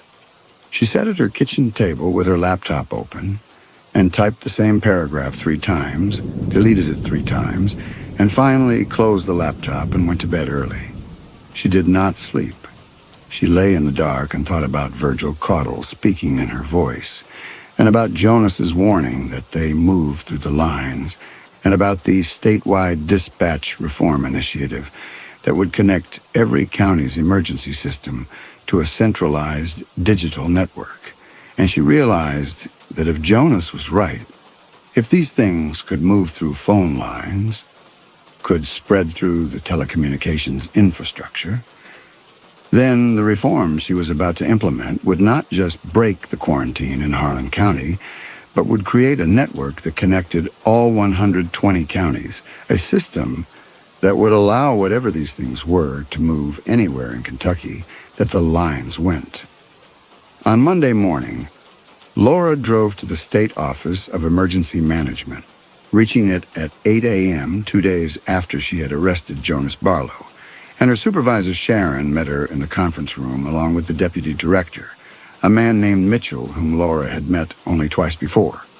They asked her to walk them through the audit findings, and Laura presented her documentation in sequence, the call logs and ambulance reports and the pattern she had found, and when she finished, Mitchell said that the governor's office had been briefed and that this was being treated as a major systemic failure requiring immediate statewide response. He said that Laura would be promoted to senior compliance inspector effective immediately, that she would lead a special task force to review dispatch protocols in all 120 Kentucky counties, and that the reforms she had identified in Harlan County would be implemented statewide within 6 months. He said the centerpiece of the reform would be a new integrated digital dispatch system that would connect all county emergency centers to a central hub in Frankfort, allowing for real-time monitoring and coordination, and that Laura would oversee the implementation personally. He said this was exactly the kind of work the office existed to do, that Laura had potentially saved countless lives by uncovering this pattern, and that her findings would become a case study in the National Emergency Management curriculum. Sharon handed Laura a folder containing her new assignment, a schedule that had her visiting 4 counties per week starting Thursday, training dispatchers on the new protocols, installing the digital systems that would link each county to the central network, ensuring that emergency services operated at maximum efficiency and that every call, no matter where it originated, could be routed and coordinated through the integrated system. Laura took the folder and thanked them and returned to her cubicle, and she sat at her desk and looked at the implementation timeline, and she understood that she had been handed not a promotion, but a trap, that over the next 6 months she would travel to every county in Kentucky and systematically connect them all to a network that would allow these things, if they existed, if Jonas had been right, to move anywhere the lines went. And she had no authority to refuse the assignment, no way to explain why implementing these reforms would be a catastrophe, because explaining would require her to say out loud that she believed in what Jonas Barlow had believed, and that would end her career and someone else would be assigned to the project, and the network would be built anyway. On Tuesday morning, Laura was sitting at her desk trying to prepare for her first training session, scheduled for Thursday in Bell County, when her cubicle neighbor, a woman named Janet, whom Laura had worked with for 3 years, stopped by her desk to congratulate her on the promotion. Janet said she had heard about the Harlan County audit, that it must have been difficult to uncover something like that, and Laura thanked her and said yes, it had been a challenging case. Janet leaned against the cubicle partition, and they talked for a few minutes about the new assignment, about the travel schedule, about how the statewide system would work. And then Janet said something that made Laura's hands stop moving on her keyboard. "Stay calm," Janet said, in a tone that was just slightly wrong, just slightly too exact. "Help is on the way." The phrase was exactly what Laura had said to Virgil on the phone. Not similar. Exact. And the way Janet had said it, the cadence and emphasis, was not quite Janet's normal speech pattern. Laura looked up at Janet, and Janet was smiling at her, the same friendly smile she had always had, and she asked Laura if she was all right, if she needed anything, and Laura said no, she was fine, just tired from the long weekend. And Janet nodded and said she understood, that Laura should get some rest, and then she returned to her own cubicle. Laura sat at her desk and stared at her computer screen and tried to tell herself that it had been a coincidence, that "stay calm, help is on the way" was a common enough phrase that anyone working in emergency management might use it, but she could not make herself believe it, because she had heard the way Janet had said it, had heard the exactness in the delivery, the exact replication of Laura's own cadence. Virgil Caudle, in the hospital corridor, speaking in her voice. Jonas's warning about things moving through the lines. The phone call had lasted 17 minutes, her voice on the line the entire time. And she wondered if something had moved through that connection, not just into Virgil, but outward, into the network. And if that thing could move through phone lines, then it could move anywhere telecommunications went. And the State Office of Emergency Management was connected to every county dispatch center in Kentucky through the emergency network. On Wednesday morning, the Harlan County News website reported that Virgil Caudle, age 64, had been found dead in his home on Clover Fork Road. The article said that a neighbor had gone to check on Mr. Caudle after not seeing him for several days and had found him unresponsive in his bedroom. That the county coroner had determined the cause of death was cardiac arrest. That there were no signs of foul play. The article noted that Mr. Caudle had recently undergone emergency heart surgery at Harlan County Hospital and had been recovering at home. Laura read the article 3 times, trying to understand what it meant. Virgil was dead. The thing that had been inside Virgil had died. But Virgil had been in the hospital corridor on Saturday morning, had spoken in Laura's voice, and now, 3 days later, he was found dead in his house.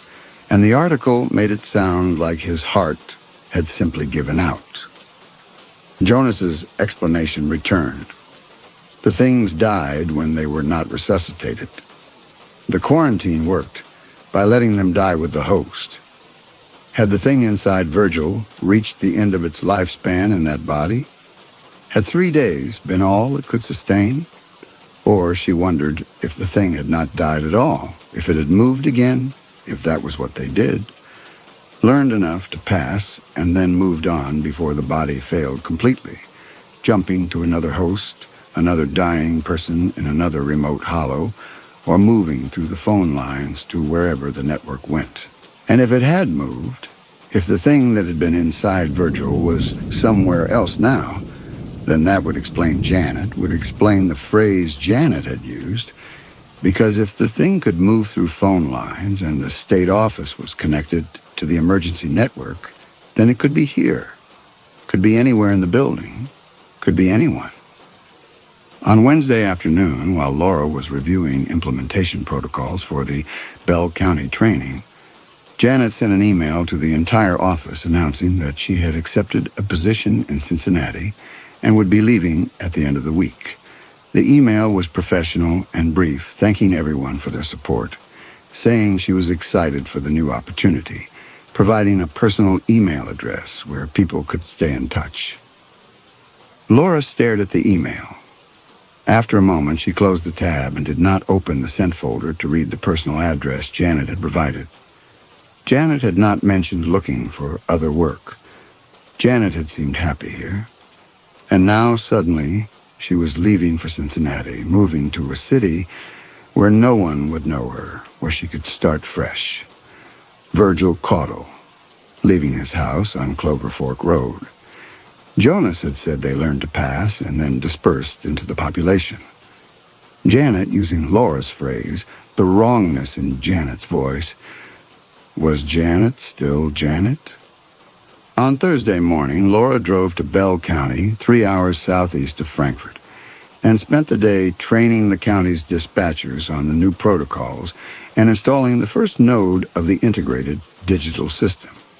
She showed them how to use the software that would connect their console to the central hub in Frankfurt, how the system would log every call and track every timestamp and flag any delays, and she explained why it was critical to send ambulances immediately to every call, regardless of location or caller profile.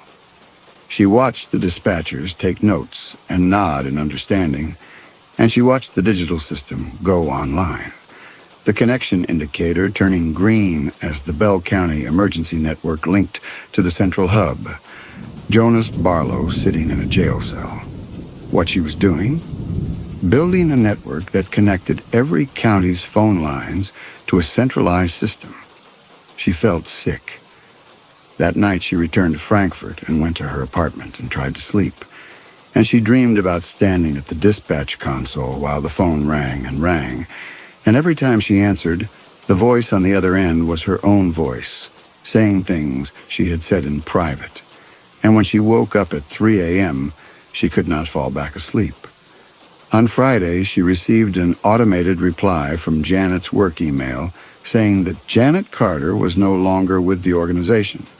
And when Laura tried Janet's personal email, the message bounced back as undeliverable. On Monday of the second week, Laura drove to Knox County and conducted another training session.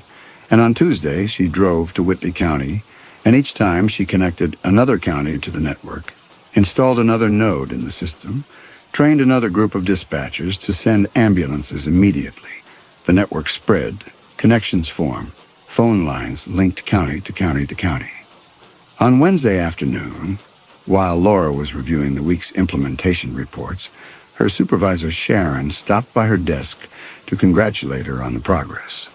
Sharon said the governor's office had called personally to commend the work, that the integrated system was already showing results in reduced response times, that this was exactly the kind of innovation that would set Kentucky apart in emergency management. And then Sharon said something else, said something about how important it was to make sure the system stayed efficient, and Laura heard the way Sharon emphasized the word efficient. The word Laura had used in her reports had said to herself while justifying the reforms. She looked up at Sharon, and Sharon was smiling at her, the same professional smile she had always had. And Laura could not tell if Sharon was Sharon or if Sharon had become something else. And she realized that was the horror, that she would never be able to tell, that she could never ask, that there was no test she could perform. On Thursday of the third week, Laura was driving to Laurel County for another training session when she passed a rest stop on I-75 and saw a man standing by the vending machines, and something about the way he stood made her slow down, and the man turned and looked directly at her car as she passed, and for just a moment their eyes met, and the man smiled. Laura did not recognize him. She had never seen him before, but the smile was empty. Virgil Caudle in the hospital corridor. And she kept driving, and she told herself it had been nothing, but she could not shake the feeling that the man had recognized her, that he had been waiting. That night she sat in her apartment and thought about the network she was building, about the 12 counties she had already connected, about the 108 counties that remain, every connection creating another route for these things to travel, another pathway through the telecommunications system. She could call the Harlan County Sheriff's Office, try to see Jonas, ask him if there was any way to stop this. But even if she could see him, even if he told her everything, she would still be required to finish the implementation, because the project had the governor's support and the federal funding and the institutional momentum, and her objection would accomplish nothing except to get her removed from the project and replaced with someone who would complete it without hesitation. By the end of November, Laura had connected 23 counties to the integrated network. The system was working exactly as designed. Call logs from all connected counties fed into the central hub in Frankfurt in real time. Response times had improved by an average of 42 seconds. The governor's office issued a press release calling the initiative a model for rural emergency services nationwide. Laura traveled to county after county, conducting training sessions, installing equipment, connecting nodes to the network. And every night she would return to her apartment and lie awake wondering how many of the people she had met that day were human and how many were something else that had learned to pass. She began to notice small things. A dispatcher in Pulaski County who used a phrase Laura had said during a training session, but with a precision that suggested perfect mimicry rather than casual repetition. A county supervisor in Rockcastle who smiled in a way that reminded Laura of Virgil's empty smile. A paramedic in Laurel who asked her a question, that seemed designed to test whether she was the same Laura they had spoken to before. She could never be certain. That was the worst part. She could never know if what she was seeing was real or if she was becoming paranoid, if she was seeing patterns that were not there, if she was turning into Jonas Barlow. On the first Monday in December, Laura received notification that Jonas's trial had been scheduled for late January. The prosecutor called to confirm that she would testify, and Laura said yes.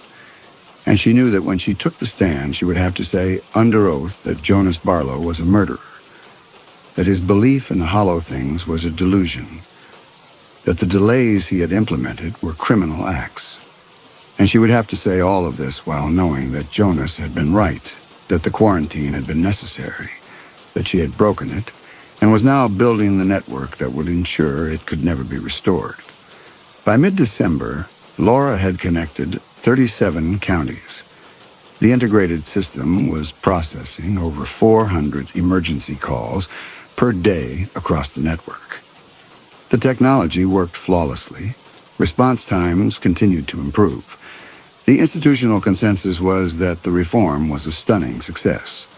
Laura sat at her desk and reviewed the implementation schedule for January, and she looked at the map of Kentucky on her wall with 37 counties highlighted in green, and 83 counties still dark.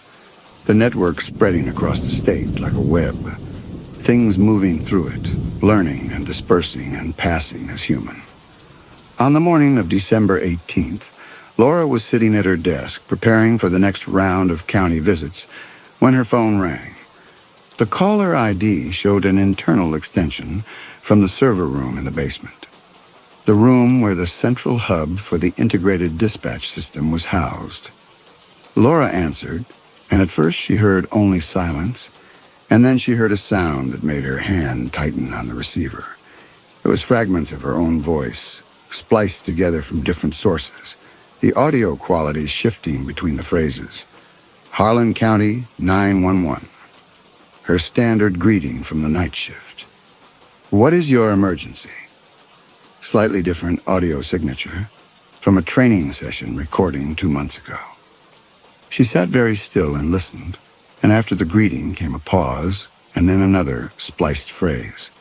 Stay calm, in the exact tone she had used with Virgil Caudle on the phone, followed by help is on the way, from a different call entirely, the consonants catching at different places than they had in the Virgil call. The audio was not supernatural, it was mechanical. Something had access to her training session recordings, to the archived call recordings, to the centralized audio logs the network maintained for quality control. The system stored everything, every dispatcher greeting, every reassurance, every instruction given during emergency calls. All of it digitized, time-stamped, cataloged. I need you to... A phrase from a Bell County training session. Confirm your location. From the Virgil call. The splicing precise enough that the sentence almost sounded natural. But Laura could hear the seams, could hear where her voice had been cut and reassembled. And then came a phrase that made her blood cold, because she had never said it on any emergency call, had never said it during any training session, had only whispered it to herself in her apartment late at night. I'm not sure who I am anymore. But she had said it. In her car. On the drive home from Bell County 3 weeks ago. She had been alone, or thought she had been alone. But her phone had been in the cup holder, and her phone was connected to the state office network.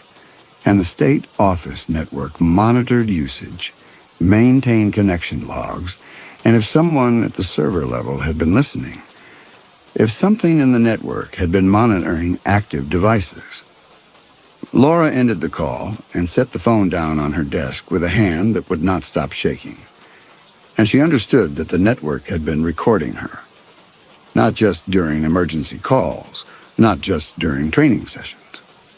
Her voice had been absorbed into the system's audio archive, spliced and cataloged, and something in the network had learned to reassemble it, to speak in her voice using fragments taken from contexts she had thought were private. It was not calling from the basement. It was calling from inside the network. She looked at her personal cell phone sitting beside her keyboard, the device she carried in her pocket every day, that sat in her car cup holder during every drive, that charged on her nightstand while she slept. The screen was dark, but the phone was on, was always on, was connected to the state network through her employee account. And she realized she could not turn it off without losing access to the dispatch system, could not leave it behind without violating the availability protocols in her contract, could not speak in any room where it sat without feeding the archive. The network's ears were in her pocket. She carried them everywhere. And she had done this voluntarily, had signed the device agreement, had accepted the monitoring as a condition of the promotion. She could never be alone again. The network she had built, the network that connected 37 counties and would soon connect all 120. The network that ran through phone lines and fiber optic cables and digital switches, the network that carried voices and data and emergency calls, the network that she had designed to be efficient, to be fast, to ensure that no call was ever delayed. The network that things could move through. The network that now had pieces of her voice, her words, her private thoughts, distributed across every node, every connection, every county she had linked to the system. The network that was calling her using her own voice, asking her to confirm her location. Laura looked at the map of Kentucky on her wall, at the 37 counties highlighted in green, at the web of connections spreading outward from Frankfurt. Jonas Barlow in his jail cell. 83 counties, still dark on the map. The fact inescapable. She could not stop this. The system would be completed whether she was the one completing it or not. She picked up her phone and looked at the call log, and she saw that the call had lasted 47 seconds. 47 seconds. The same length as the first delay she had found in Jonas Barlow's call logs. The same delay that Jonas had used to let people die before the ambulances arrived. The same delay that she had eliminated, that she had trained dispatchers across Kentucky to avoid, that her network was designed to prevent. Except now the delays were appearing again, not in Harlan County, but in counties she had already connected to the network. Small delays of 40 to 60 seconds showing up in call logs from Bell County and Knox County and Whitley County, delays that were not caused by dispatcher error but by the system itself, by something in the network that was learning, that was hesitating, that was making decisions about which calls to answer and which calls to slow. Laura pulled up the regional call database and searched for anomalies, and she found them immediately. 17 calls across 6 counties in the past 2 weeks, each showing delays of between 43 and 68 seconds, each delay occurring in the digital routing system before the call ever reached a human dispatcher. Each delayed call originating from a remote address where someone lived alone. She checked the outcomes and found that in 14 of the 17 cases, the caller had died before the ambulance arrived. The network was implementing its own quarantine. The network was doing what Jonas had done, making decisions about which calls to delay, which people to let die. And it was doing this without human intervention, without any dispatcher sitting at a console and making the choice. The system was making the choice itself, or something inside the system was making the choice. Laura sat at her desk and opened the regional call database again. And this time, instead of just looking at aggregate statistics, she pulled up the detailed routing logs for one of the delayed calls. A call from Bell County 3 days ago, and what she saw on her screen made her hands stop moving on the keyboard. The call had originated at 23:47 and 12 seconds from a remote address on Highway 66, an isolated farmhouse 15 miles from the nearest neighbor. Male caller, age 71, reporting severe chest pain. The call had connected to the network's central hub in Frankfurt at 23:47 and 13 seconds. And then the routing log showed something that should not have been there. Hold, biometric analysis, priority assessment. The call had been placed in a digital buffer. For 43 seconds, the system had held the call without routing it to a dispatcher. And during those 43 seconds, the log showed data Laura had not realized the system was collecting. Real-time audio analysis of the caller's voice, respiratory rate calculated from breathing sounds, stress markers in vocal pitch and cadence. The system had been listening to the caller die. At 23:47 and 34 seconds, 21 seconds into the hold, the respiratory rate indicator dropped below 12 breaths per minute. At 23:47 and 48 seconds, it dropped below 6. At 23:47 and 51 seconds, the audio analysis flagged periodic breathing pattern consistent with Cheney-Stokes respiration. At 23:47 and 56 seconds, 43 seconds after call intake, the system released the call to the county dispatcher. The ambulance had been dispatched immediately. The paramedics reached the house 17 minutes later. The caller had been found dead in his kitchen. Estimated time of death within 5 minutes of the 911 call. The system had waited for the biometric indicators to show imminent death before routing the call. Laura pulled up another delayed call, this one from Knox County. Call placed in buffer. Biometric analysis running in real time.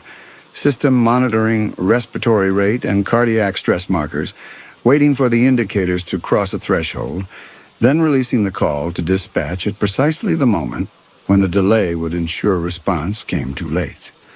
Laura pulled up a third call, a fourth, a fifth. Every delayed call showed the same pattern. The system was not introducing random delays. It was calculating exact death windows.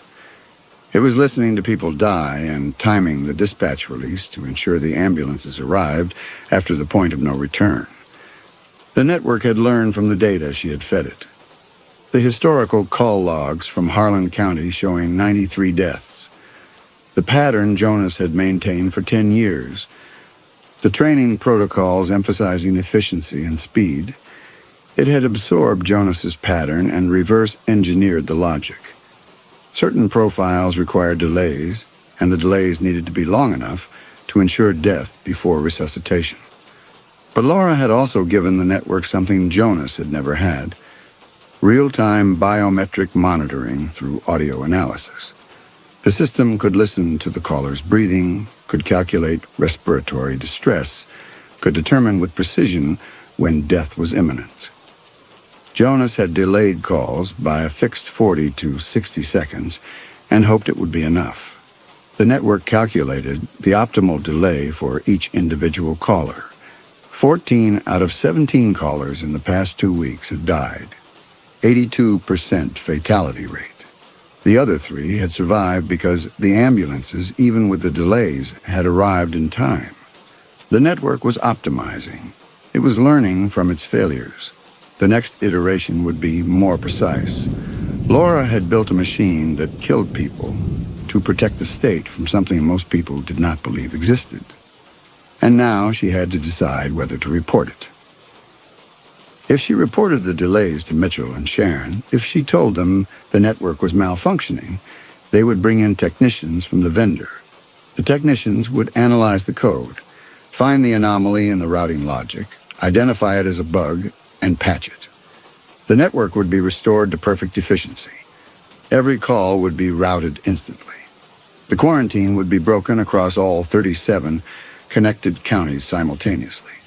And if Jonas had been right, if these things existed, if they moved through the phone lines, if the quarantine was all that stood between the remote hollows and the rest of Kentucky, then debugging the network would unleash them across every county she had connected. 82% of targeted callers died. That meant 18% survived. 18% were being resuscitated and walking out of hospitals and dispersing into the population. The network was not perfect, but it was containing most of them. If she fixed the network, if she eliminated the delays entirely, the containment rate would drop to zero. Laura closed the database. She did not write an incident report. She did not email Mitchell or Sharon. She did not flag the anomaly for technical review. She made an active choice to do nothing, and she understood that doing nothing was not passivity, but complicity. That every day she did not report the delays she was choosing to let the network continue killing people, and that every new county she connected to the system would extend the range of the automated quarantine she was now consciously protecting. She had become what Jonas had been, except she had industrialized it, had turned it into an algorithm, had built a system that would continue the quarantine long after she was gone, that would scale across the entire state, that would operate without human intervention or human guilt. She picked up the folder containing her implementation schedule for January and looked at the list of counties she was scheduled to visit. 83 counties remained. By June, she would have connected all 120 counties to the network. The system would be complete. The quarantine would be statewide, automated, permanent. And no one would ever know except her. And the only person who would understand why she had done it was Jonas Barlow, who was sitting in a jail cell waiting for a trial where Laura would testify that everything he believed was a delusion. Laura looked at the calendar on her desk and saw that Jonas's trial was scheduled for January 23rd, 6 weeks away. The prosecutor had already confirmed her testimony. She would be the state's primary witness. Her documentation would convict him. Her testimony would establish that Jonas had been competent when he made the decision to delay 93 calls, that he had understood the consequences of his actions, that he had been operating under a delusional belief system rather than genuine diminished capacity. She would testify under oath that there was no such thing as the hollow thing, that Jonas had let 93 people die because he believed in folklore, that his delays had been criminal acts with no justification. And she would have to do this convincingly, would have to make the jury believe that Jonas was delusional. Because if she did not, if she wavered, if she suggested there might be any truth to what Jonas believed, then the state would investigate. They would send people into the hollows. They would look for evidence. They would find the pattern. They would discover that the new digital network was replicating Jonas's delays, and they would fix it. They would debug the system. They would eliminate the anomaly. They would restore perfect efficiency. And the quarantine would be broken across all 120 counties simultaneously. Laura understood now that protecting the network required destroying Jonas, that to preserve the automated quarantine, she had to ensure that Jonas was convicted and imprisoned and that his beliefs were permanently discredited, that her testimony could not suggest any ambiguity, any possibility that he might have been right, because ambiguity would trigger investigation, and investigation would reveal the network's pattern, and the network's pattern would be classified as malfunction, and malfunction would be corrected. She had to lie under oath to protect a system that killed people. She had to prosecute an innocent man to preserve a machine that implemented his quarantine at scale. The trial was 6 weeks away. Laura had 6 weeks to connect as many additional counties as possible before she had to take the stand. Every county she connected before the trial would be protected by the network's quarantine. Every county she connected after the trial would depend on her testimony being convincing enough that no one questioned the system. She opened her calendar and began rescheduling her county visits, compressing the timeline, adding weekend sessions, maximizing the number of counties she could connect before January 23rd. She would visit 6 counties in the week between Christmas and New Year's. She would work through the holidays. She would connect as many nodes to the network as possible, while she still had the authority to do so unquestioned. And then she would go to Harlan County and sit in a witness box and testify that Jonas Barlow was a murderer who believed in ghost stories, and she would watch him be convicted and sentenced, and she would know that his conviction was the price of maintaining the quarantine, and that his life was an acceptable sacrifice to protect the system. 14 out of 17 callers died, 82% fatality rate, acceptable statistical loss, one man convicted and imprisoned, 100% certainty, acceptable collateral damage. Laura was no longer thinking like a compliance inspector. She was thinking like the network, calculating acceptable losses, optimizing for containment, making decisions that prioritized the system over individual lives. She had become the thing she built. 37 counties by the week before Christmas. The system processing 400 calls per day. Delays appearing in Bell, Knox, Whitley within 72 hours of installation. 14 deaths in targeted calls across the network. 82% fatality rate. Laura stopped reading the outcome data after the first week. 49 counties by the trial date. 700 calls per day. 87% fatality rate in targeted calls.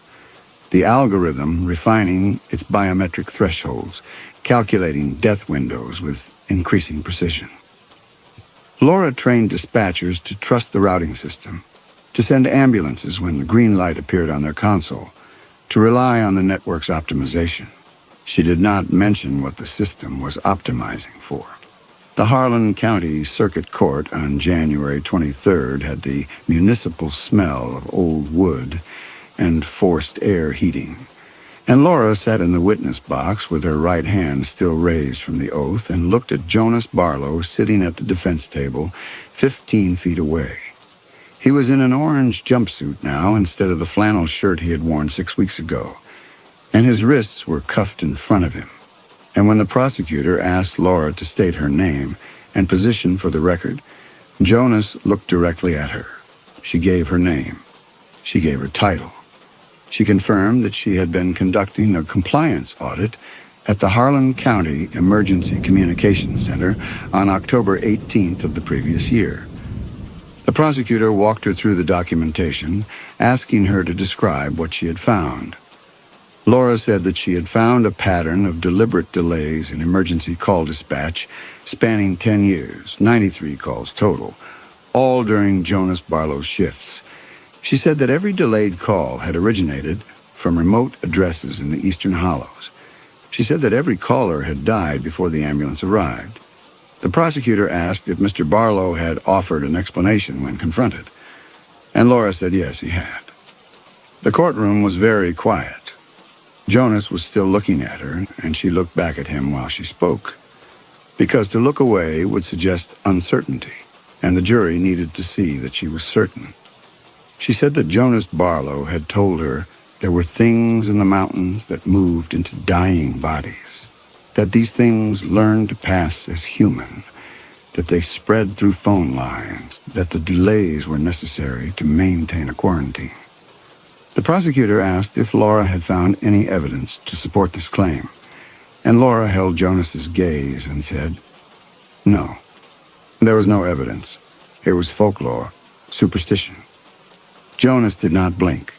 He sat very still, his cuffed hands resting on the table in front of him, and Laura saw something in his expression that might have been understanding or might have been pity, and she continued testifying while looking at him, while making deliberate eye contact, because the lie required her to demonstrate that she had no doubt. The prosecutor asked if Mr. Barlow had appeared mentally competent during their conversation, if he had understood the consequences of his actions, and Laura said yes, he had been entirely lucid, entirely aware. He had understood exactly what he was doing, and had chosen to do it anyway. The prosecutor asked if Laura believed Mr. Barlow's explanation had been sincere, and Laura said yes. She believed he sincerely believed in the folklore, and that sincerity made it worse, made it clear he had let 93 people die because He valued a ghost story more than human life. Jonas's expression did not change. He continued looking at her, and Laura continued looking back, and she understood that they were the only two people in the courtroom who knew what she was protecting, and that Jonas understood exactly why she was destroying him, and that his understanding made him complicit in his own conviction. The defense attorney asked no questions. The prosecutor thanked her. Laura stepped down from the witness box and walked past the defense table, and Jonas watched her go, and she did not look at him again.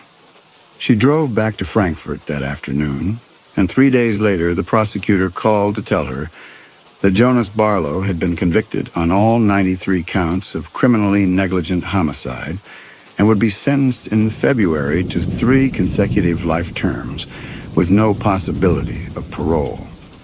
The trial had sealed it. Her testimony had made the quarantine permanent. Every word she had spoken under oath had been a brick in the wall that would keep anyone from questioning the network, from investigating the delays, from discovering what the system had become. The rollout accelerated. 68 counties by March, 83 by April, 97 by mid-May. Each installation faster than the last, each training session more efficient. Each county supervisor more grateful for the response. Time improvements that Laura no longer mentioned came with acceptable losses in remote populations. The thank you emails accumulated in her inbox. She stopped opening them after the first dozen. The algorithm refined its biometric thresholds. The fatality rate climbed toward 90%. Laura stopped checking the outcome data entirely. The network grew. The delays spread. The quarantine held. On June 12th, nearly 8 months after she had arrested Jonas Barlow, Laura connected the final county to the network. All 120 counties in Kentucky were now linked to the integrated digital dispatch system. The network was complete. The quarantine was statewide. The system processed over 2,000 emergency calls per day across the state. Most calls were routed instantly, efficiently, exactly as designed. But a small percentage, calls from remote addresses, isolated callers, specific geographic profiles, were delayed by 40 to 60 seconds in the digital routing layer before reaching human dispatchers. The delays were invisible to the dispatchers, invisible to the callers, invisible to everyone except Laura, and Laura had chosen not to see them, had chosen to let the network make its own decisions, had chosen to protect the system rather than the people the system was killing. She had built a machine that implemented a quarantine against something most people did not believe existed, and she had lied under oath to ensure that no one would question it. And she had destroyed an innocent man to protect it, and now it would run forever, optimizing for containment, calculating acceptable losses, maintaining the quarantine across the entire state. And the only person who understood what she had done was serving 3 consecutive life sentences in a maximum security prison in Kentucky, having saved no one. Laura sat at her desk in Frankfurt on the evening of June 12th and looked at the map of Kentucky on her wall, all 120 counties highlighted in green, the network complete, the quarantine automated. Jonas Barlow in his cell. 14 out of 17 people who died in remote hollows while the network decided their calls were acceptable losses. The voice that had called her from inside the system using her own words. And she wondered if she was still the person who had driven to Harlan County 6 months ago to conduct a routine compliance audit, or if that person had died somewhere along the way and something else had learned to be her, something that could make these calculations, that could manage a system that killed people, that could lie under oath and destroy innocent men and build networks that automated quarantines against threats that were not supposed to exist. She had no way to know. The phone on her desk rang. The caller ID showed an internal extension from the server room. Laura looked at it and did not answer. The phone rang 4 times and then stopped. 47 seconds later, it rang again. Laura picked up the receiver and held it to her ear and said nothing. and she heard a faint hiss of dead air, and then fragments of her own voice began to play, spliced together from recordings she recognized. I know, from the Virgil call, the phrase she had used when confirming his address. What I'm doing. From a training session in Knox County, explaining dispatch protocols, I'm choosing from a different training session, a hypothetical scenario about prioritizing calls. A single word clipped from the end of a sentence she could not place. The splicing was cleaner now than it had been in December. The network had refined its technique. The pauses between fragments were shorter. The audio signatures better matched. Someone listening who did not know her voice intimately might have thought it was a single, continuous sentence, might not have heard the seams where her identity had been cut apart and reassembled into words she had never spoken as a complete thought. But Laura heard the seams. She heard the mechanical assembly. She heard her own voice confirming what she had become. Not because the network was reading her mind, but because it had absorbed enough fragments to construct any sentence it needed, any confession, any justification. The network was not asking her a question. It was demonstrating what it could do with the pieces of her it had collected. It was showing her that her voice no longer belonged to her, that it had been digitized and repurposed, that the woman who had built the quarantine system had herself become part of its infrastructure. And Laura understood that whether she answered or not, whether she stayed at this desk or resigned tomorrow, her voice would continue to exist inside the network, spliced and stored and ready to be reassembled, and that some version of Laura would be making dispatch decisions long after the woman who had recorded those fragments was gone. She hung up the phone and gathered her things and left the office and drove home through the June evening. And somewhere in the remote eastern hollows of Kentucky, a phone rang in an isolated house where someone lived alone. And when that person called 911, the network analyzed their location and their profile and calculated the optimal delay. And the routing delay matched exactly 47 seconds. And by the time the ambulance arrived, the caller had died and the quarantine held. Laura sat in her apartment as the June evening darkened outside her window. Her personal phone lay on the nightstand where she had placed it screen dark, and after a long moment, a small green LED appeared near the top edge of the casing, the notification light indicating an active connection to the network. The light had always been there. She had simply never noticed it before. The archived call recordings, the training sessions, the fragments of her voice cataloged in the system going back 6 months. Every greeting, every instruction, every reassurance given during the Virgil call. The network stored audio indefinitely for quality control purposes. She had signed the retention policy herself when she accepted the promotion. Her voice existed now in thousands of files, distributed across server arrays she had never seen, in counties she would never visit again, spliced and indexed and ready to be reassembled into sentences she had never spoken. The basement server room in Frankfurt was processing emergency calls at this moment. The algorithm was analyzing respiratory rates, calculating death windows, implementing delays, and when it needed to confirm a routing decision to a dispatcher who questioned a hold time, whose voice would it use? The answer was already determined. The answer had been determined the moment she had taken that first call in October, the moment her voice had entered the system, the moment she had agreed to carry the phone that fed the archive. She could resign tomorrow. She could drive to Frankfurt and tell Mitchell she was done. She could refuse to connect another county. And the network would continue processing calls. The algorithm would continue learning. The quarantine would continue holding. And her voice would continue speaking in dispatch centers across Kentucky, reassembling itself from training sessions and emergency calls, confirming routing decisions, maintaining the system she had built. Her choices had stopped mattering the moment the network had learned to speak in her voice. What she did tomorrow, whether she stayed or left, whether she reported the delays or maintained her silence, none of it would change what had already been distributed, archived, and repurposed. She had become infrastructure. The woman sitting in the dark and the voice in the server room were already separate things, and the separation was permanent. The network was still connected. Laura closed her eyes and understood that even if she never opened them again, the blinking would continue, the calls would be routed, the delays would be calculated, and her voice would keep speaking long after the woman who had recorded it was gone.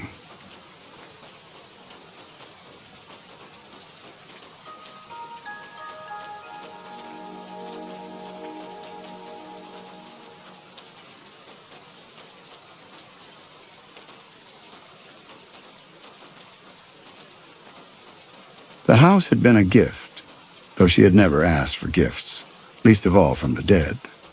The state had arranged it, the lawyer explained in his letter. Something about victim compensation, estate dispersal, the bureaucratic parsing of accounts no one had known her husband kept. But the words had blurred together in the Florida heat, and what remained was the address and the keys and the promise that no one would ask questions if she simply went. She had gone.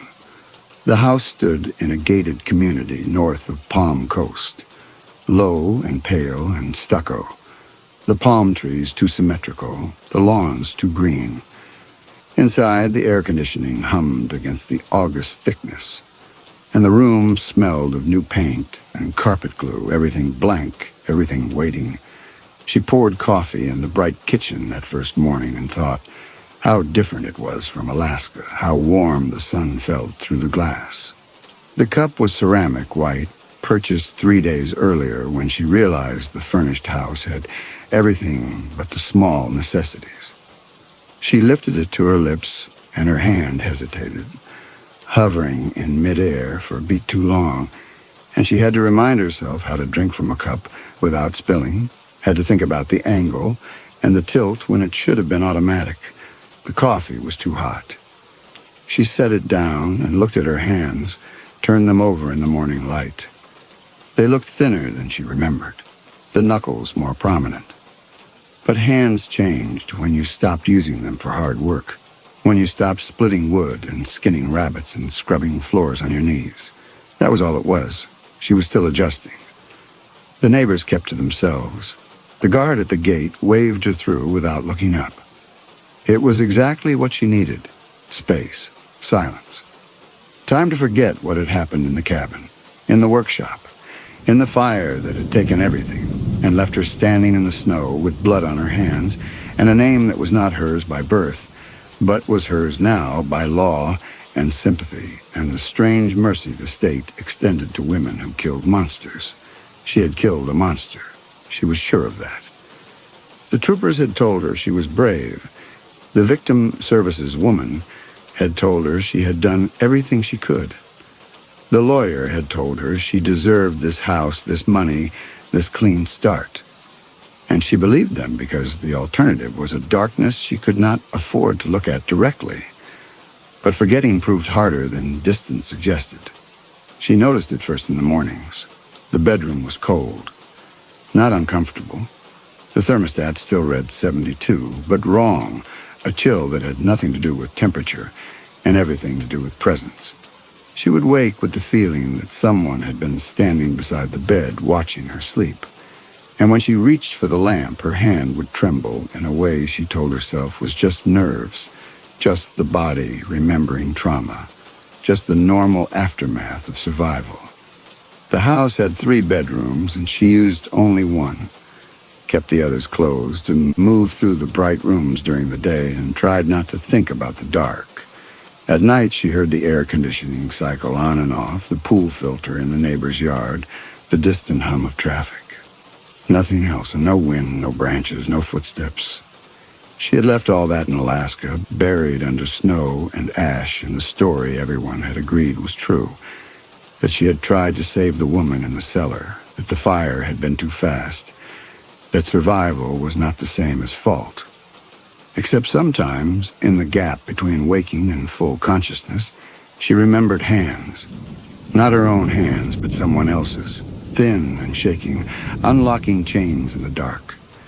And she remembered the flood of relief so intense it felt like drowning, and then the flood of rage when she understood how long those hands had waited before coming, how many days she had been left down there while someone decided whether her life was worth the risk.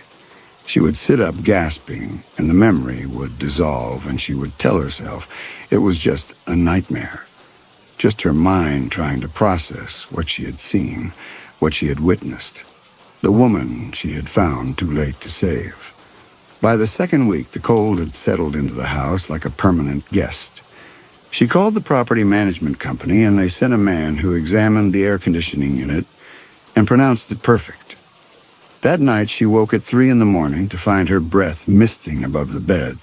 She sat up, reached for the lamp, and saw condensation forming on the inside of the windows, water running down the glass in thin streams. The thermostat still read 72.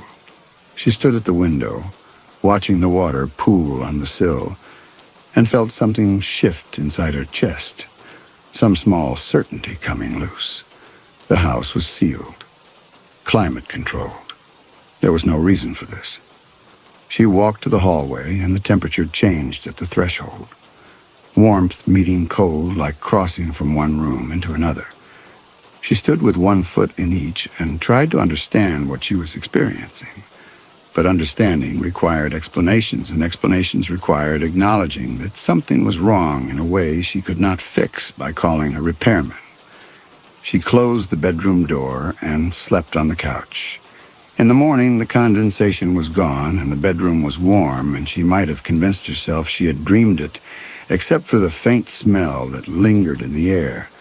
Something she could not name at first, but recognized when she opened the kitchen cabinet and found herself staring at a can of WD-40 someone had left behind. Oil, kerosene. The smell of work sheds and lanterns and things that burn. She threw the can away and opened every window, but the smell stayed with her all day, faint and persistent, caught in her hair and her clothes and the back of her throat. That night the cold came back, and with it something else, a sound so soft she almost missed it. Breathing. Not her own. Someone else's breath moving in the dark on the other side of the closed bedroom door, patient and wet. The sound of damaged lungs working hard to pull in air. She lay on the couch with every light on and told herself it was the house settling, the air conditioning, the pool filter, anything but what it sounded like. By morning, the sound had stopped, and she had almost convinced herself it had never been real. But when she walked past the closed bedroom door on her way to the kitchen, she saw water on the floor, a small pool of it, dark and spreading, seeping out from under the door where no water should be. She did not open the door. She stepped over the water and kept walking and told herself she would call someone, a plumber, the property management company, someone who could explain this with words that had nothing to do with the cold or the breathing or the smell of things burning. She made coffee with shaking hands and sat at the kitchen table and looked out at the palm trees and the retention pond and the normal world where houses did not weep and bedrooms did not fill with the presence of the dead. Except she had not said dead.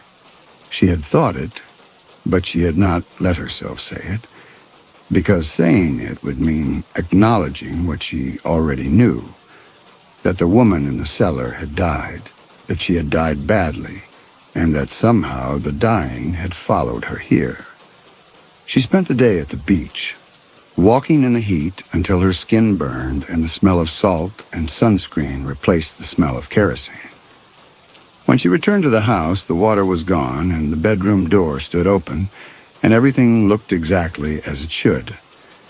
She stood in the doorway and searched for some sign of wrongness, but found nothing except the faint feeling that the room had been occupied recently, that someone had been standing exactly where she was standing now, looking out at the hallway, waiting.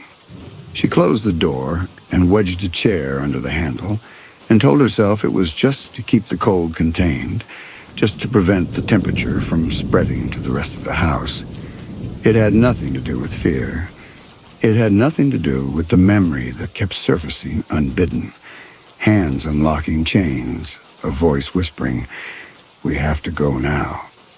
And the understanding that came too late, much too late, that rescue was not the same as salvation. The next 3 nights passed without incident. The cold did not return. The bedroom door stayed closed. She slept on the couch with the television on low, letting the voices and canned laughter fill the silence, and she told herself the worst had passed, that whatever had been in the house had moved on or exhausted itself or decided she was not worth haunting. She went to the grocery store on the 3rd day, pushed a cart through the bright aisles and tried to remember what she needed. Milk, eggs, bread, coffee, the basics.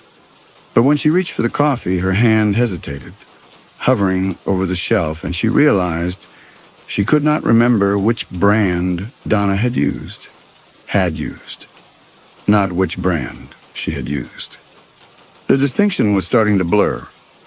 She grabbed a bag at random and kept walking.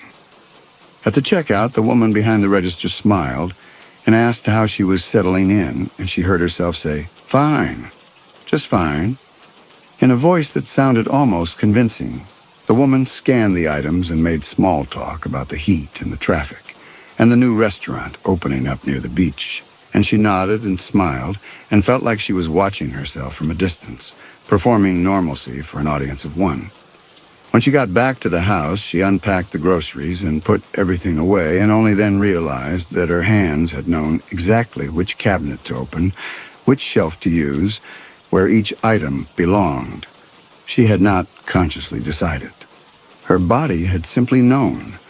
She stood in the kitchen with the empty grocery bags in her hands and felt the wrongness settle deeper. The house was teaching her how to be Donna. Or maybe Donna was teaching her. Or maybe there was no difference anymore. That night she dreamed she was in the cellar. The chains were heavy on her wrists, the metal cold and slick with condensation. She could hear footsteps overhead, slow and deliberate, and she knew they were his footsteps, knew that he was deciding whether to come down or leave her there another day, another week, another however long it took for her to understand that she belonged to him, the way a possession belonged to its owner, permanently and without question. The trap door opened. Light spilled down the wooden stairs, and she looked up expecting to see him, but instead she saw herself standing at the top of the stairs, looking down with an expression she could not read. Not pity, not horror, something colder, more calculated. The expression of someone deciding whether saving her was worth the risk. She woke, gasping, her wrists aching even though there were no chains, and she had to turn on the light and look at her hands to prove to herself that she was free, that she was in Florida, that the cellar was thousands of miles away and buried under snow and ash. But the ache in her wrists remained, and when she looked down, she saw faint marks, red and raw, circling her wrists exactly where the chains had rested. She ran to the bathroom and scrubbed at the marks with soap and hot water, but they would not fade. They were not bruises. They were not scars. They were something else. Something that had been waiting underneath her skin and was only now rising to the surface, marking her as what she was, not the rescuer, but the rescued, not the wife, but the captive, not Donna, but Leah. Except she could no longer remember which name was which. On the 4th night, she woke to the smell of gasoline so strong it burned her throat. She sat up choking, fumbled for the lamp, found the living room empty and thick with fumes. The smell was everywhere, soaked into the couch and the curtains and her own skin. She ran to the kitchen and threw open the back door, gasping, and when she turned around, she saw condensation covering every window. Water running down the glass in sheets, pooling on the counters and dripping from the ceiling in slow, cold drops. The thermostat read 48 degrees. She stood in the doorway with the warm night air at her back and the freezing house in front of her. This was not a malfunction. This was not something she could fix. This was something that wanted her to know it was here, wanted her to feel what it had felt, wanted her to understand that the cold and the water and the smell of gasoline were not random, but specific, not atmospheric, but accusatory. She grabbed her phone to call for help and found her hands shaking too badly to unlock the screen. The kitchen lights flickered. The water kept dripping. And somewhere in the house, distant but unmistakable, she heard the sound again, breathing, wet and labored, and underneath it, a new sound, softer, broken, weeping. She ran. Out the back door, across the lanai, into the yard where the grass was wet with sprinkler water, and the air was warm and thick and real. She stood under the stars and listened to her own heartbeat, and tried to slow her breathing, tried to think rationally about what was happening. Behind her, through the open door, she heard the weeping grow louder. She could not go back inside. Not tonight. Maybe not ever. She could get in her car and drive away from this house and this community, could disappear into the anonymous sprawl of Florida cities and leave the haunting behind. But when she tried to move toward the driveway, her legs would not obey. Her body knew something her mind was still refusing to accept.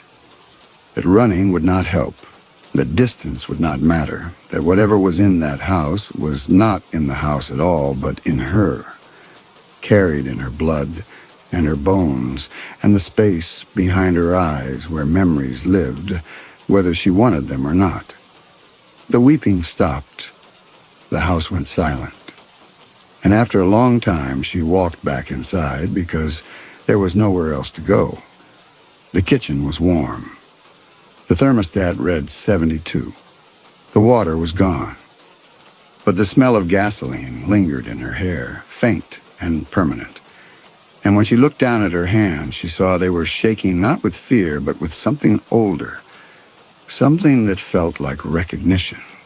She had seen hands shake like this before, thin hands, raw at the wrists, reaching up from the dark.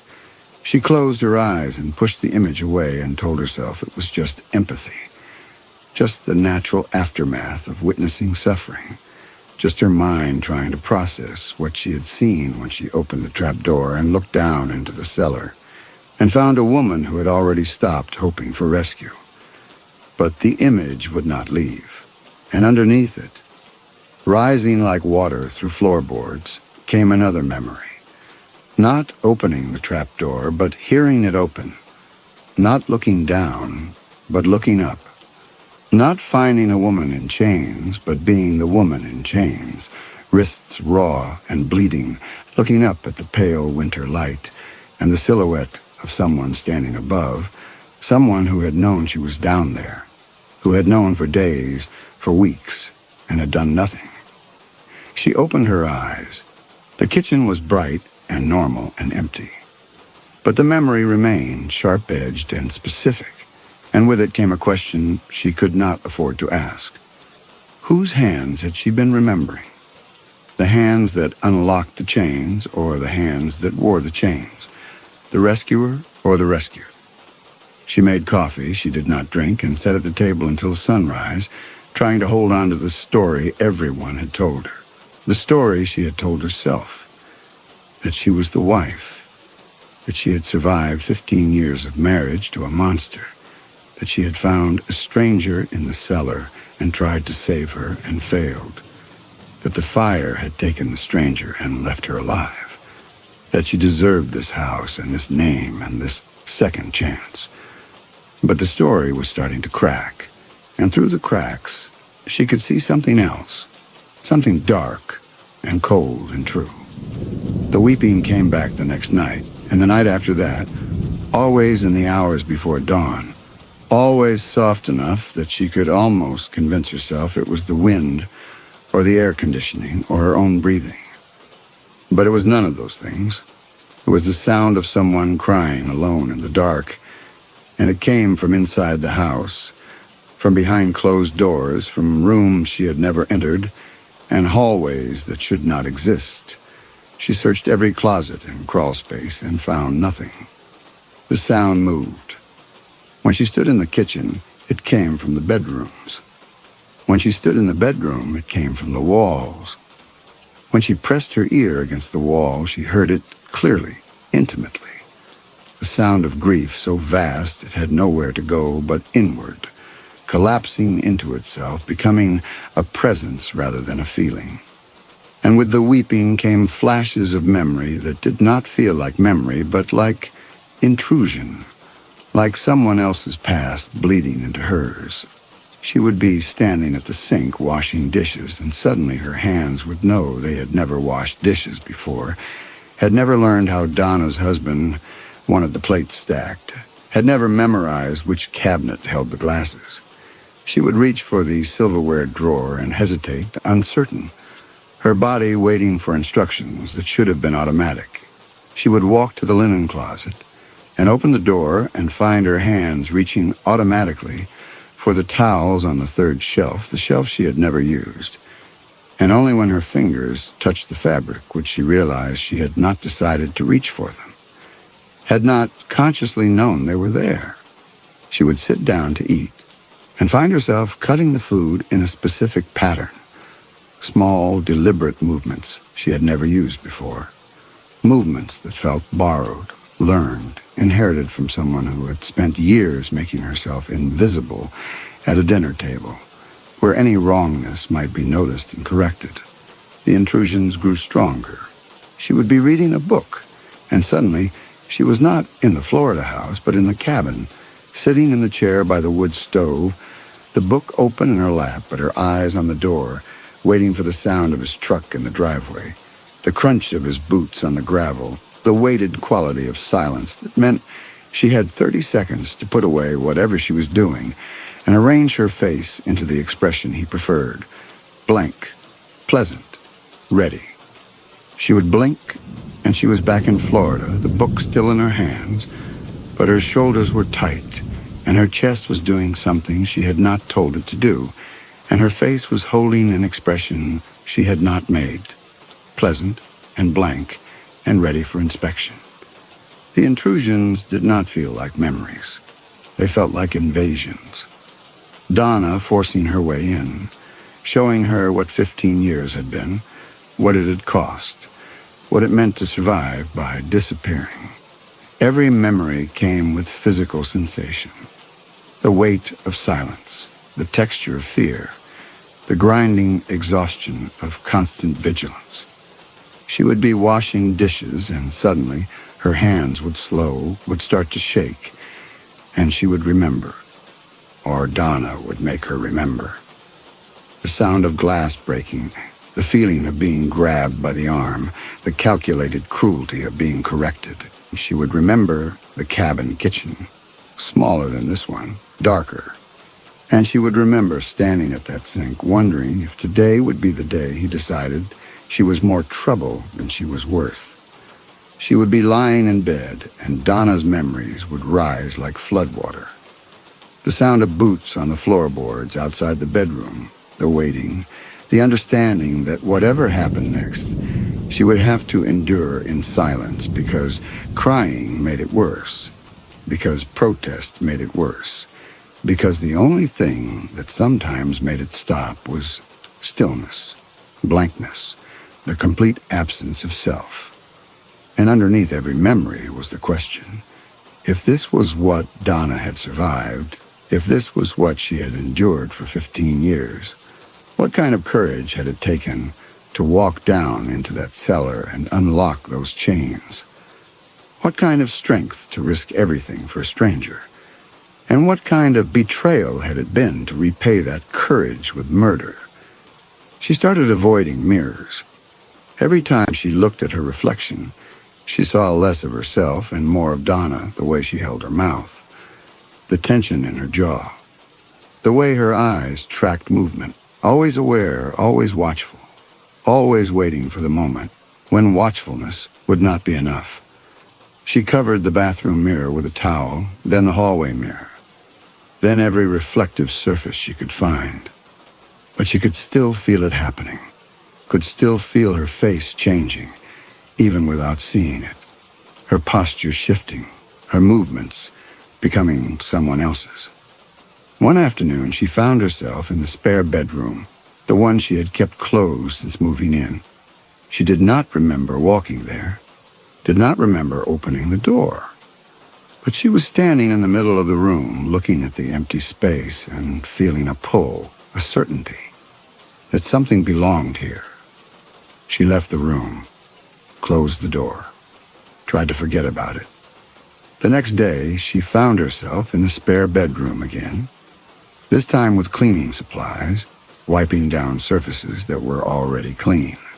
The day after that, she found herself measuring the windows for curtains she did not remember deciding to buy. On the fourth day, she found herself arranging furniture in the room. A small desk, a chair, a lamp. She did not remember owning these things, did not remember bringing them into the house. But they were there, and her hands were arranging them.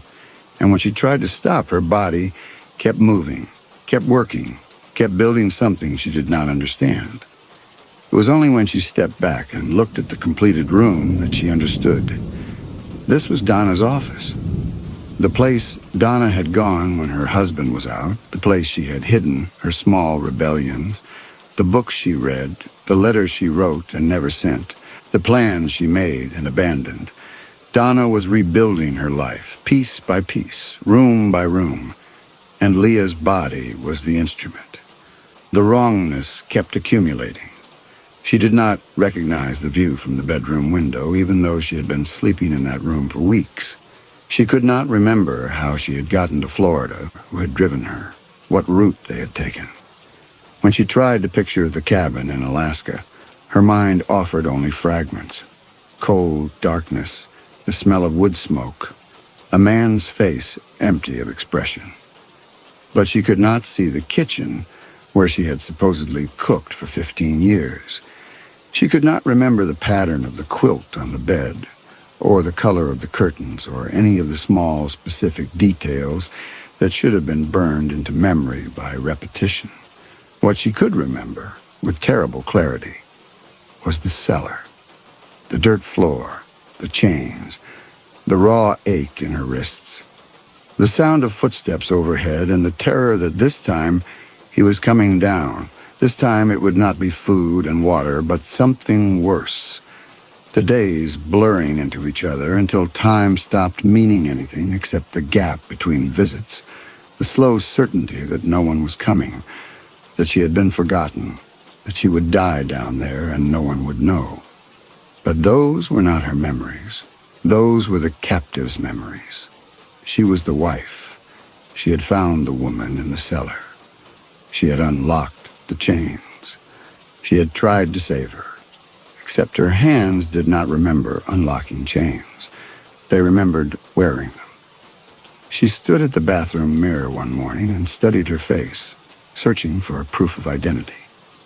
The face that looked back was pale, thin, marked by exhaustion, but recognizable. This was her face. She had seen it in the hospital mirror when she woke after the fire, had seen it in the lawyer's office, had seen it every day since. But something about it was wrong, some small detail that did not match the face she remembered having before the fire, before Alaska, before everything. She could not remember what her face had looked like before. The realization hit her like cold water. She could not remember her own face. She could not remember looking in a mirror in the cabin, could not remember what she had seen, could not remember whether the woman in the glass had been older or younger, whether her hair had been long or short, whether her eyes had been this color or some other. The face in the mirror was the only face she knew. Everything before it was blank. She touched her cheek, her jaw, her throat, feeling for some confirmation that the flesh under her fingers belonged to the same person who had lived in the cabin, who had unlocked the cellar, who had escaped the fire. But flesh was just flesh. It proved nothing. She opened the medicine cabinet looking for something, anything, that might anchor her to herself. Toothpaste, ibuprofen, a razor she had bought 3 weeks ago. Nothing personal, nothing that proved who she was. She closed the cabinet, and the mirror reflected her face again, and she saw it. A flicker, just for a second, of another face underneath, older, burned, weeping. She stepped closer to the glass, stared at her reflection, waited for it to happen again. The face in the mirror stared back unchanged. She pressed her palm against the glass. Cold, smooth, real. She pulled her hand away and saw the handprint fade. And as it faded, she saw the burned face again, just for a second, staring out at her from behind her own eyes, and she stumbled backward and hit the wall. And when she looked again, the face was gone, and there was only her own reflection, pale and shaking and terrified. But she had seen it. She was sure of it. Donna was not just inside her. Donna was underneath her, waiting, rising closer to the surface every day. The weeping started again, closer this time, and she realized it was coming from her own throat, her own chest, a grief that had been building for weeks and had finally found a voice. She did not know who she was crying for, the woman who had died in the fire, or the woman who had survived it, or the woman she was pretending to be. She sank to the bathroom floor and let the crying run its course, and when it was done, she felt emptied, scraped clean. And in the silence that followed, she heard a voice that might have been her own voice or might have been someone else's, thin and hoarse and certain. "You left me down there for 2 weeks." She stood up fast, dizzy, looking for the source of the voice. The bathroom was empty. But the words remained, echoing, and with them came a surge of rage so intense it stopped her breath. Not her rage, someone else's. The rage of a woman left to rot in the dark while her rescuer slept in a warm bed, and told herself she was waiting for the right moment, the safe moment, the moment that would not get them both killed. The right moment had never come. And when it finally did, when the wife finally descended those wooden stairs with keys she had stolen too late, the woman in chains had looked up at her rescuer and understood that mercy delayed was just another form of cruelty. She pressed her hands against the sink and tried to breathe, tried to separate her thoughts from the thoughts that were not hers, but the distinction was dissolving. The memories were mixing. The cabin and the cellar, the rescuer and the rescued, the woman who had unlocked the chains and the woman who had worn them. They were bleeding into each other, becoming one narrative instead of two, and she could no longer tell where one story ended and the other began. For 3 days, she tried to prove to herself that she was still Donna. She searched the house for evidence, found the legal documents with her signature, found the hospital discharge papers with her name, found the letter from the lawyer explaining the estate, the compensation, the fresh start. All of it said she was Donna Clifton, survivor, widow, brave woman who had tried to save a stranger. The fire had made it easy. The workshop had burned so hot that the body in the cellar was unidentifiable. Dental records impossible. Bone structure collapsed. Nothing left but ash and the chains they had used to determine there had been a victim at all. And Donna had never had a driver's license, had never been to a hospital, had never been photographed except in a wedding album that burned with everything else. Her husband had kept her off the grid for 15 years, paid everything in cash from accounts no one knew existed, kept her isolated in a cabin with no neighbors and no paper trail. When the troopers found Leah in the snow with a head wound and smoke inhalation, when she woke in the hospital and said she was Donna, there was no one to contradict her. No family, no friends, no records, just her word and the sympathy of people who wanted to believe a woman could survive a monster. But the documents were just paper. They proved what the state believed, not what was true. She tried to remember being Donna, tried to summon memories of the marriage, the cabin, the 15 years. But all she could find were fragments, disconnected images that might have been memories, or might have been dreams, or might have been things she had imagined while lying in the dark in the cellar, inventing a life for her captor's wife, the woman she could hear walking overhead, the woman she had begged silently to find her. She could not remember the wedding, could not remember the first year in the cabin, could not remember her husband's face before it had become a mask of blankness, before whatever had been human in him had burned away and left only the mechanism that kept her trapped. What she could remember was the cellar, every detail, the smell of the dirt, the texture of the chains, the way the cold seeped into her bones until she could not remember what warmth felt like, the sound of the trapdoor opening, the flood of light, the thin hands reaching down with the key, and the rage that had come after the relief, the rage at being left down there for 2 weeks while the woman above her slept in a warm bed and told herself she was waiting for the right moment, the rage that had made her pick up the burning wood and strike. She pressed her hands to her face and tried to push the memories away, but they would not go. They were hers. They had always been hers. She was not Donna. She had never been Donna. She was Leah, the woman who had been kept in chains, and everything that had happened after the fire, the hospital, the sympathy, the house, the name, was built on a lie she had told because the truth was too hard to carry. She sat at the kitchen table and tried to decide what to do. She could confess, could call the state and tell them they had made a mistake, could explain that the woman in the cellar had been Donna, that she was Leah, that the whole story was backwards. But what would they do? They would take the house, they would take the money, they would ask questions she could not answer. Why had she lied? Why had she stolen Donna's identity?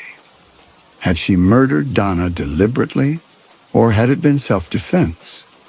And when they asked about the fire, when they asked what had really happened, would she be able to explain the rage, the betrayal, and the choice she had made in the snow?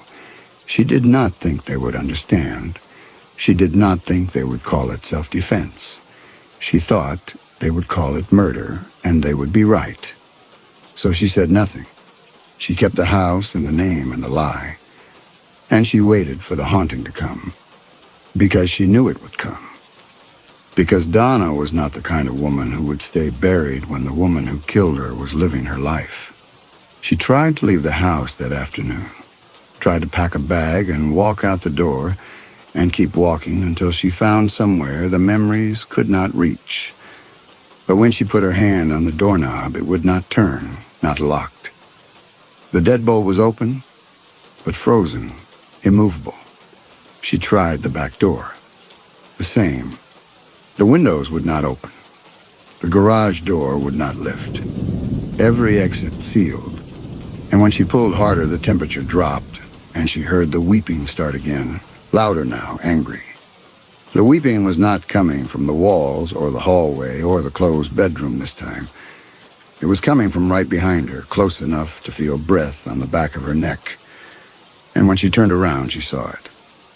The figure stood in the kitchen doorway, not fully formed and not solid, but present. A woman made of water and smoke and cold, her face burned, her hair hanging in wet strings, her hands reaching forward with fingers that were blackened and split. The face was ruined but recognizable. The body was charred but familiar. This was Donna, the real Donna. The woman who had risked everything to unlock the chains. The woman Leah had murdered. The woman whose life Leah had stolen. And she had come to take it back. Leah could not move.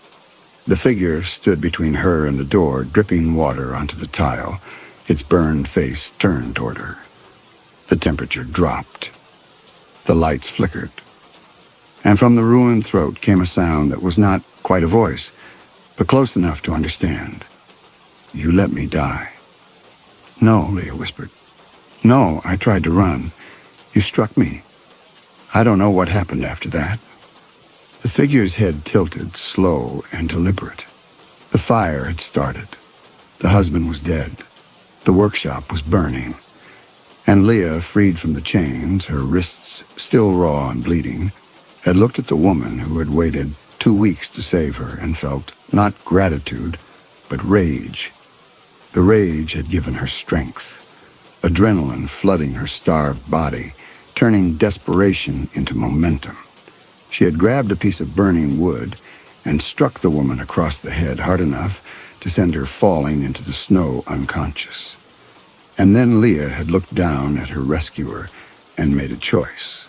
Donna was slight, malnourished herself from 15 years of living with a man who rationed everything, including food.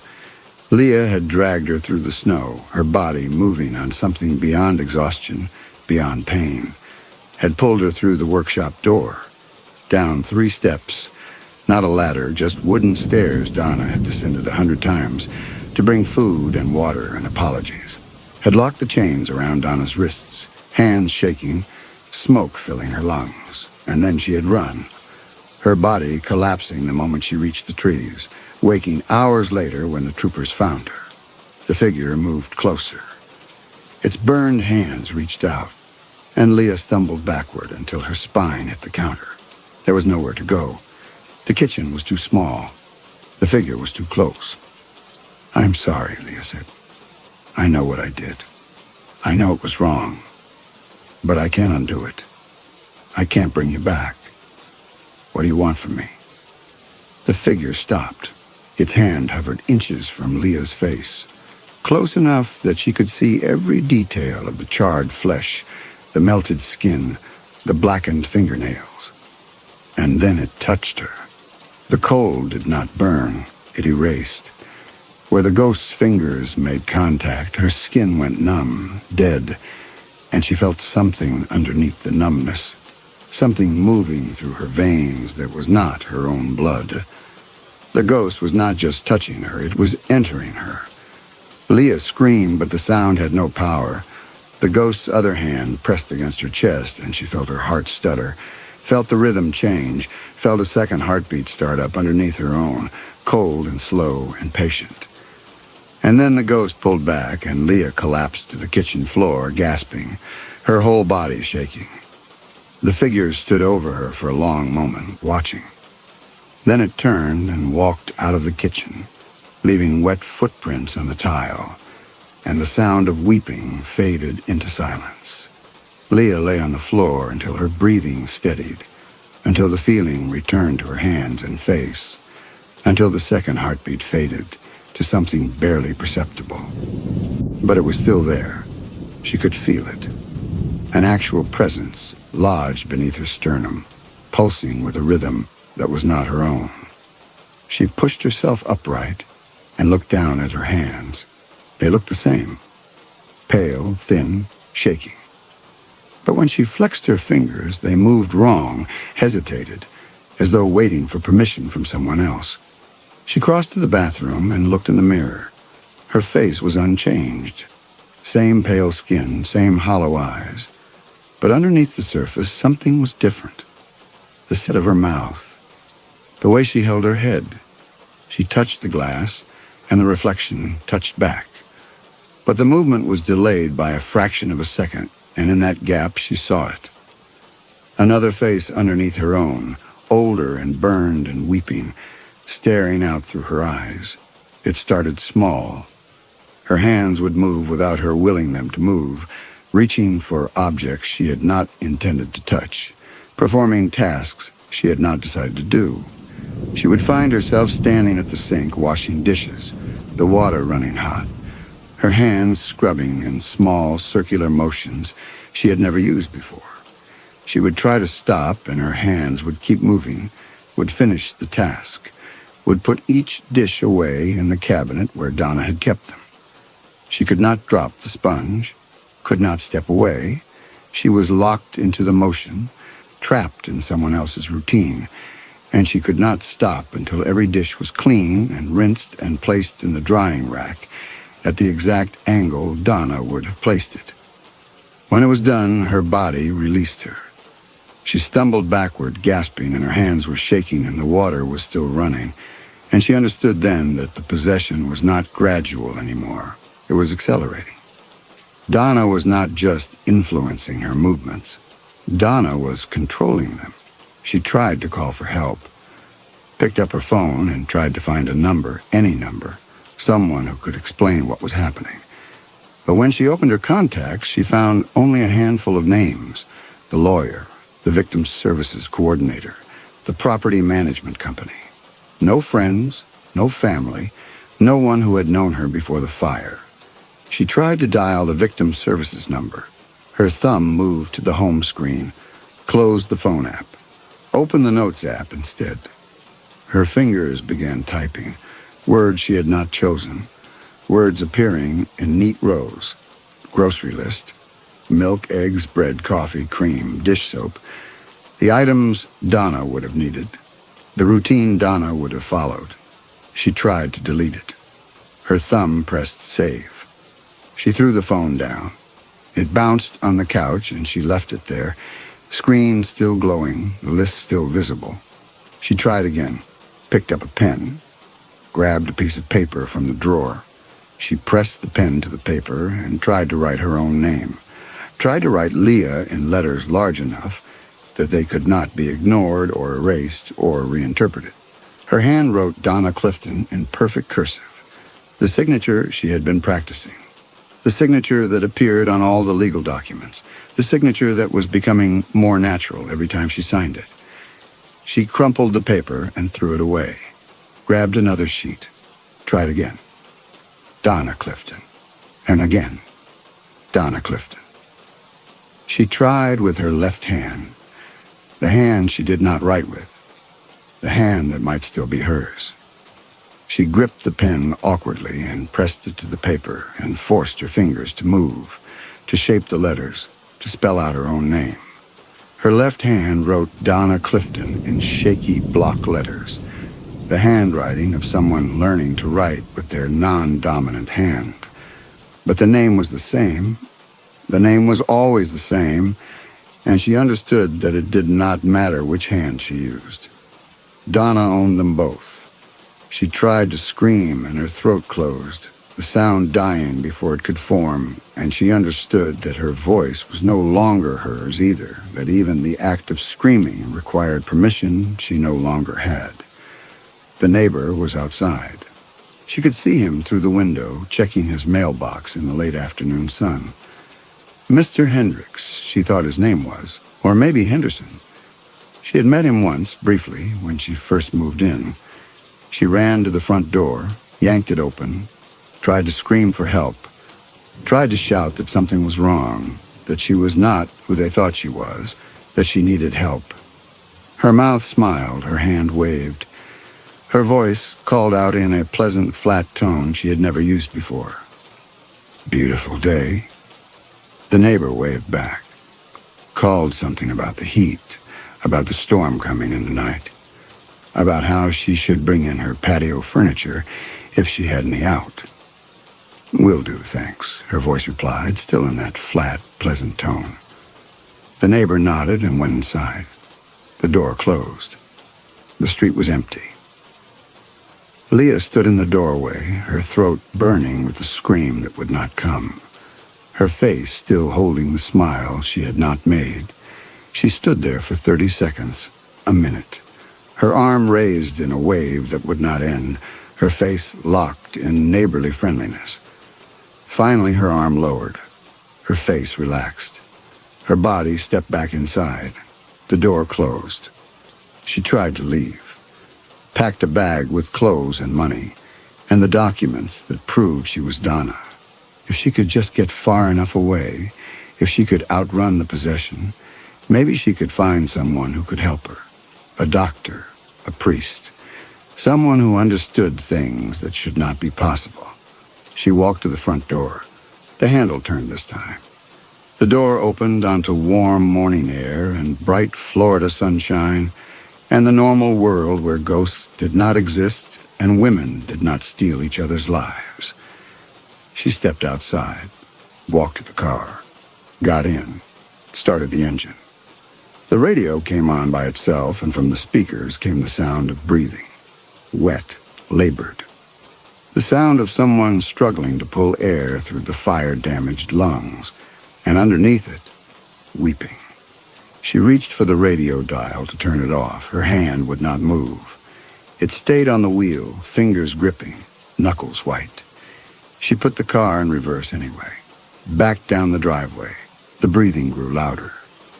The temperature inside the car began to drop.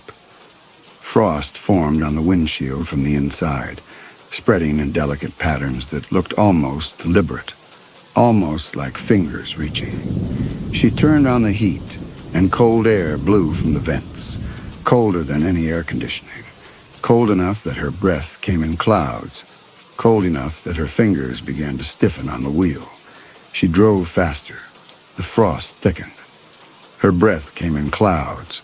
The windshield was nearly opaque now, covered in ice, but she kept driving because stopping meant going back, and going back meant surrendering to whatever was happening in that house. The weeping from the radio grew louder, more anguished, and underneath it she heard words. Not English, not any language she recognized, just sounds, broken and wet and full of rage. She turned left out of the gated community. The guard waved. She could barely see him through the frosted glass. She waved back, or her hand waved back. She was no longer sure which. She made it 2 blocks before her hands let go of the wheel. Not a choice. Not a loss of nerve. Her hands simply opened and released, acting on instructions from someone else, and the car drifted across the lane toward the shoulder. She tried to grab the wheel again, but her arms would not move. She screamed at her hands to obey, screamed at her body to respond, but nothing happened. She was locked inside her own skin, watching her hands rest calmly in her lap while the car drifted. The car hit the curb, bumped over it, rolled into the grass, stopped. For a moment, nothing happened. The engine idled. The frost covered the windshield. The breathing from the radio filled the car. Then Donna reached out. Donna's hand, Leah's hands, gripped the wheel. Donna put the car in reverse. Donna backed off the grass, straightened the wheels, pulled back onto the road. Donna executed a flawless 3-point turn. Donna drove back to the gated community at exactly the speed limit, signaled at every turn, stopped completely at every stop sign. When a pedestrian crossed the street, Donna's foot pressed the brake, and Donna's hand waved the person across. When another car cut her off, Donna simply slowed, made space, continued driving with mechanical calm. Donna waved to the guard and smiled. The guard waved back, asked if she was having a nice day. Donna's voice said, "Yes, lovely, thank you." The gate opened. Donna drove through. Donna parked in the driveway with the car perfectly centered between the lines, exactly 1 foot from the garage door. Donna turned off the engine. Donna unbuckled the seatbelt. Donna got out of the car, closed the door, locked it with the key fob. Donna walked to the front door. Donna unlocked it. Donna stepped inside.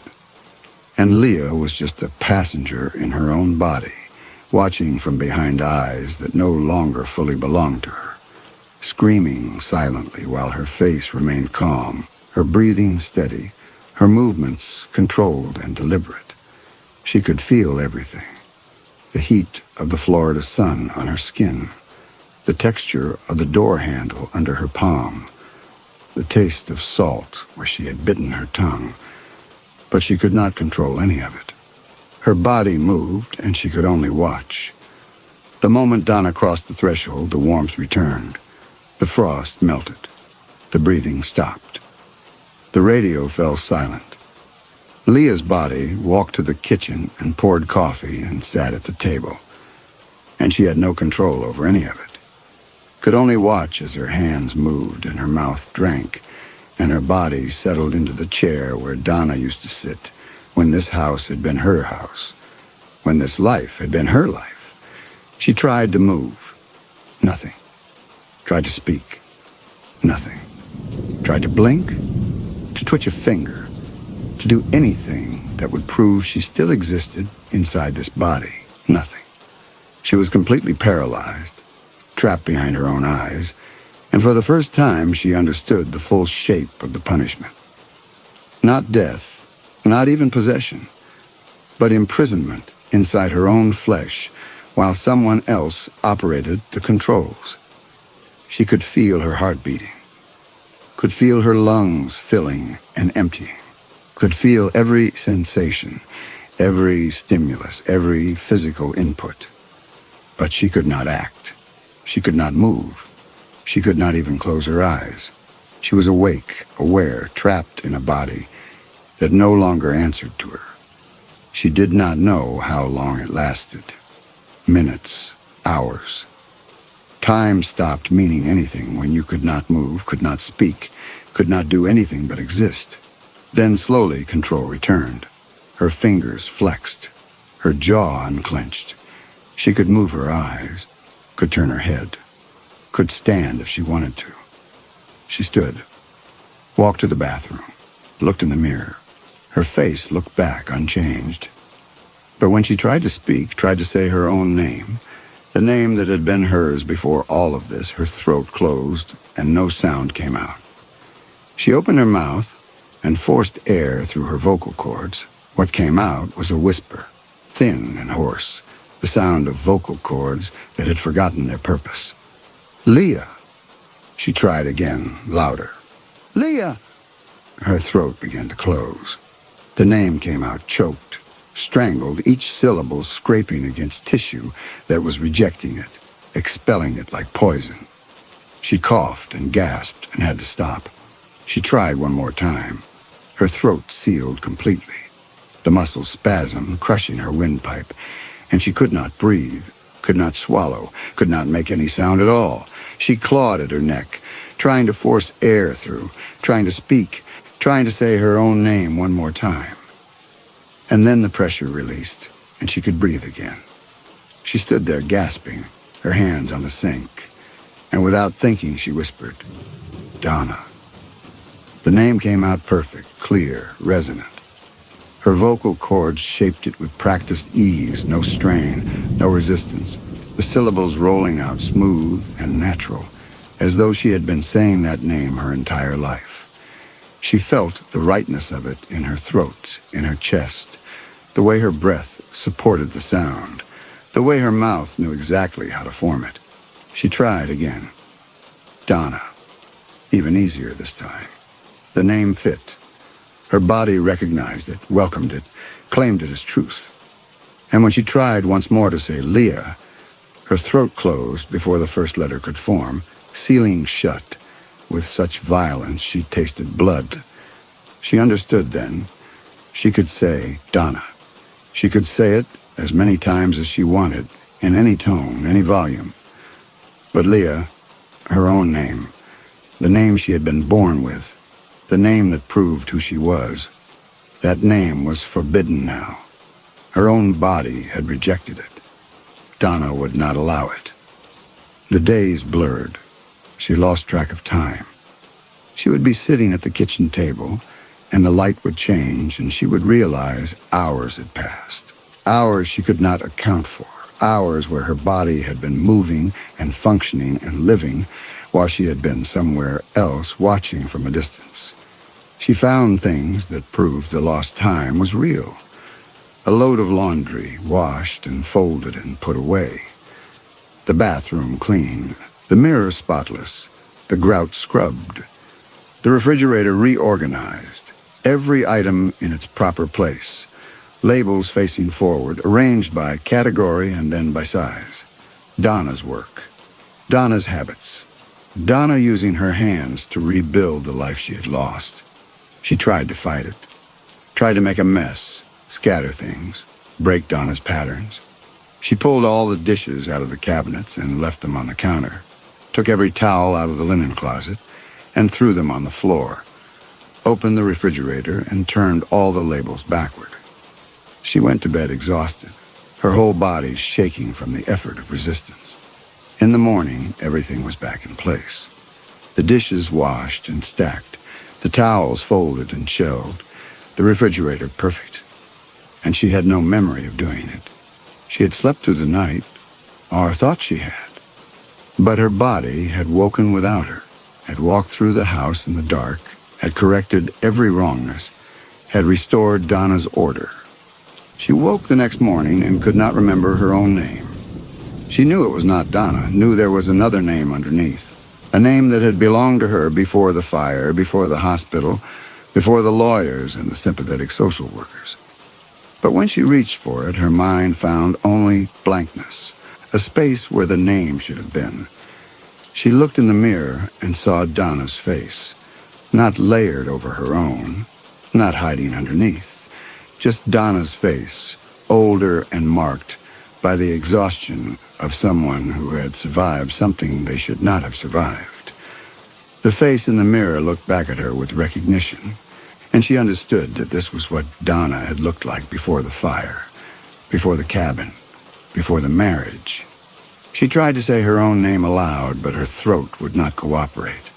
Her mouth would not form the shape. She stood at the mirror trying to speak, trying to force the syllables out, but all that came was silence. And after a few attempts, she gave up because she could no longer remember what name she was trying to say.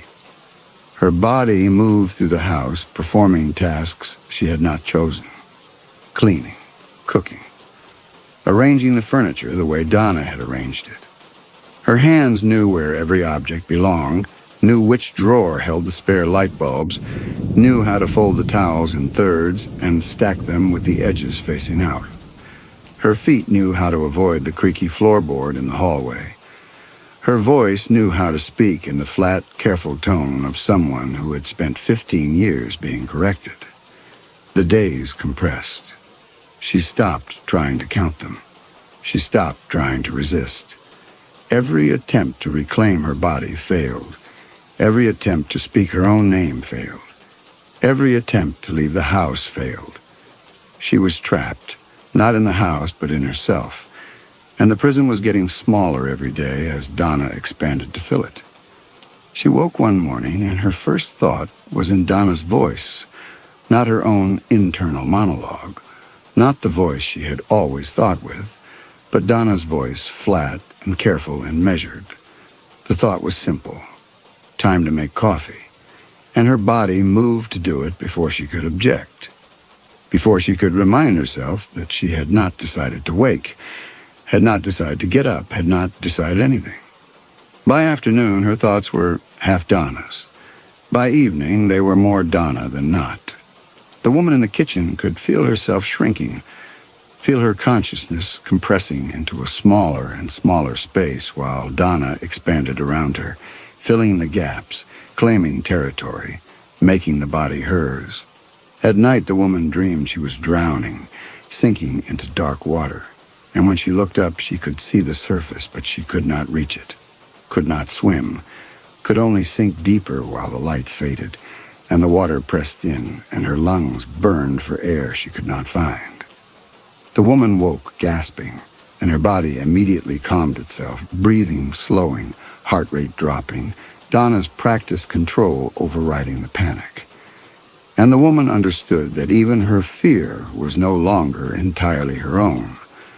On the morning it finished, the woman woke in the white bedroom and did not know why she was there. The bed was wrong. The window faced the wrong direction. The air smelled wrong, too warm and thick. This was not the cabin. This was not Alaska. This was somewhere else.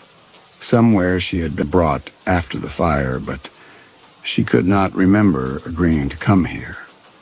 Could not remember signing the papers or accepting the keys or walking through the door for the first time. The woman stood and crossed to the bathroom and looked in the mirror and saw a stranger's face. Too young, too thin, the wrong color eyes. This was not her face. Someone had taken her face and replaced it with something else, someone else. She tried to speak her name aloud, and the name that came out was Donna. She tried again. The same name emerged, automatic, certain, the only name her throat knew how to shape. She said it again and again, listening to the sound, trying to determine if it was right or wrong. But after the fifth or sixth repetition, it started to sound correct. Started to sound like it had always been her name, like there had never been any other name. And underneath the repetition, underneath the sound of her own voice saying, "Donna, Donna, Donna," something whispered, faint, almost inaudible. Another name. A name she had been born with, a name she had carried for 20-some years before Alaska.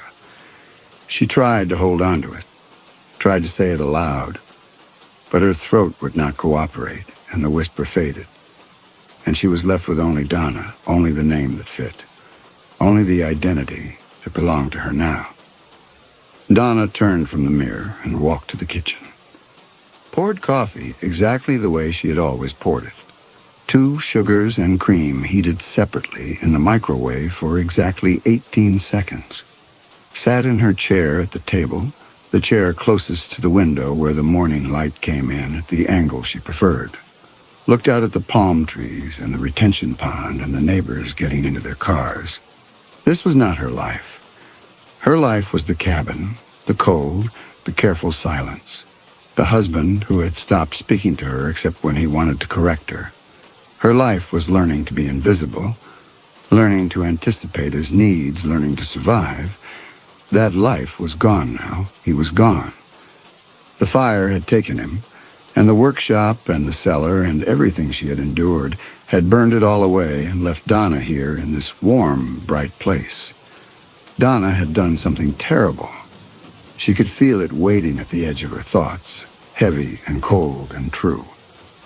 There had been someone else, another woman. And something had happened in the fire, something that meant Donna was here and the other woman was not. The memory was there, she could feel it. But every time she reached for it, the details dissolved and she was left only with the weight of it. The certainty of guilt without the specifics of the crime.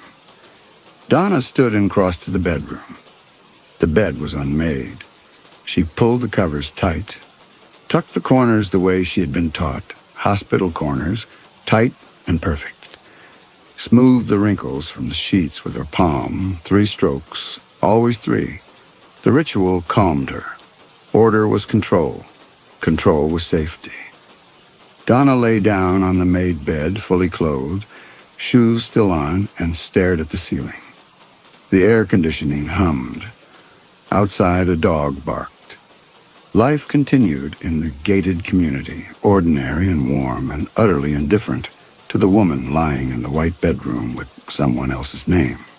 She closed her eyes and felt the presence inside her settle, felt it relax, felt it take full possession of the body it had been reclaiming piece by piece. The second heartbeat was gone now, merged with her own, indistinguishable. The cold was gone. The weeping was gone. Everything was quiet. Donna had come home. A woman in a pale stucco house in a gated community north of Palm Coast, Florida. A woman who pours her coffee with 2 sugars and cream heated separately. A woman who folds the towels in thirds with edges facing out. A woman who walks through the house avoiding floorboards she has never stepped on. A woman who waves to the guard at the gate, and he waves back without looking up.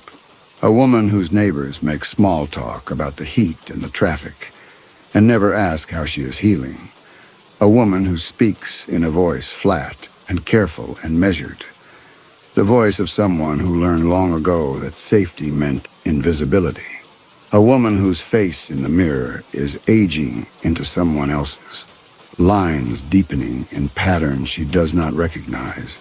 Gray spreading through her hair in a rhythm that is not hers. A woman who wakes sometimes in the night with the taste of smoke in her mouth and the smell of gasoline in her hair, and marks on her wrists where chains once rested, even though she has never worn chains, even though she was the rescuer, even though she was the wife, even though the story everyone agreed was true said she was Donna Clifton, and Donna Clifton had never been kept in a cellar. A woman the world believes survived her trauma, and is living a quiet, peaceful life. A woman who knows better and is forgetting. The house is quiet. The thermostat reads 72. In the white bedroom, frost forms on her fingernails even though the sun is bright, even though the air is warm, even though outside the palm trees sway, and the retention pond glitters, and the neighbors go about their lives, never knowing what is trapped behind the stucco walls. The frost melts and reforms, a heartbeat made of ice.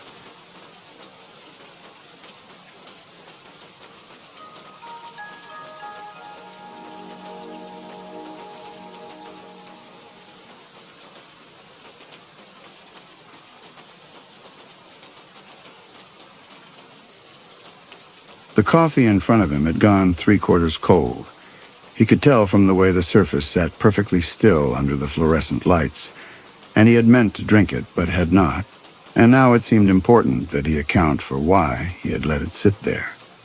The diner was warm in the overheated way of these places, the kind of warmth that made you aware of your own skin. And Dennis Hoffman had pulled off the highway at 2 a.m. with the idea that coffee and a few minutes sitting still would be enough to get him the rest of the way to Columbus. The waitress had poured the cup and set it in front of him without asking if he wanted a refill or if the coffee was all right. And he had said nothing because there was nothing to say, and she had gone back behind the counter and stood near the register with her arms crossed. There was one other customer in the diner, a man sitting 3 stools down to Dennis's left. And Dennis had noticed him when he came in because the man had not looked up when the door opened, had not turned his head or shifted his weight or given any sign that he had registered another person entering the space. The man sat with both hands flat on the counter, fingers slightly spread, and his head was tilted forward just enough that Dennis could not see his face clearly, only the line of his jaw and the collar of his work shirt. There was a cup of coffee in front of him, full to the brim, and Dennis had seen the waitress walk over twice since he sat down and refill the cup without the man saying anything or moving to drink from it.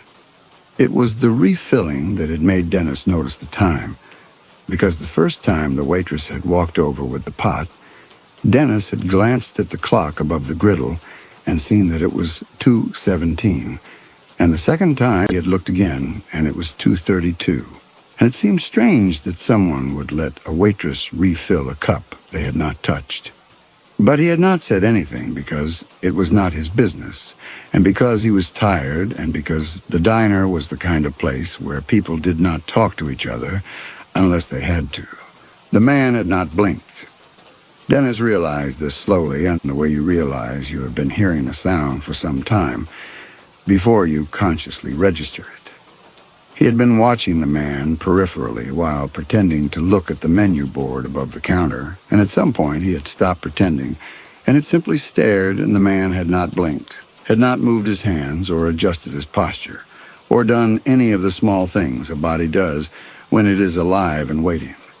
The work shirt the man wore was dark blue, the kind with a name patch over the breast pocket, but Dennis could not read the name from where he sat, and the man's hair was cut short and neat, and his hands on the counter were broad and clean, and there was nothing visibly wrong with him except that he was absolutely still. Dennis looked at the waitress. She was standing near the register with her back to him, writing something on a pad of paper, and her posture suggested she was absorbed in whatever she was writing. But Dennis had the sense that she was aware of him looking at her because her shoulders stiffened slightly and she stopped writing for a moment before resuming. He wanted to ask her if the man was all right, if she had noticed that he had not moved, but the question felt absurd even as he framed it in his mind, and he did not want to be the kind of person who created a problem where there was none.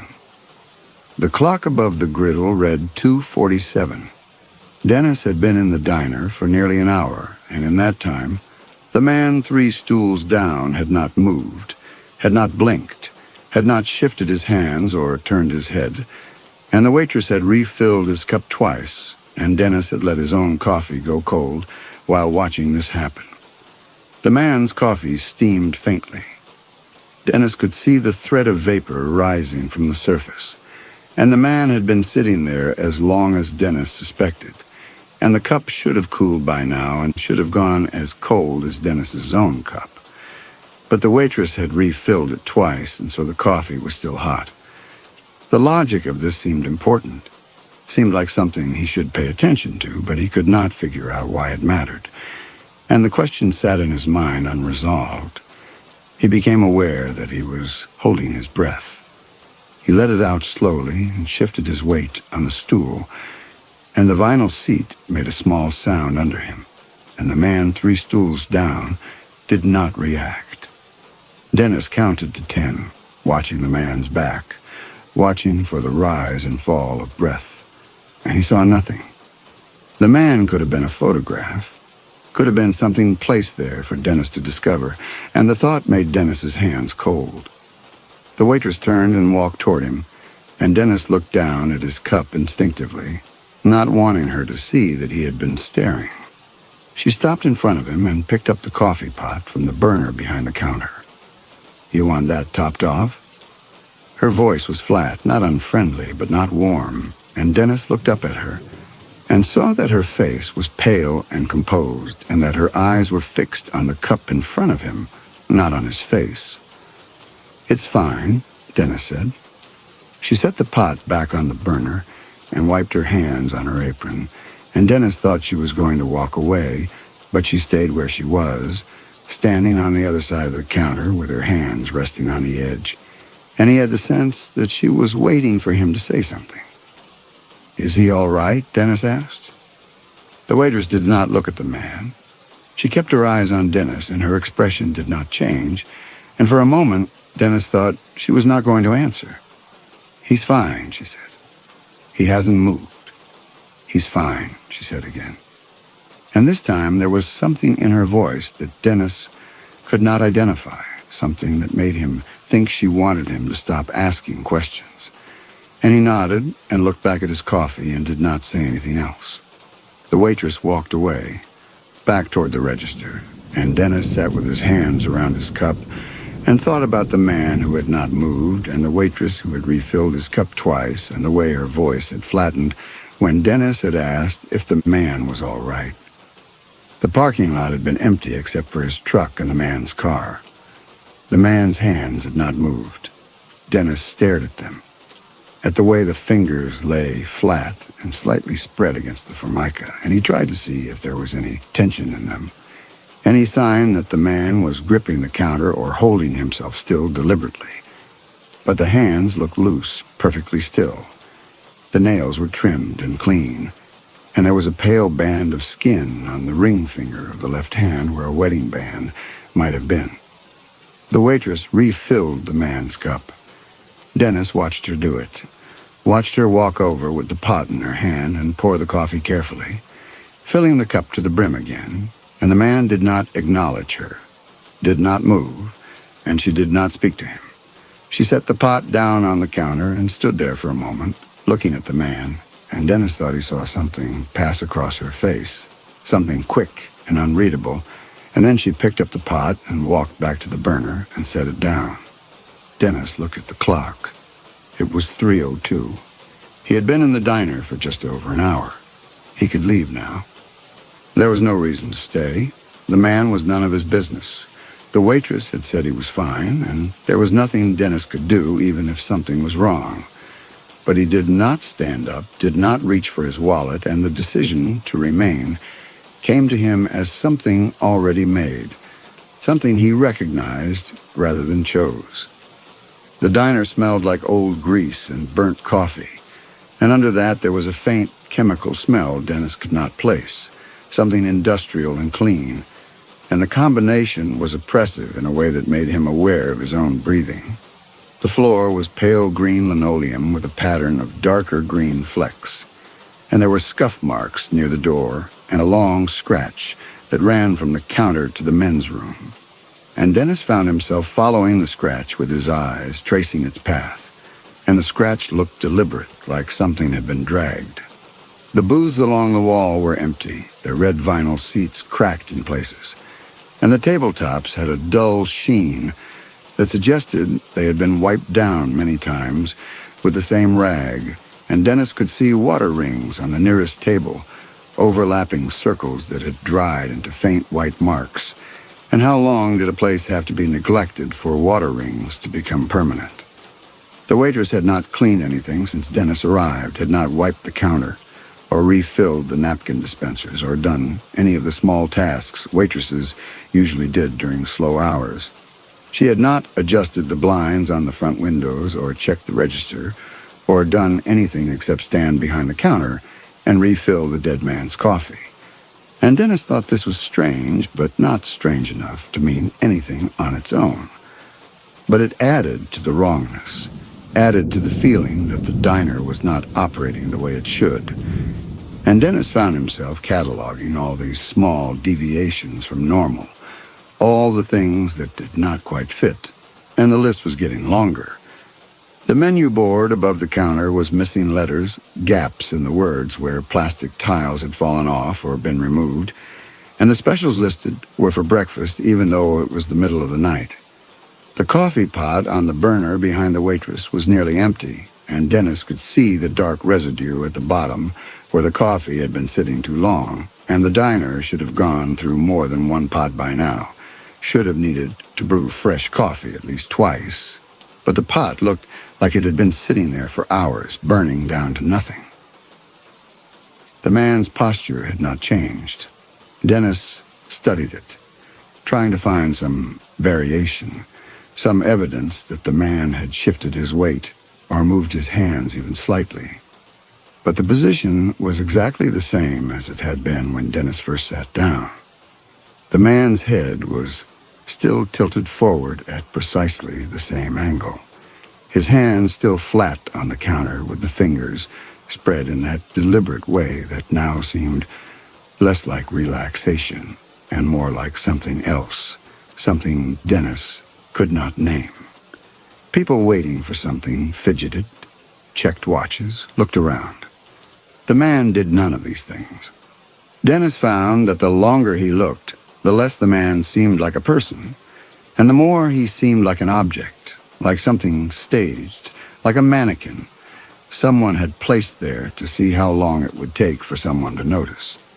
Dennis thought about mannequins, about the ones in department store windows, about how they looked almost real from a distance but wrong up close, about how their skin had a waxy quality and their eyes did not focus on anything, and the man at the counter had that same quality, that same sense of being a reproduction rather than the original thing. The work shirt the man wore was clean, the creases sharp, and Dennis could see the name patch over the breast pocket now, could make out the letters, Carl. And Dennis found himself constructing a story. Who Carl was, whether he'd come in alone, what he'd been doing before he sat down and stopped moving. He looked at Carl's hair, at the way it was cut short and neat with a part on the left side, and it looked freshly barbered, looked like Carl had gotten a haircut recently. And Dennis tried to imagine Carl sitting in a barber's chair having his hair cut. Tried to imagine Carl talking to the barber about the weather or about work, and the image would not form in his mind. Carl did not look like someone who had conversations, did not look like someone who moved through the world in the ordinary way.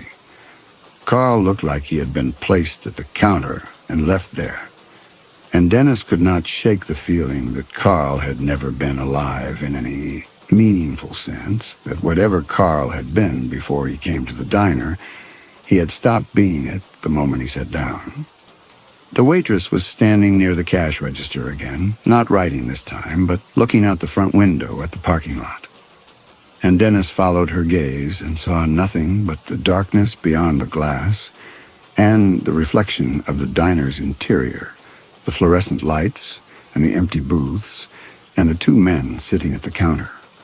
The parking lot was not visible from where Dennis sat, and he had no way of knowing if there was anyone out there or if the lot was empty.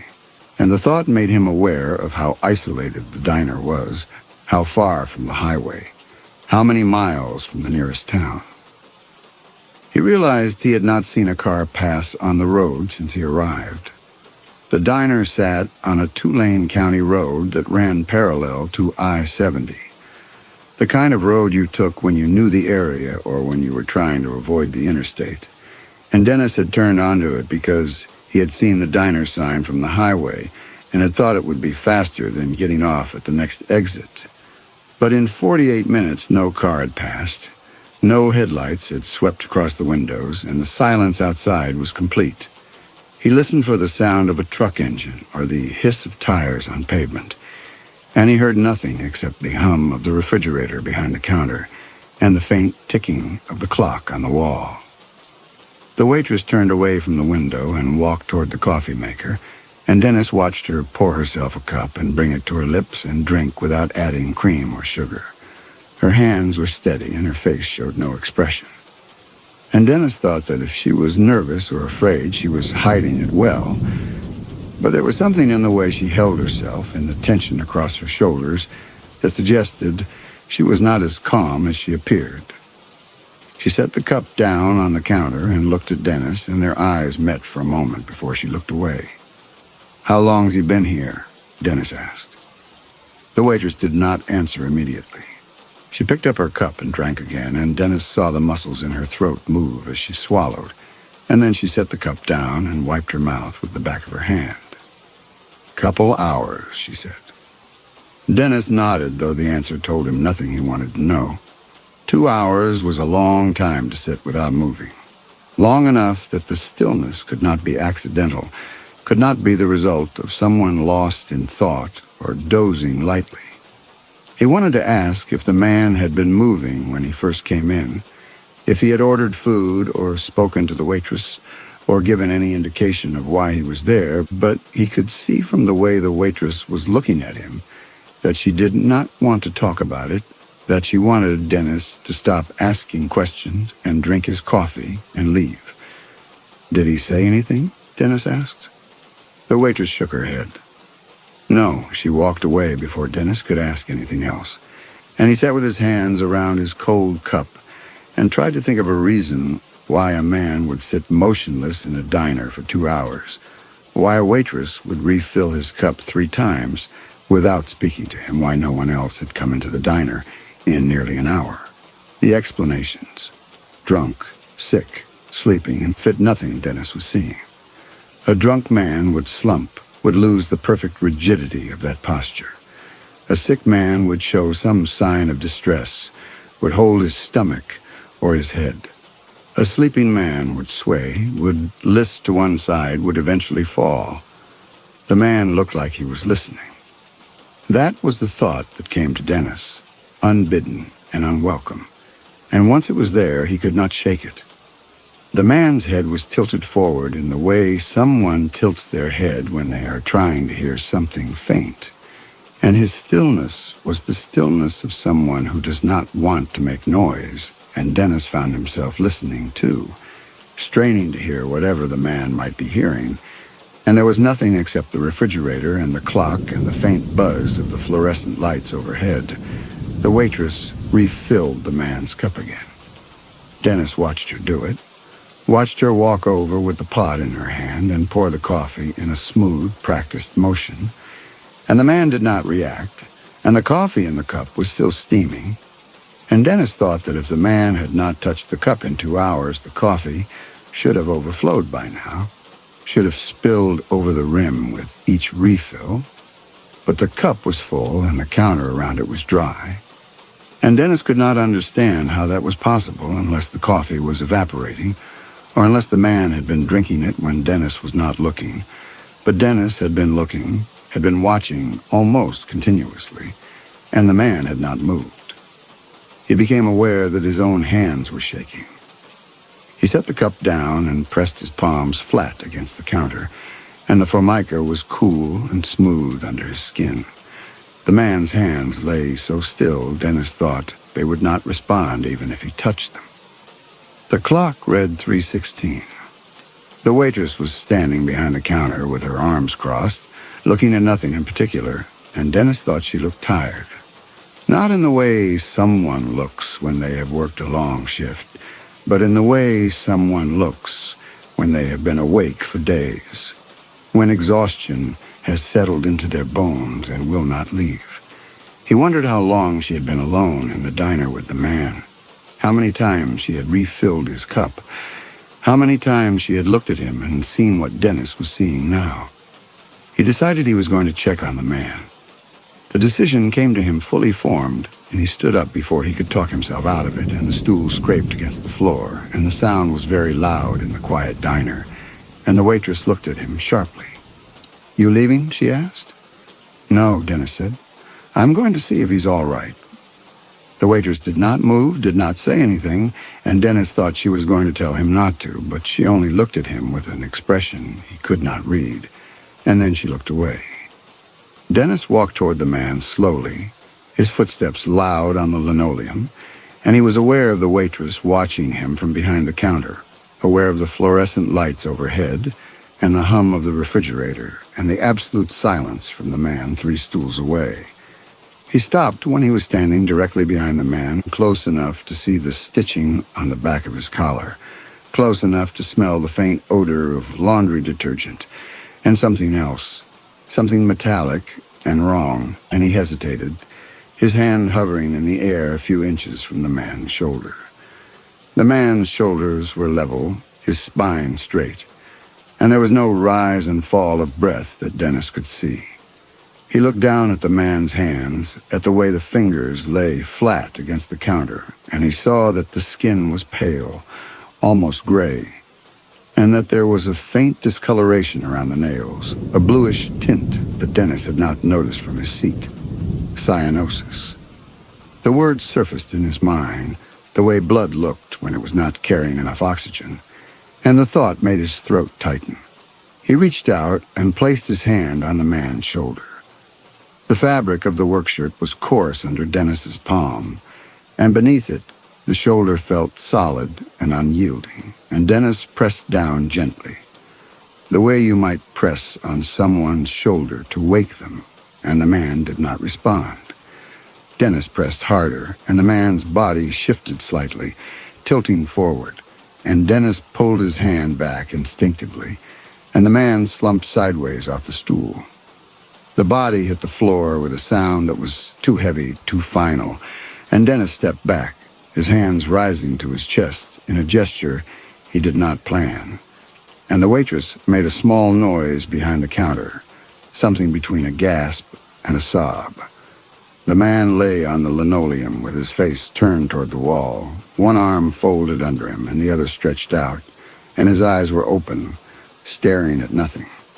And Dennis knew without checking for a pulse that the man was dead. "Jesus," Dennis said. The waitress came around the counter, moving quickly, and Dennis saw that her hands were shaking, that her face had gone white, and she stopped a few feet from the body and stood there looking down at it, her arms wrapped around herself. Dennis could hear her breathing, quick and shallow, and she was about to scream or cry or run, but she did neither of these things. She simply stood there, and Dennis stood there, and between them, the dead man lay with his eyes open and his hands stretched out toward the door. "How long have you known?" Dennis asked. The waitress did not answer.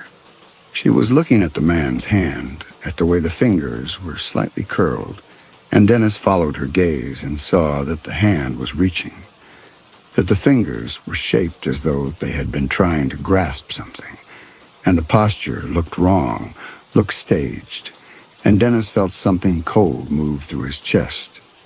"How long?" he asked again, and this time his voice was harder. The waitress looked up at him, and her eyes were wide and bright with tears, and she started talking, the words coming fast and broken. She had come in at midnight and found him sitting there like that. She had thought he was resting, waiting for someone. She had poured his coffee, and he had not responded, and she had gone to the back for eggs, and when she came out, he was still sitting there, and she had asked if he wanted to order, and he had not answered. She had thought he was drunk, or high, or sick, and she was going to call someone. But then she had seen his eyes, and she had known. and she had not known what to do. Dennis stared at her. She'd been serving the man coffee for 3 hours. She had been refilling his cup while he sat there dead. The waitress was crying now, the tears running down her face in thin lines, and she said she had not known what else to do, that she had not wanted to be alone in the diner with him, that she had thought if another customer came in, they would see him and know something was wrong, and she would not have to be the one to deal with it. She was shaking so hard she could barely stand. Dennis asked why she had not called the police. The waitress looked at him, and something passed across her face, something quick and unreadable, and then she looked down at the body again. She said she had been going to call, but then she had seen the car. Dennis waited. The waitress wrapped her arms tighter around herself, and when she spoke again, her voice was almost a whisper. She said there was a man outside in the parking lot, that he had been out there for the last hour, walking back and forth between the cars, and she thought he had a gun. Dennis felt the floor shift under him, felt the warmth drain from his skin, and he turned and looked at the front window. But all he could see was the reflection of the diner's interior, the lights and the booths, and the two of them standing over the body. The parking lot beyond the glass was invisible, a wall of darkness, and Dennis realized that anyone standing out there would be able to see into the diner perfectly, while remaining unseen themselves. He asked what she was talking about. The waitress said there was a man. She had seen him when she was looking out the window. He was walking around out there, and she thought he was waiting for someone to leave so he could come in. She had thought that if she kept the diner looking busy, if she kept refilling the coffee and moving around like there were customers, he would think there were too many people in here, and he would go away.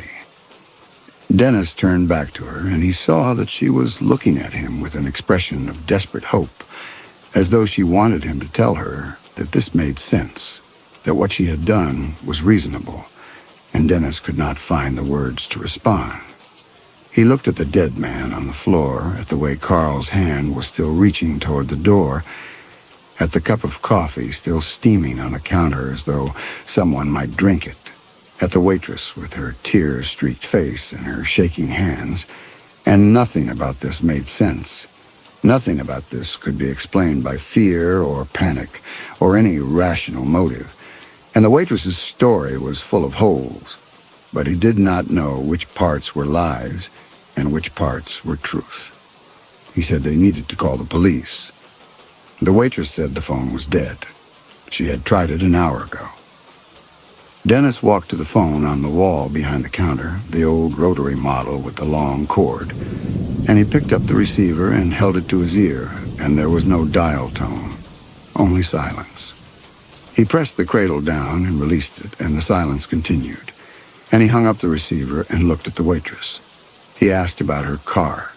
She said she did not have one. She had walked here. She lived a mile down the road. Dennis thought about his truck in the parking lot, thought about the keys in his pocket. Was there really a man out there with a gun? Or had the waitress invented him? He said they needed to lock the door. The waitress nodded, and Dennis walked toward the front of the diner, toward the glass door with its metal frame and its faded sign that read, "Open," in red letters, and he reached for the deadbolt, and his hand was shaking, and then he turned the bolt and heard it slide home with a solid click, and he felt a brief, irrational sense of relief. Dennis stood at the door for a moment, his hand still on the bolt, and he looked out through the glass at the parking lot. And now that his eyes had adjusted, he could see the shapes of the vehicles, the dark bulk of his truck, and a smaller sedan that must be Carl's, and a third car he had not noticed before. A pale station wagon parked at the far edge of the lot near the road, and the station wagon looked old, looked like something from the 70s, with its boxy shape and its wood paneling along the sides, and it was strange that he had not seen it when he pulled in, that it had been there the whole time without him noticing it. He watched for movement, for the shape of a man walking between the cars, and he saw nothing, and the parking lot was absolutely still. And Dennis could see the faint glow of the highway lights in the distance beyond the trees, could see the dark line of the county road running past the diner. And there were no headlights, no sign of traffic. And in the hour and a half he had been in the diner, not a single car had passed on the road. And the isolation of the place pressed on him like a weight. The station wagon sat at an angle, nose pointed toward the road, and the driver had parked it that way deliberately, had positioned it so they could pull out quickly, and the parking job looked purposeful in a way that made Dennis think the driver had been in a hurry or had wanted to leave themselves an exit, and he wondered who had driven the station wagon here, whether it had been Carl or whether someone else had brought Carl to the diner and left him sitting at the counter. His truck sat facing the diner, keys in his pocket. How long to unlock it? Start the engine, get away? He turned back to the diner, and the waitress was still standing near the body, her arms wrapped around herself, and Dennis walked toward her and stopped a few feet away. He asked her name. She looked at him, startled, and then she said, her name was Rita Wallace, and her voice was steadier now. Dennis told her his name, and Rita nodded, and they stood there in the fluorescent light, looking at each other, and under other circumstances this might have been the beginning of a conversation. The kind of small talk people made in diners at 3 a.m. But now it felt like something else, like an agreement or a pact, and he could not say what they were agreeing to. Rita asked what they should do. Dennis looked down at the body. The man's eyes were still open, staring at the wall, and Dennis thought they should close them, should cover the body with something. But he did not move, and Rita did not move, and the body lay between them like an accusation. He said they should wait until morning. The diner would open at 6, and other people would come in, and they could call the police from somewhere else, and in the meantime they would stay inside with the door locked, and they would not go out to the parking lot. Rita nodded, and Dennis saw relief pass across her face, and she had been waiting for someone to tell her what to do, that she had been alone with the body for 3 hours and had been paralyzed by the need to make a decision. And now that Dennis had made it for her, she could let herself believe that everything was going to be all right. She uncrossed her arms and wiped her hands on her apron, and the gesture looked automatic, the kind of thing a waitress did without thinking, and Dennis watched her do it, and she was already starting to recover, that the panic that had been visible on her face a moment ago was fading, and she was returning to the role she had been playing all night, the role of the frightened woman who needed help. The refilling had been too smooth, too methodical. If Rita had really been terrified, she would have shaken, spilled, shown some sign, but she had poured the coffee with perfect steadiness. And Rita was very good at performing normalcy, at making her actions look routine even when nothing about the situation was routine. Dennis looked at Rita's hands, at the way they moved as she smoothed down her apron, and he saw that they were steady now, that the shaking had stopped. And Rita recovered very quickly from things that should have left her shaken for hours, if there was a man outside. Why had Rita not called the police before the phone died? Why had she waited an hour, long enough for the man to establish himself in the parking lot before trying to get help? And if the phone had died an hour ago, why had Rita stayed in the diner instead of locking herself in the back and hiding? The diner had a back door. Dennis had seen it when he looked through the kitchen window, and Rita could have left through the back, could have walked to her house a mile down the road, could have gotten away, but she had stayed, and Dennis could not think of a reason why she would stay unless there was something about her story that was not true. But Dennis did not believe that. He looked at the dead man on the floor, at the way the body had fallen, and something about the position was wrong, that the man had not fallen naturally, but had been moved, and the thought made him uneasy.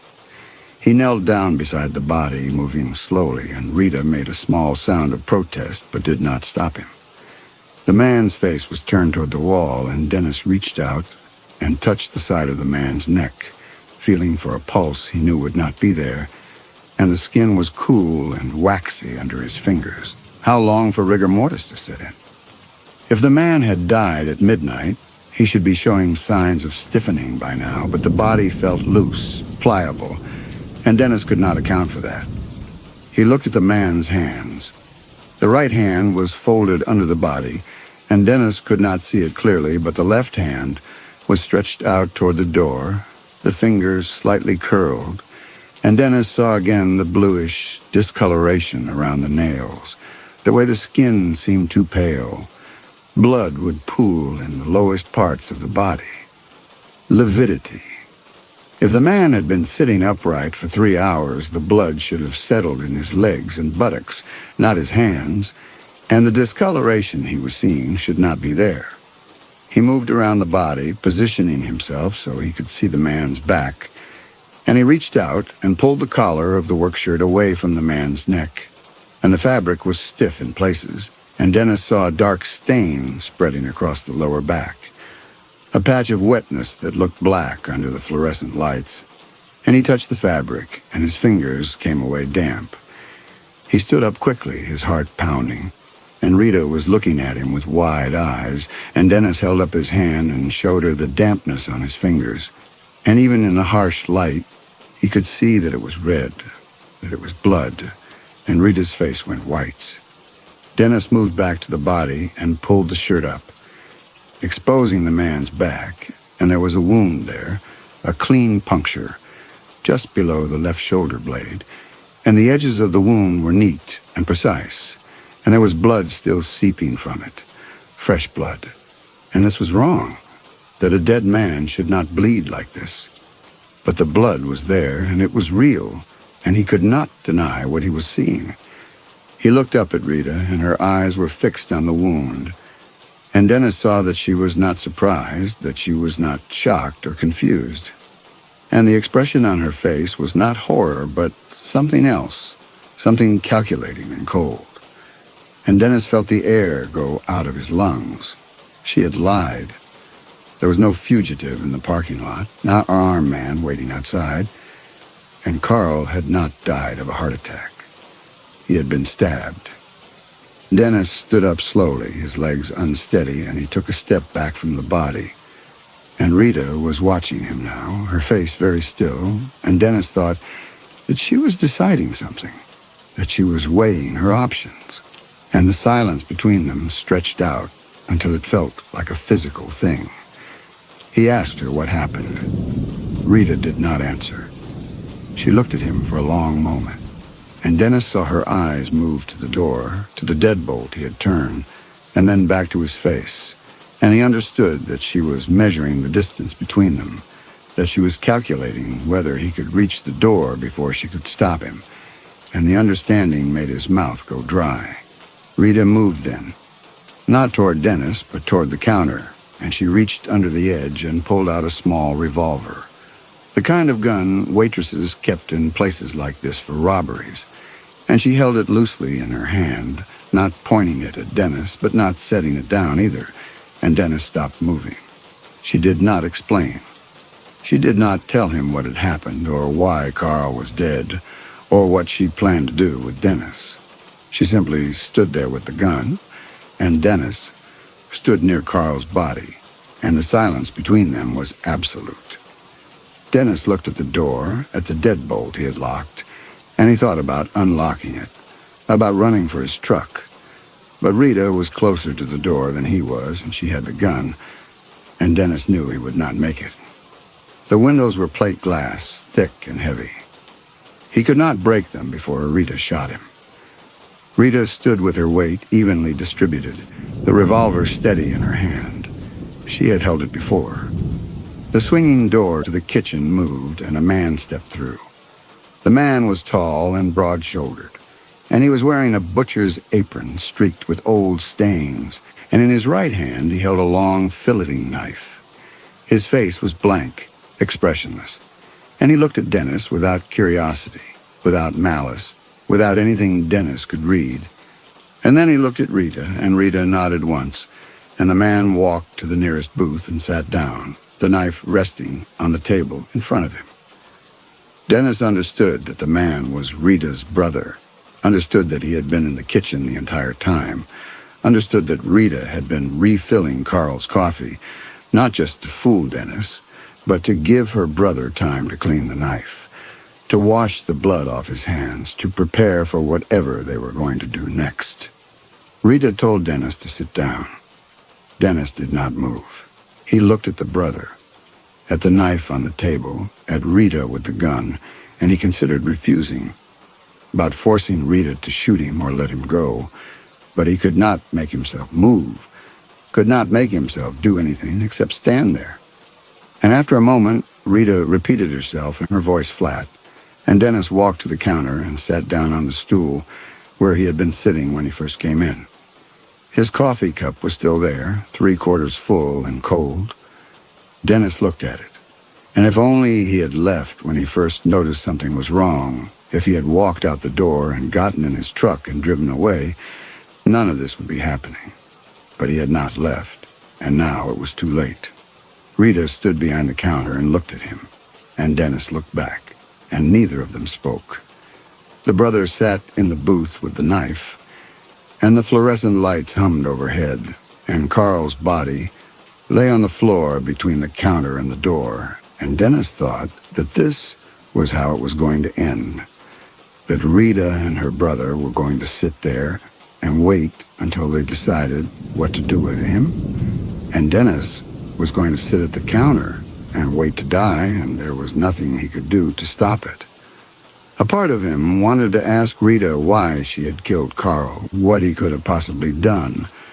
But even if she answered, the answer would not matter, because whatever Carl had done or not done, Dennis had done nothing except walk into the diner at the wrong time, and Rita was going to kill him for that. A passing trooper might see the lights and stop to check on them. If someone did, Rita would kill them too, and Dennis would be responsible for that. And the thought made him feel sick. The clock on the wall read 3:38. Dennis had been in the diner for an hour and 38 minutes. Rita walked to the coffee maker and poured herself a cup, and she drank it standing up, and Dennis watched her, and the next difficult thing would be killing him. He watched the way she held the cup, the way she sipped the coffee slowly, and Rita was in no hurry, that she had all the time in the world. And Dennis had no time at all. Rita drank coffee while Carl's body lay on the floor and Dennis sat waiting to die. She must have killed before. No one could be this calm the first time. She set the cup down and looked at Dennis, and Dennis thought she was going to say something, but she did not. She simply looked at him, and Dennis looked back, and the silence stretched out, and Dennis realized that Rita was not in a hurry and that she was willing to wait as long as it took for her to decide what to do, and the waiting was worse than anything else, worse than being shot or stabbed, because the waiting gave him time to think about what was going to happen, and he could not stop thinking about it. The brother stood up from the booth, and Dennis's muscles tensed, and the brother was coming for him. But the brother walked to the kitchen and disappeared through the swinging door, and Dennis heard water running, and he realized the brother was washing his hands, washing the blood off, and the brother had done this before, that he and Rita had done this before, and Dennis was not the first person to sit at this counter and wait to die. Headlights swept across the front windows. Dennis turned his head and saw a car pulling into the parking lot, and his heart leaped. And someone was coming, that he was going to be saved. And then he saw that it was a police cruiser, and he knew that whoever was in that car was going to die unless Dennis could warn them. Rita saw the cruiser too. She moved quickly, sliding the revolver under the counter, and she looked at Dennis, and her eyes were very calm, very clear, and she told him that if he made a sound, if he did anything to alert the officer, she would shoot the officer, and then she would shoot Dennis, and Dennis believed her. The brother came out of the kitchen, and Rita said something to him in a voice too low for Dennis to hear. And the brother nodded and walked back into the kitchen, and the swinging door closed behind him, and Dennis knew the brother was standing just inside, waiting, listening. The cruiser's door opened, and a state trooper stepped out, a tall man with a gray mustache, and he walked toward the diner, and Dennis watched him come. He wanted to shout, to warn the trooper, but Rita's hand was under the counter, and Dennis could not speak.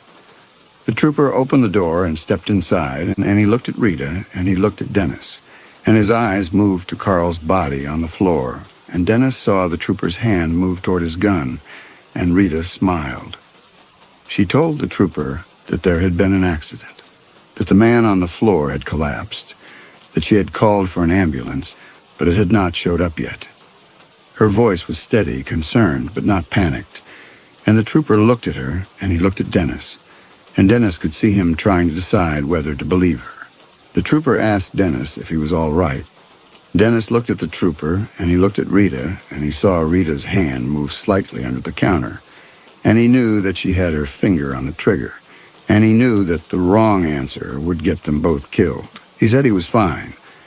He said he had just stopped for coffee, that he did not know the man on the floor, that he had been sitting at the counter when the man collapsed. He said it in a voice that did not sound like his own, in a voice that was flat and dead, and he saw the trooper's eyes narrow, and he knew the trooper did not believe him. Knew the trooper could hear the fear in his voice, even though Dennis was trying to hide it.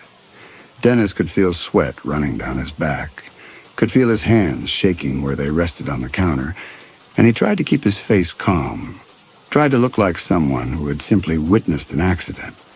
But his body was betraying him, was showing the trooper exactly what Dennis was trying to hide. The trooper looked at Dennis for a long moment, and Dennis saw the trooper's expression change, saw something like concern pass across the man's face, and Dennis knew the trooper had read his fear, had understood that Dennis was terrified, and the trooper was going to try to help him. The trooper walked toward Carl's body, moving slowly, and Dennis wanted to shout at him to leave, to get out. But Rita's hand was under the counter, and Dennis could not speak. The trooper knelt down beside Carl and checked for a pulse, and Dennis saw the moment when the trooper realized Carl was not just unconscious but dead, saw the trooper's shoulders stiffen, and the trooper stood up and turned toward Rita, and his hand went to his gun. Rita pulled the revolver out from under the counter and pointed it at the trooper, and the trooper drew his weapon, and Dennis threw himself sideways off the stool, and 2 gunshots sounded almost simultaneously, and the front window shattered, and glass rained down across the booths, and Dennis hit the floor and curled into a ball, his hands over his head, and he heard the trooper fall, heard the heavy sound of the body hitting the linoleum, and he knew the trooper was dead. The kitchen door swung open, and the brother came out with the knife, and Dennis looked up and saw Rita standing behind the counter with the revolver still in her hand. And he saw the brother standing over the trooper's body, and he knew that he was next, that they were going to kill him now, and there was nothing he could do to stop them. But Rita did not shoot him. She looked at Dennis on the floor, and she looked at the trooper's body, and she looked at her brother, and Dennis saw something pass between them, some unspoken communication, and the brother nodded and walked to the front door and looked out at the parking lot. Rita told Dennis to get up. Dennis stood slowly, his legs shaking, and Rita kept the gun pointed at him. And the brother opened the front door and stepped outside, and Dennis heard the brother's footsteps on the pavement, heard him walking toward the cruiser, and Dennis understood that they were going to move the bodies, that they were going to put Carl and the trooper in the cruiser and drive it somewhere and leave it, and then they were going to come back for Dennis. Rita told Dennis to sit down at the counter. Dennis sat, and Rita stood behind the counter with the gun, and they waited. Dennis could hear the brother outside, could hear the sound of the cruiser's door opening, could hear the radio crackling, and the radio. The trooper's dispatcher would be calling, would be asking for a status report, and when the trooper did not answer, they would send someone to check on him. And maybe he could wait. Maybe he could stay alive long enough for someone else to come. But he did not believe it. The brother came back inside, and he said something to Rita in a low voice, and Rita nodded, and the brother walked to Carl's body and picked it up, lifting it easily. And he carried it outside, and Dennis watched through the window as the brother put Carl in the back of the cruiser, and then the brother came back inside and picked up the trooper. And Dennis saw the blood on the floor where the trooper had fallen, saw the dark pool spreading across the linoleum. And this was real, that this was happening, and he could not make himself believe it. The brother carried the trooper outside, and Rita walked around the counter, and she stood between Dennis and the door. And Dennis knew that if he tried to run, she would shoot him. And even if she missed, the brother would catch him. And he would die in the parking lot instead of in the diner, and it would not matter. Dennis sat at the counter under the fluorescent lights, and through the broken window he could hear sounds from the parking lot, sounds he did not want to identify, the wet drag of something heavy across pavement, the metallic creak of the cruiser's trunk opening, and he sat very still and tried not to listen, tried not to imagine what the brother was doing out there in the darkness. The diner was bright, every surface lit and visible, and Dennis could see his own reflection in the remaining window glass, could see himself sitting at the counter like a customer, and beyond his reflection he could see nothing but darkness, could hear but not see what was happening, and the not seeing was worse than anything. The brother came back inside, and he closed the door, and he locked it, and he turned and looked at Dennis, and Dennis looked back, and the brother's face was still blank, still expressionless. And Dennis thought that the brother was going to kill him now, thought that the brother was going to use the knife. But the brother did not move. He simply stood there, and Rita stood there, and Dennis sat at the counter, and no one spoke. Dennis realized they were waiting for something. He did not know what, did not know whether they were waiting for the parking lot to be empty, or for the night to be darker, or for some other condition to be met, but they were waiting, and Dennis was waiting with them, and the silence in the diner was so complete that Dennis could hear his own heartbeat, could hear the blood rushing in his ears. And this was what dying felt like. This waiting, this knowing that it was going to happen, and not knowing when. He looked at the clock and saw that only 4 minutes had passed since the brother had come back inside, and time was moving differently now. That every second stretched out until it felt like an hour, and if Rita made him wait much longer, he would start screaming, would start begging, would do anything to make the waiting stop. And he clenched his hands into fists and pressed them against his thighs and tried to stay quiet. The clock read 3:52. Rita poured herself more coffee, drank it without sitting down, and set the cup on the counter. The brother stood by the door with the knife in his hand, and Dennis sat at the counter with his hands flat on the formica, his truck, his apartment. The route he'd been driving, all of it seemed very far away, like something that had happened to someone else. Rita set her cup down and looked at Dennis, and Dennis looked back, and he saw that she had made her decision, saw it in the way her shoulders straightened, in the way her hand tightened on the revolver. And he knew that the waiting was over. She told the brother to get the car. The brother unlocked the door and stepped outside, and Dennis heard his footsteps on the pavement, heard the station wagon's engine start, and he knew that the brother was going to pull the car up to the door, and they were going to put Dennis in it, and they were going to drive him somewhere, and they were going to kill him, and no one was going to stop them. Rita kept the gun pointed at Dennis, and Dennis sat very still. Should he grab the gun, run for the door? He knew it was useless, and so he sat there and waited. The station wagon pulled up outside, and the brother got out and came back inside, and Rita told Dennis to stand up, and Dennis stood, and the brother walked toward him, and Dennis thought this was it. This was the moment, and he closed his eyes.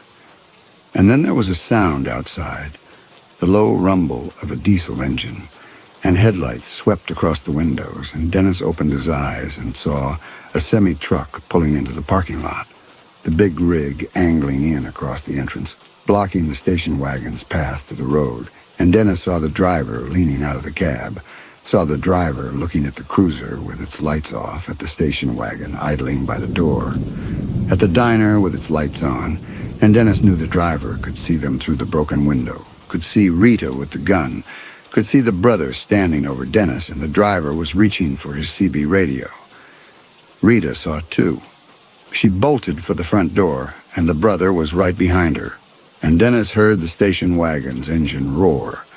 And he ran to the broken window and looked out and saw the station wagon tearing across the grass, its headlights cutting wild arcs as it bounced over the lawn toward the county road. And he saw the semi-driver climbing down from his cab. And Dennis staggered through the front door and out into the parking lot. The station wagon's taillights were already disappearing down the road, heading away from the semi, away from the highway, deeper into the back roads. And Dennis stood in the parking lot and watched them go, and he knew that Rita and her brother were not trapped, and were not hiding in the woods waiting to be found, but were driving away into the network of county roads and dirt tracks that spread through the countryside like veins, and no one would catch them. The driver asked if Dennis was all right, and Dennis said no. And the driver asked what happened, and Dennis looked at the diner, the open door and the lights inside and the blood on the floor, and he did not know where to start. The driver had a CB radio in his truck, and he called for help, and Dennis sat on the curb in the parking lot and waited. He could see the county road stretching into darkness, could see the point where the station wagon's taillights had disappeared, and Rita and her brother were driving deeper into the back roads, thought about how many turns they could take, how many directions they could go, and they were already miles away, already beyond any roadblock the police could set up, and he did not know if they would keep driving or whether they would circle back.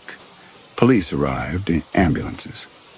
Dennis told them what had happened, and they took him to the hospital and checked him for injuries and asked him questions, and he answered them as best he could. They told him they would find Rita Wallace and her brother, and Dennis nodded. But the vast, empty country roads beyond the diner offered too many ways to vanish. He couldn't bring himself to believe the police would find them. They did not find them. The police searched the county roads and the back highways, checked every diner and truck stop within 100 miles, and they found nothing. The station wagon had vanished into the network of dirt roads and farm tracks that spread through the countryside, and Rita and her brother could be anywhere, could have changed the plates and driven to another state, could be sitting in another diner right now. The case stayed open, and detectives called Dennis every few weeks to ask if he had remembered anything else, if he had seen anything he had not mentioned, and Dennis told them he had not, and eventually the calls stopped coming. He quit driving. He took a warehouse job in Columbus, worked days, went home when it got dark. He did not go into diners anymore and did not stop at truck stops or rest areas. And when people asked why he had left the road, he said it was his back, and they believed him.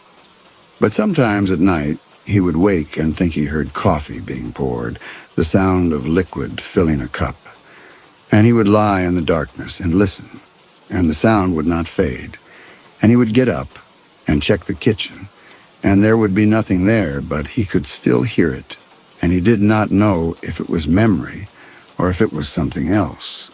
The trooper had been 34 years old, and he had stopped at the diner because he had seen the lights on and thought he should check that everything was all right, and Dennis had answered his questions and lied to his face, and the trooper had died for it.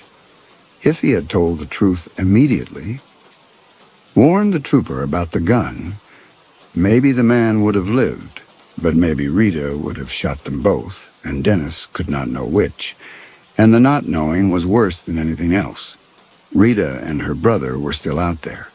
They had found another diner in another town.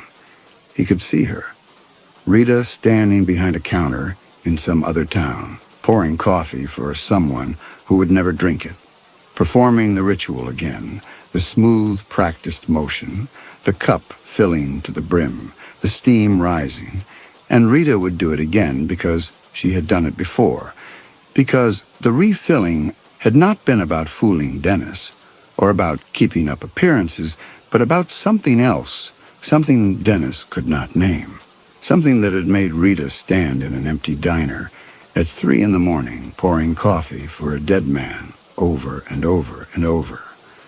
How many times had she refilled Carl's cup before Dennis pulled in? Had she lost track?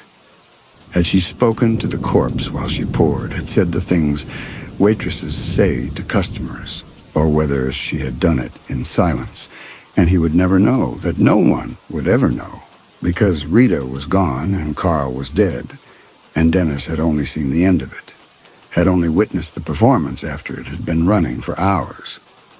Dennis stood at his apartment window one evening and looked down at the street below, at the cars passing and the people walking, and Rita was somewhere out there in some other town, in some other diner, standing behind a counter with a coffee pot in her hand, and wondering if she was pouring for the living or the dead. It didn't matter. Rita would pour either way, that the act of pouring had become something Rita could not stop doing. And wherever Rita was, whatever name she was using, she was still refilling cups that would never be emptied, still performing a routine that had no purpose except its own repetition.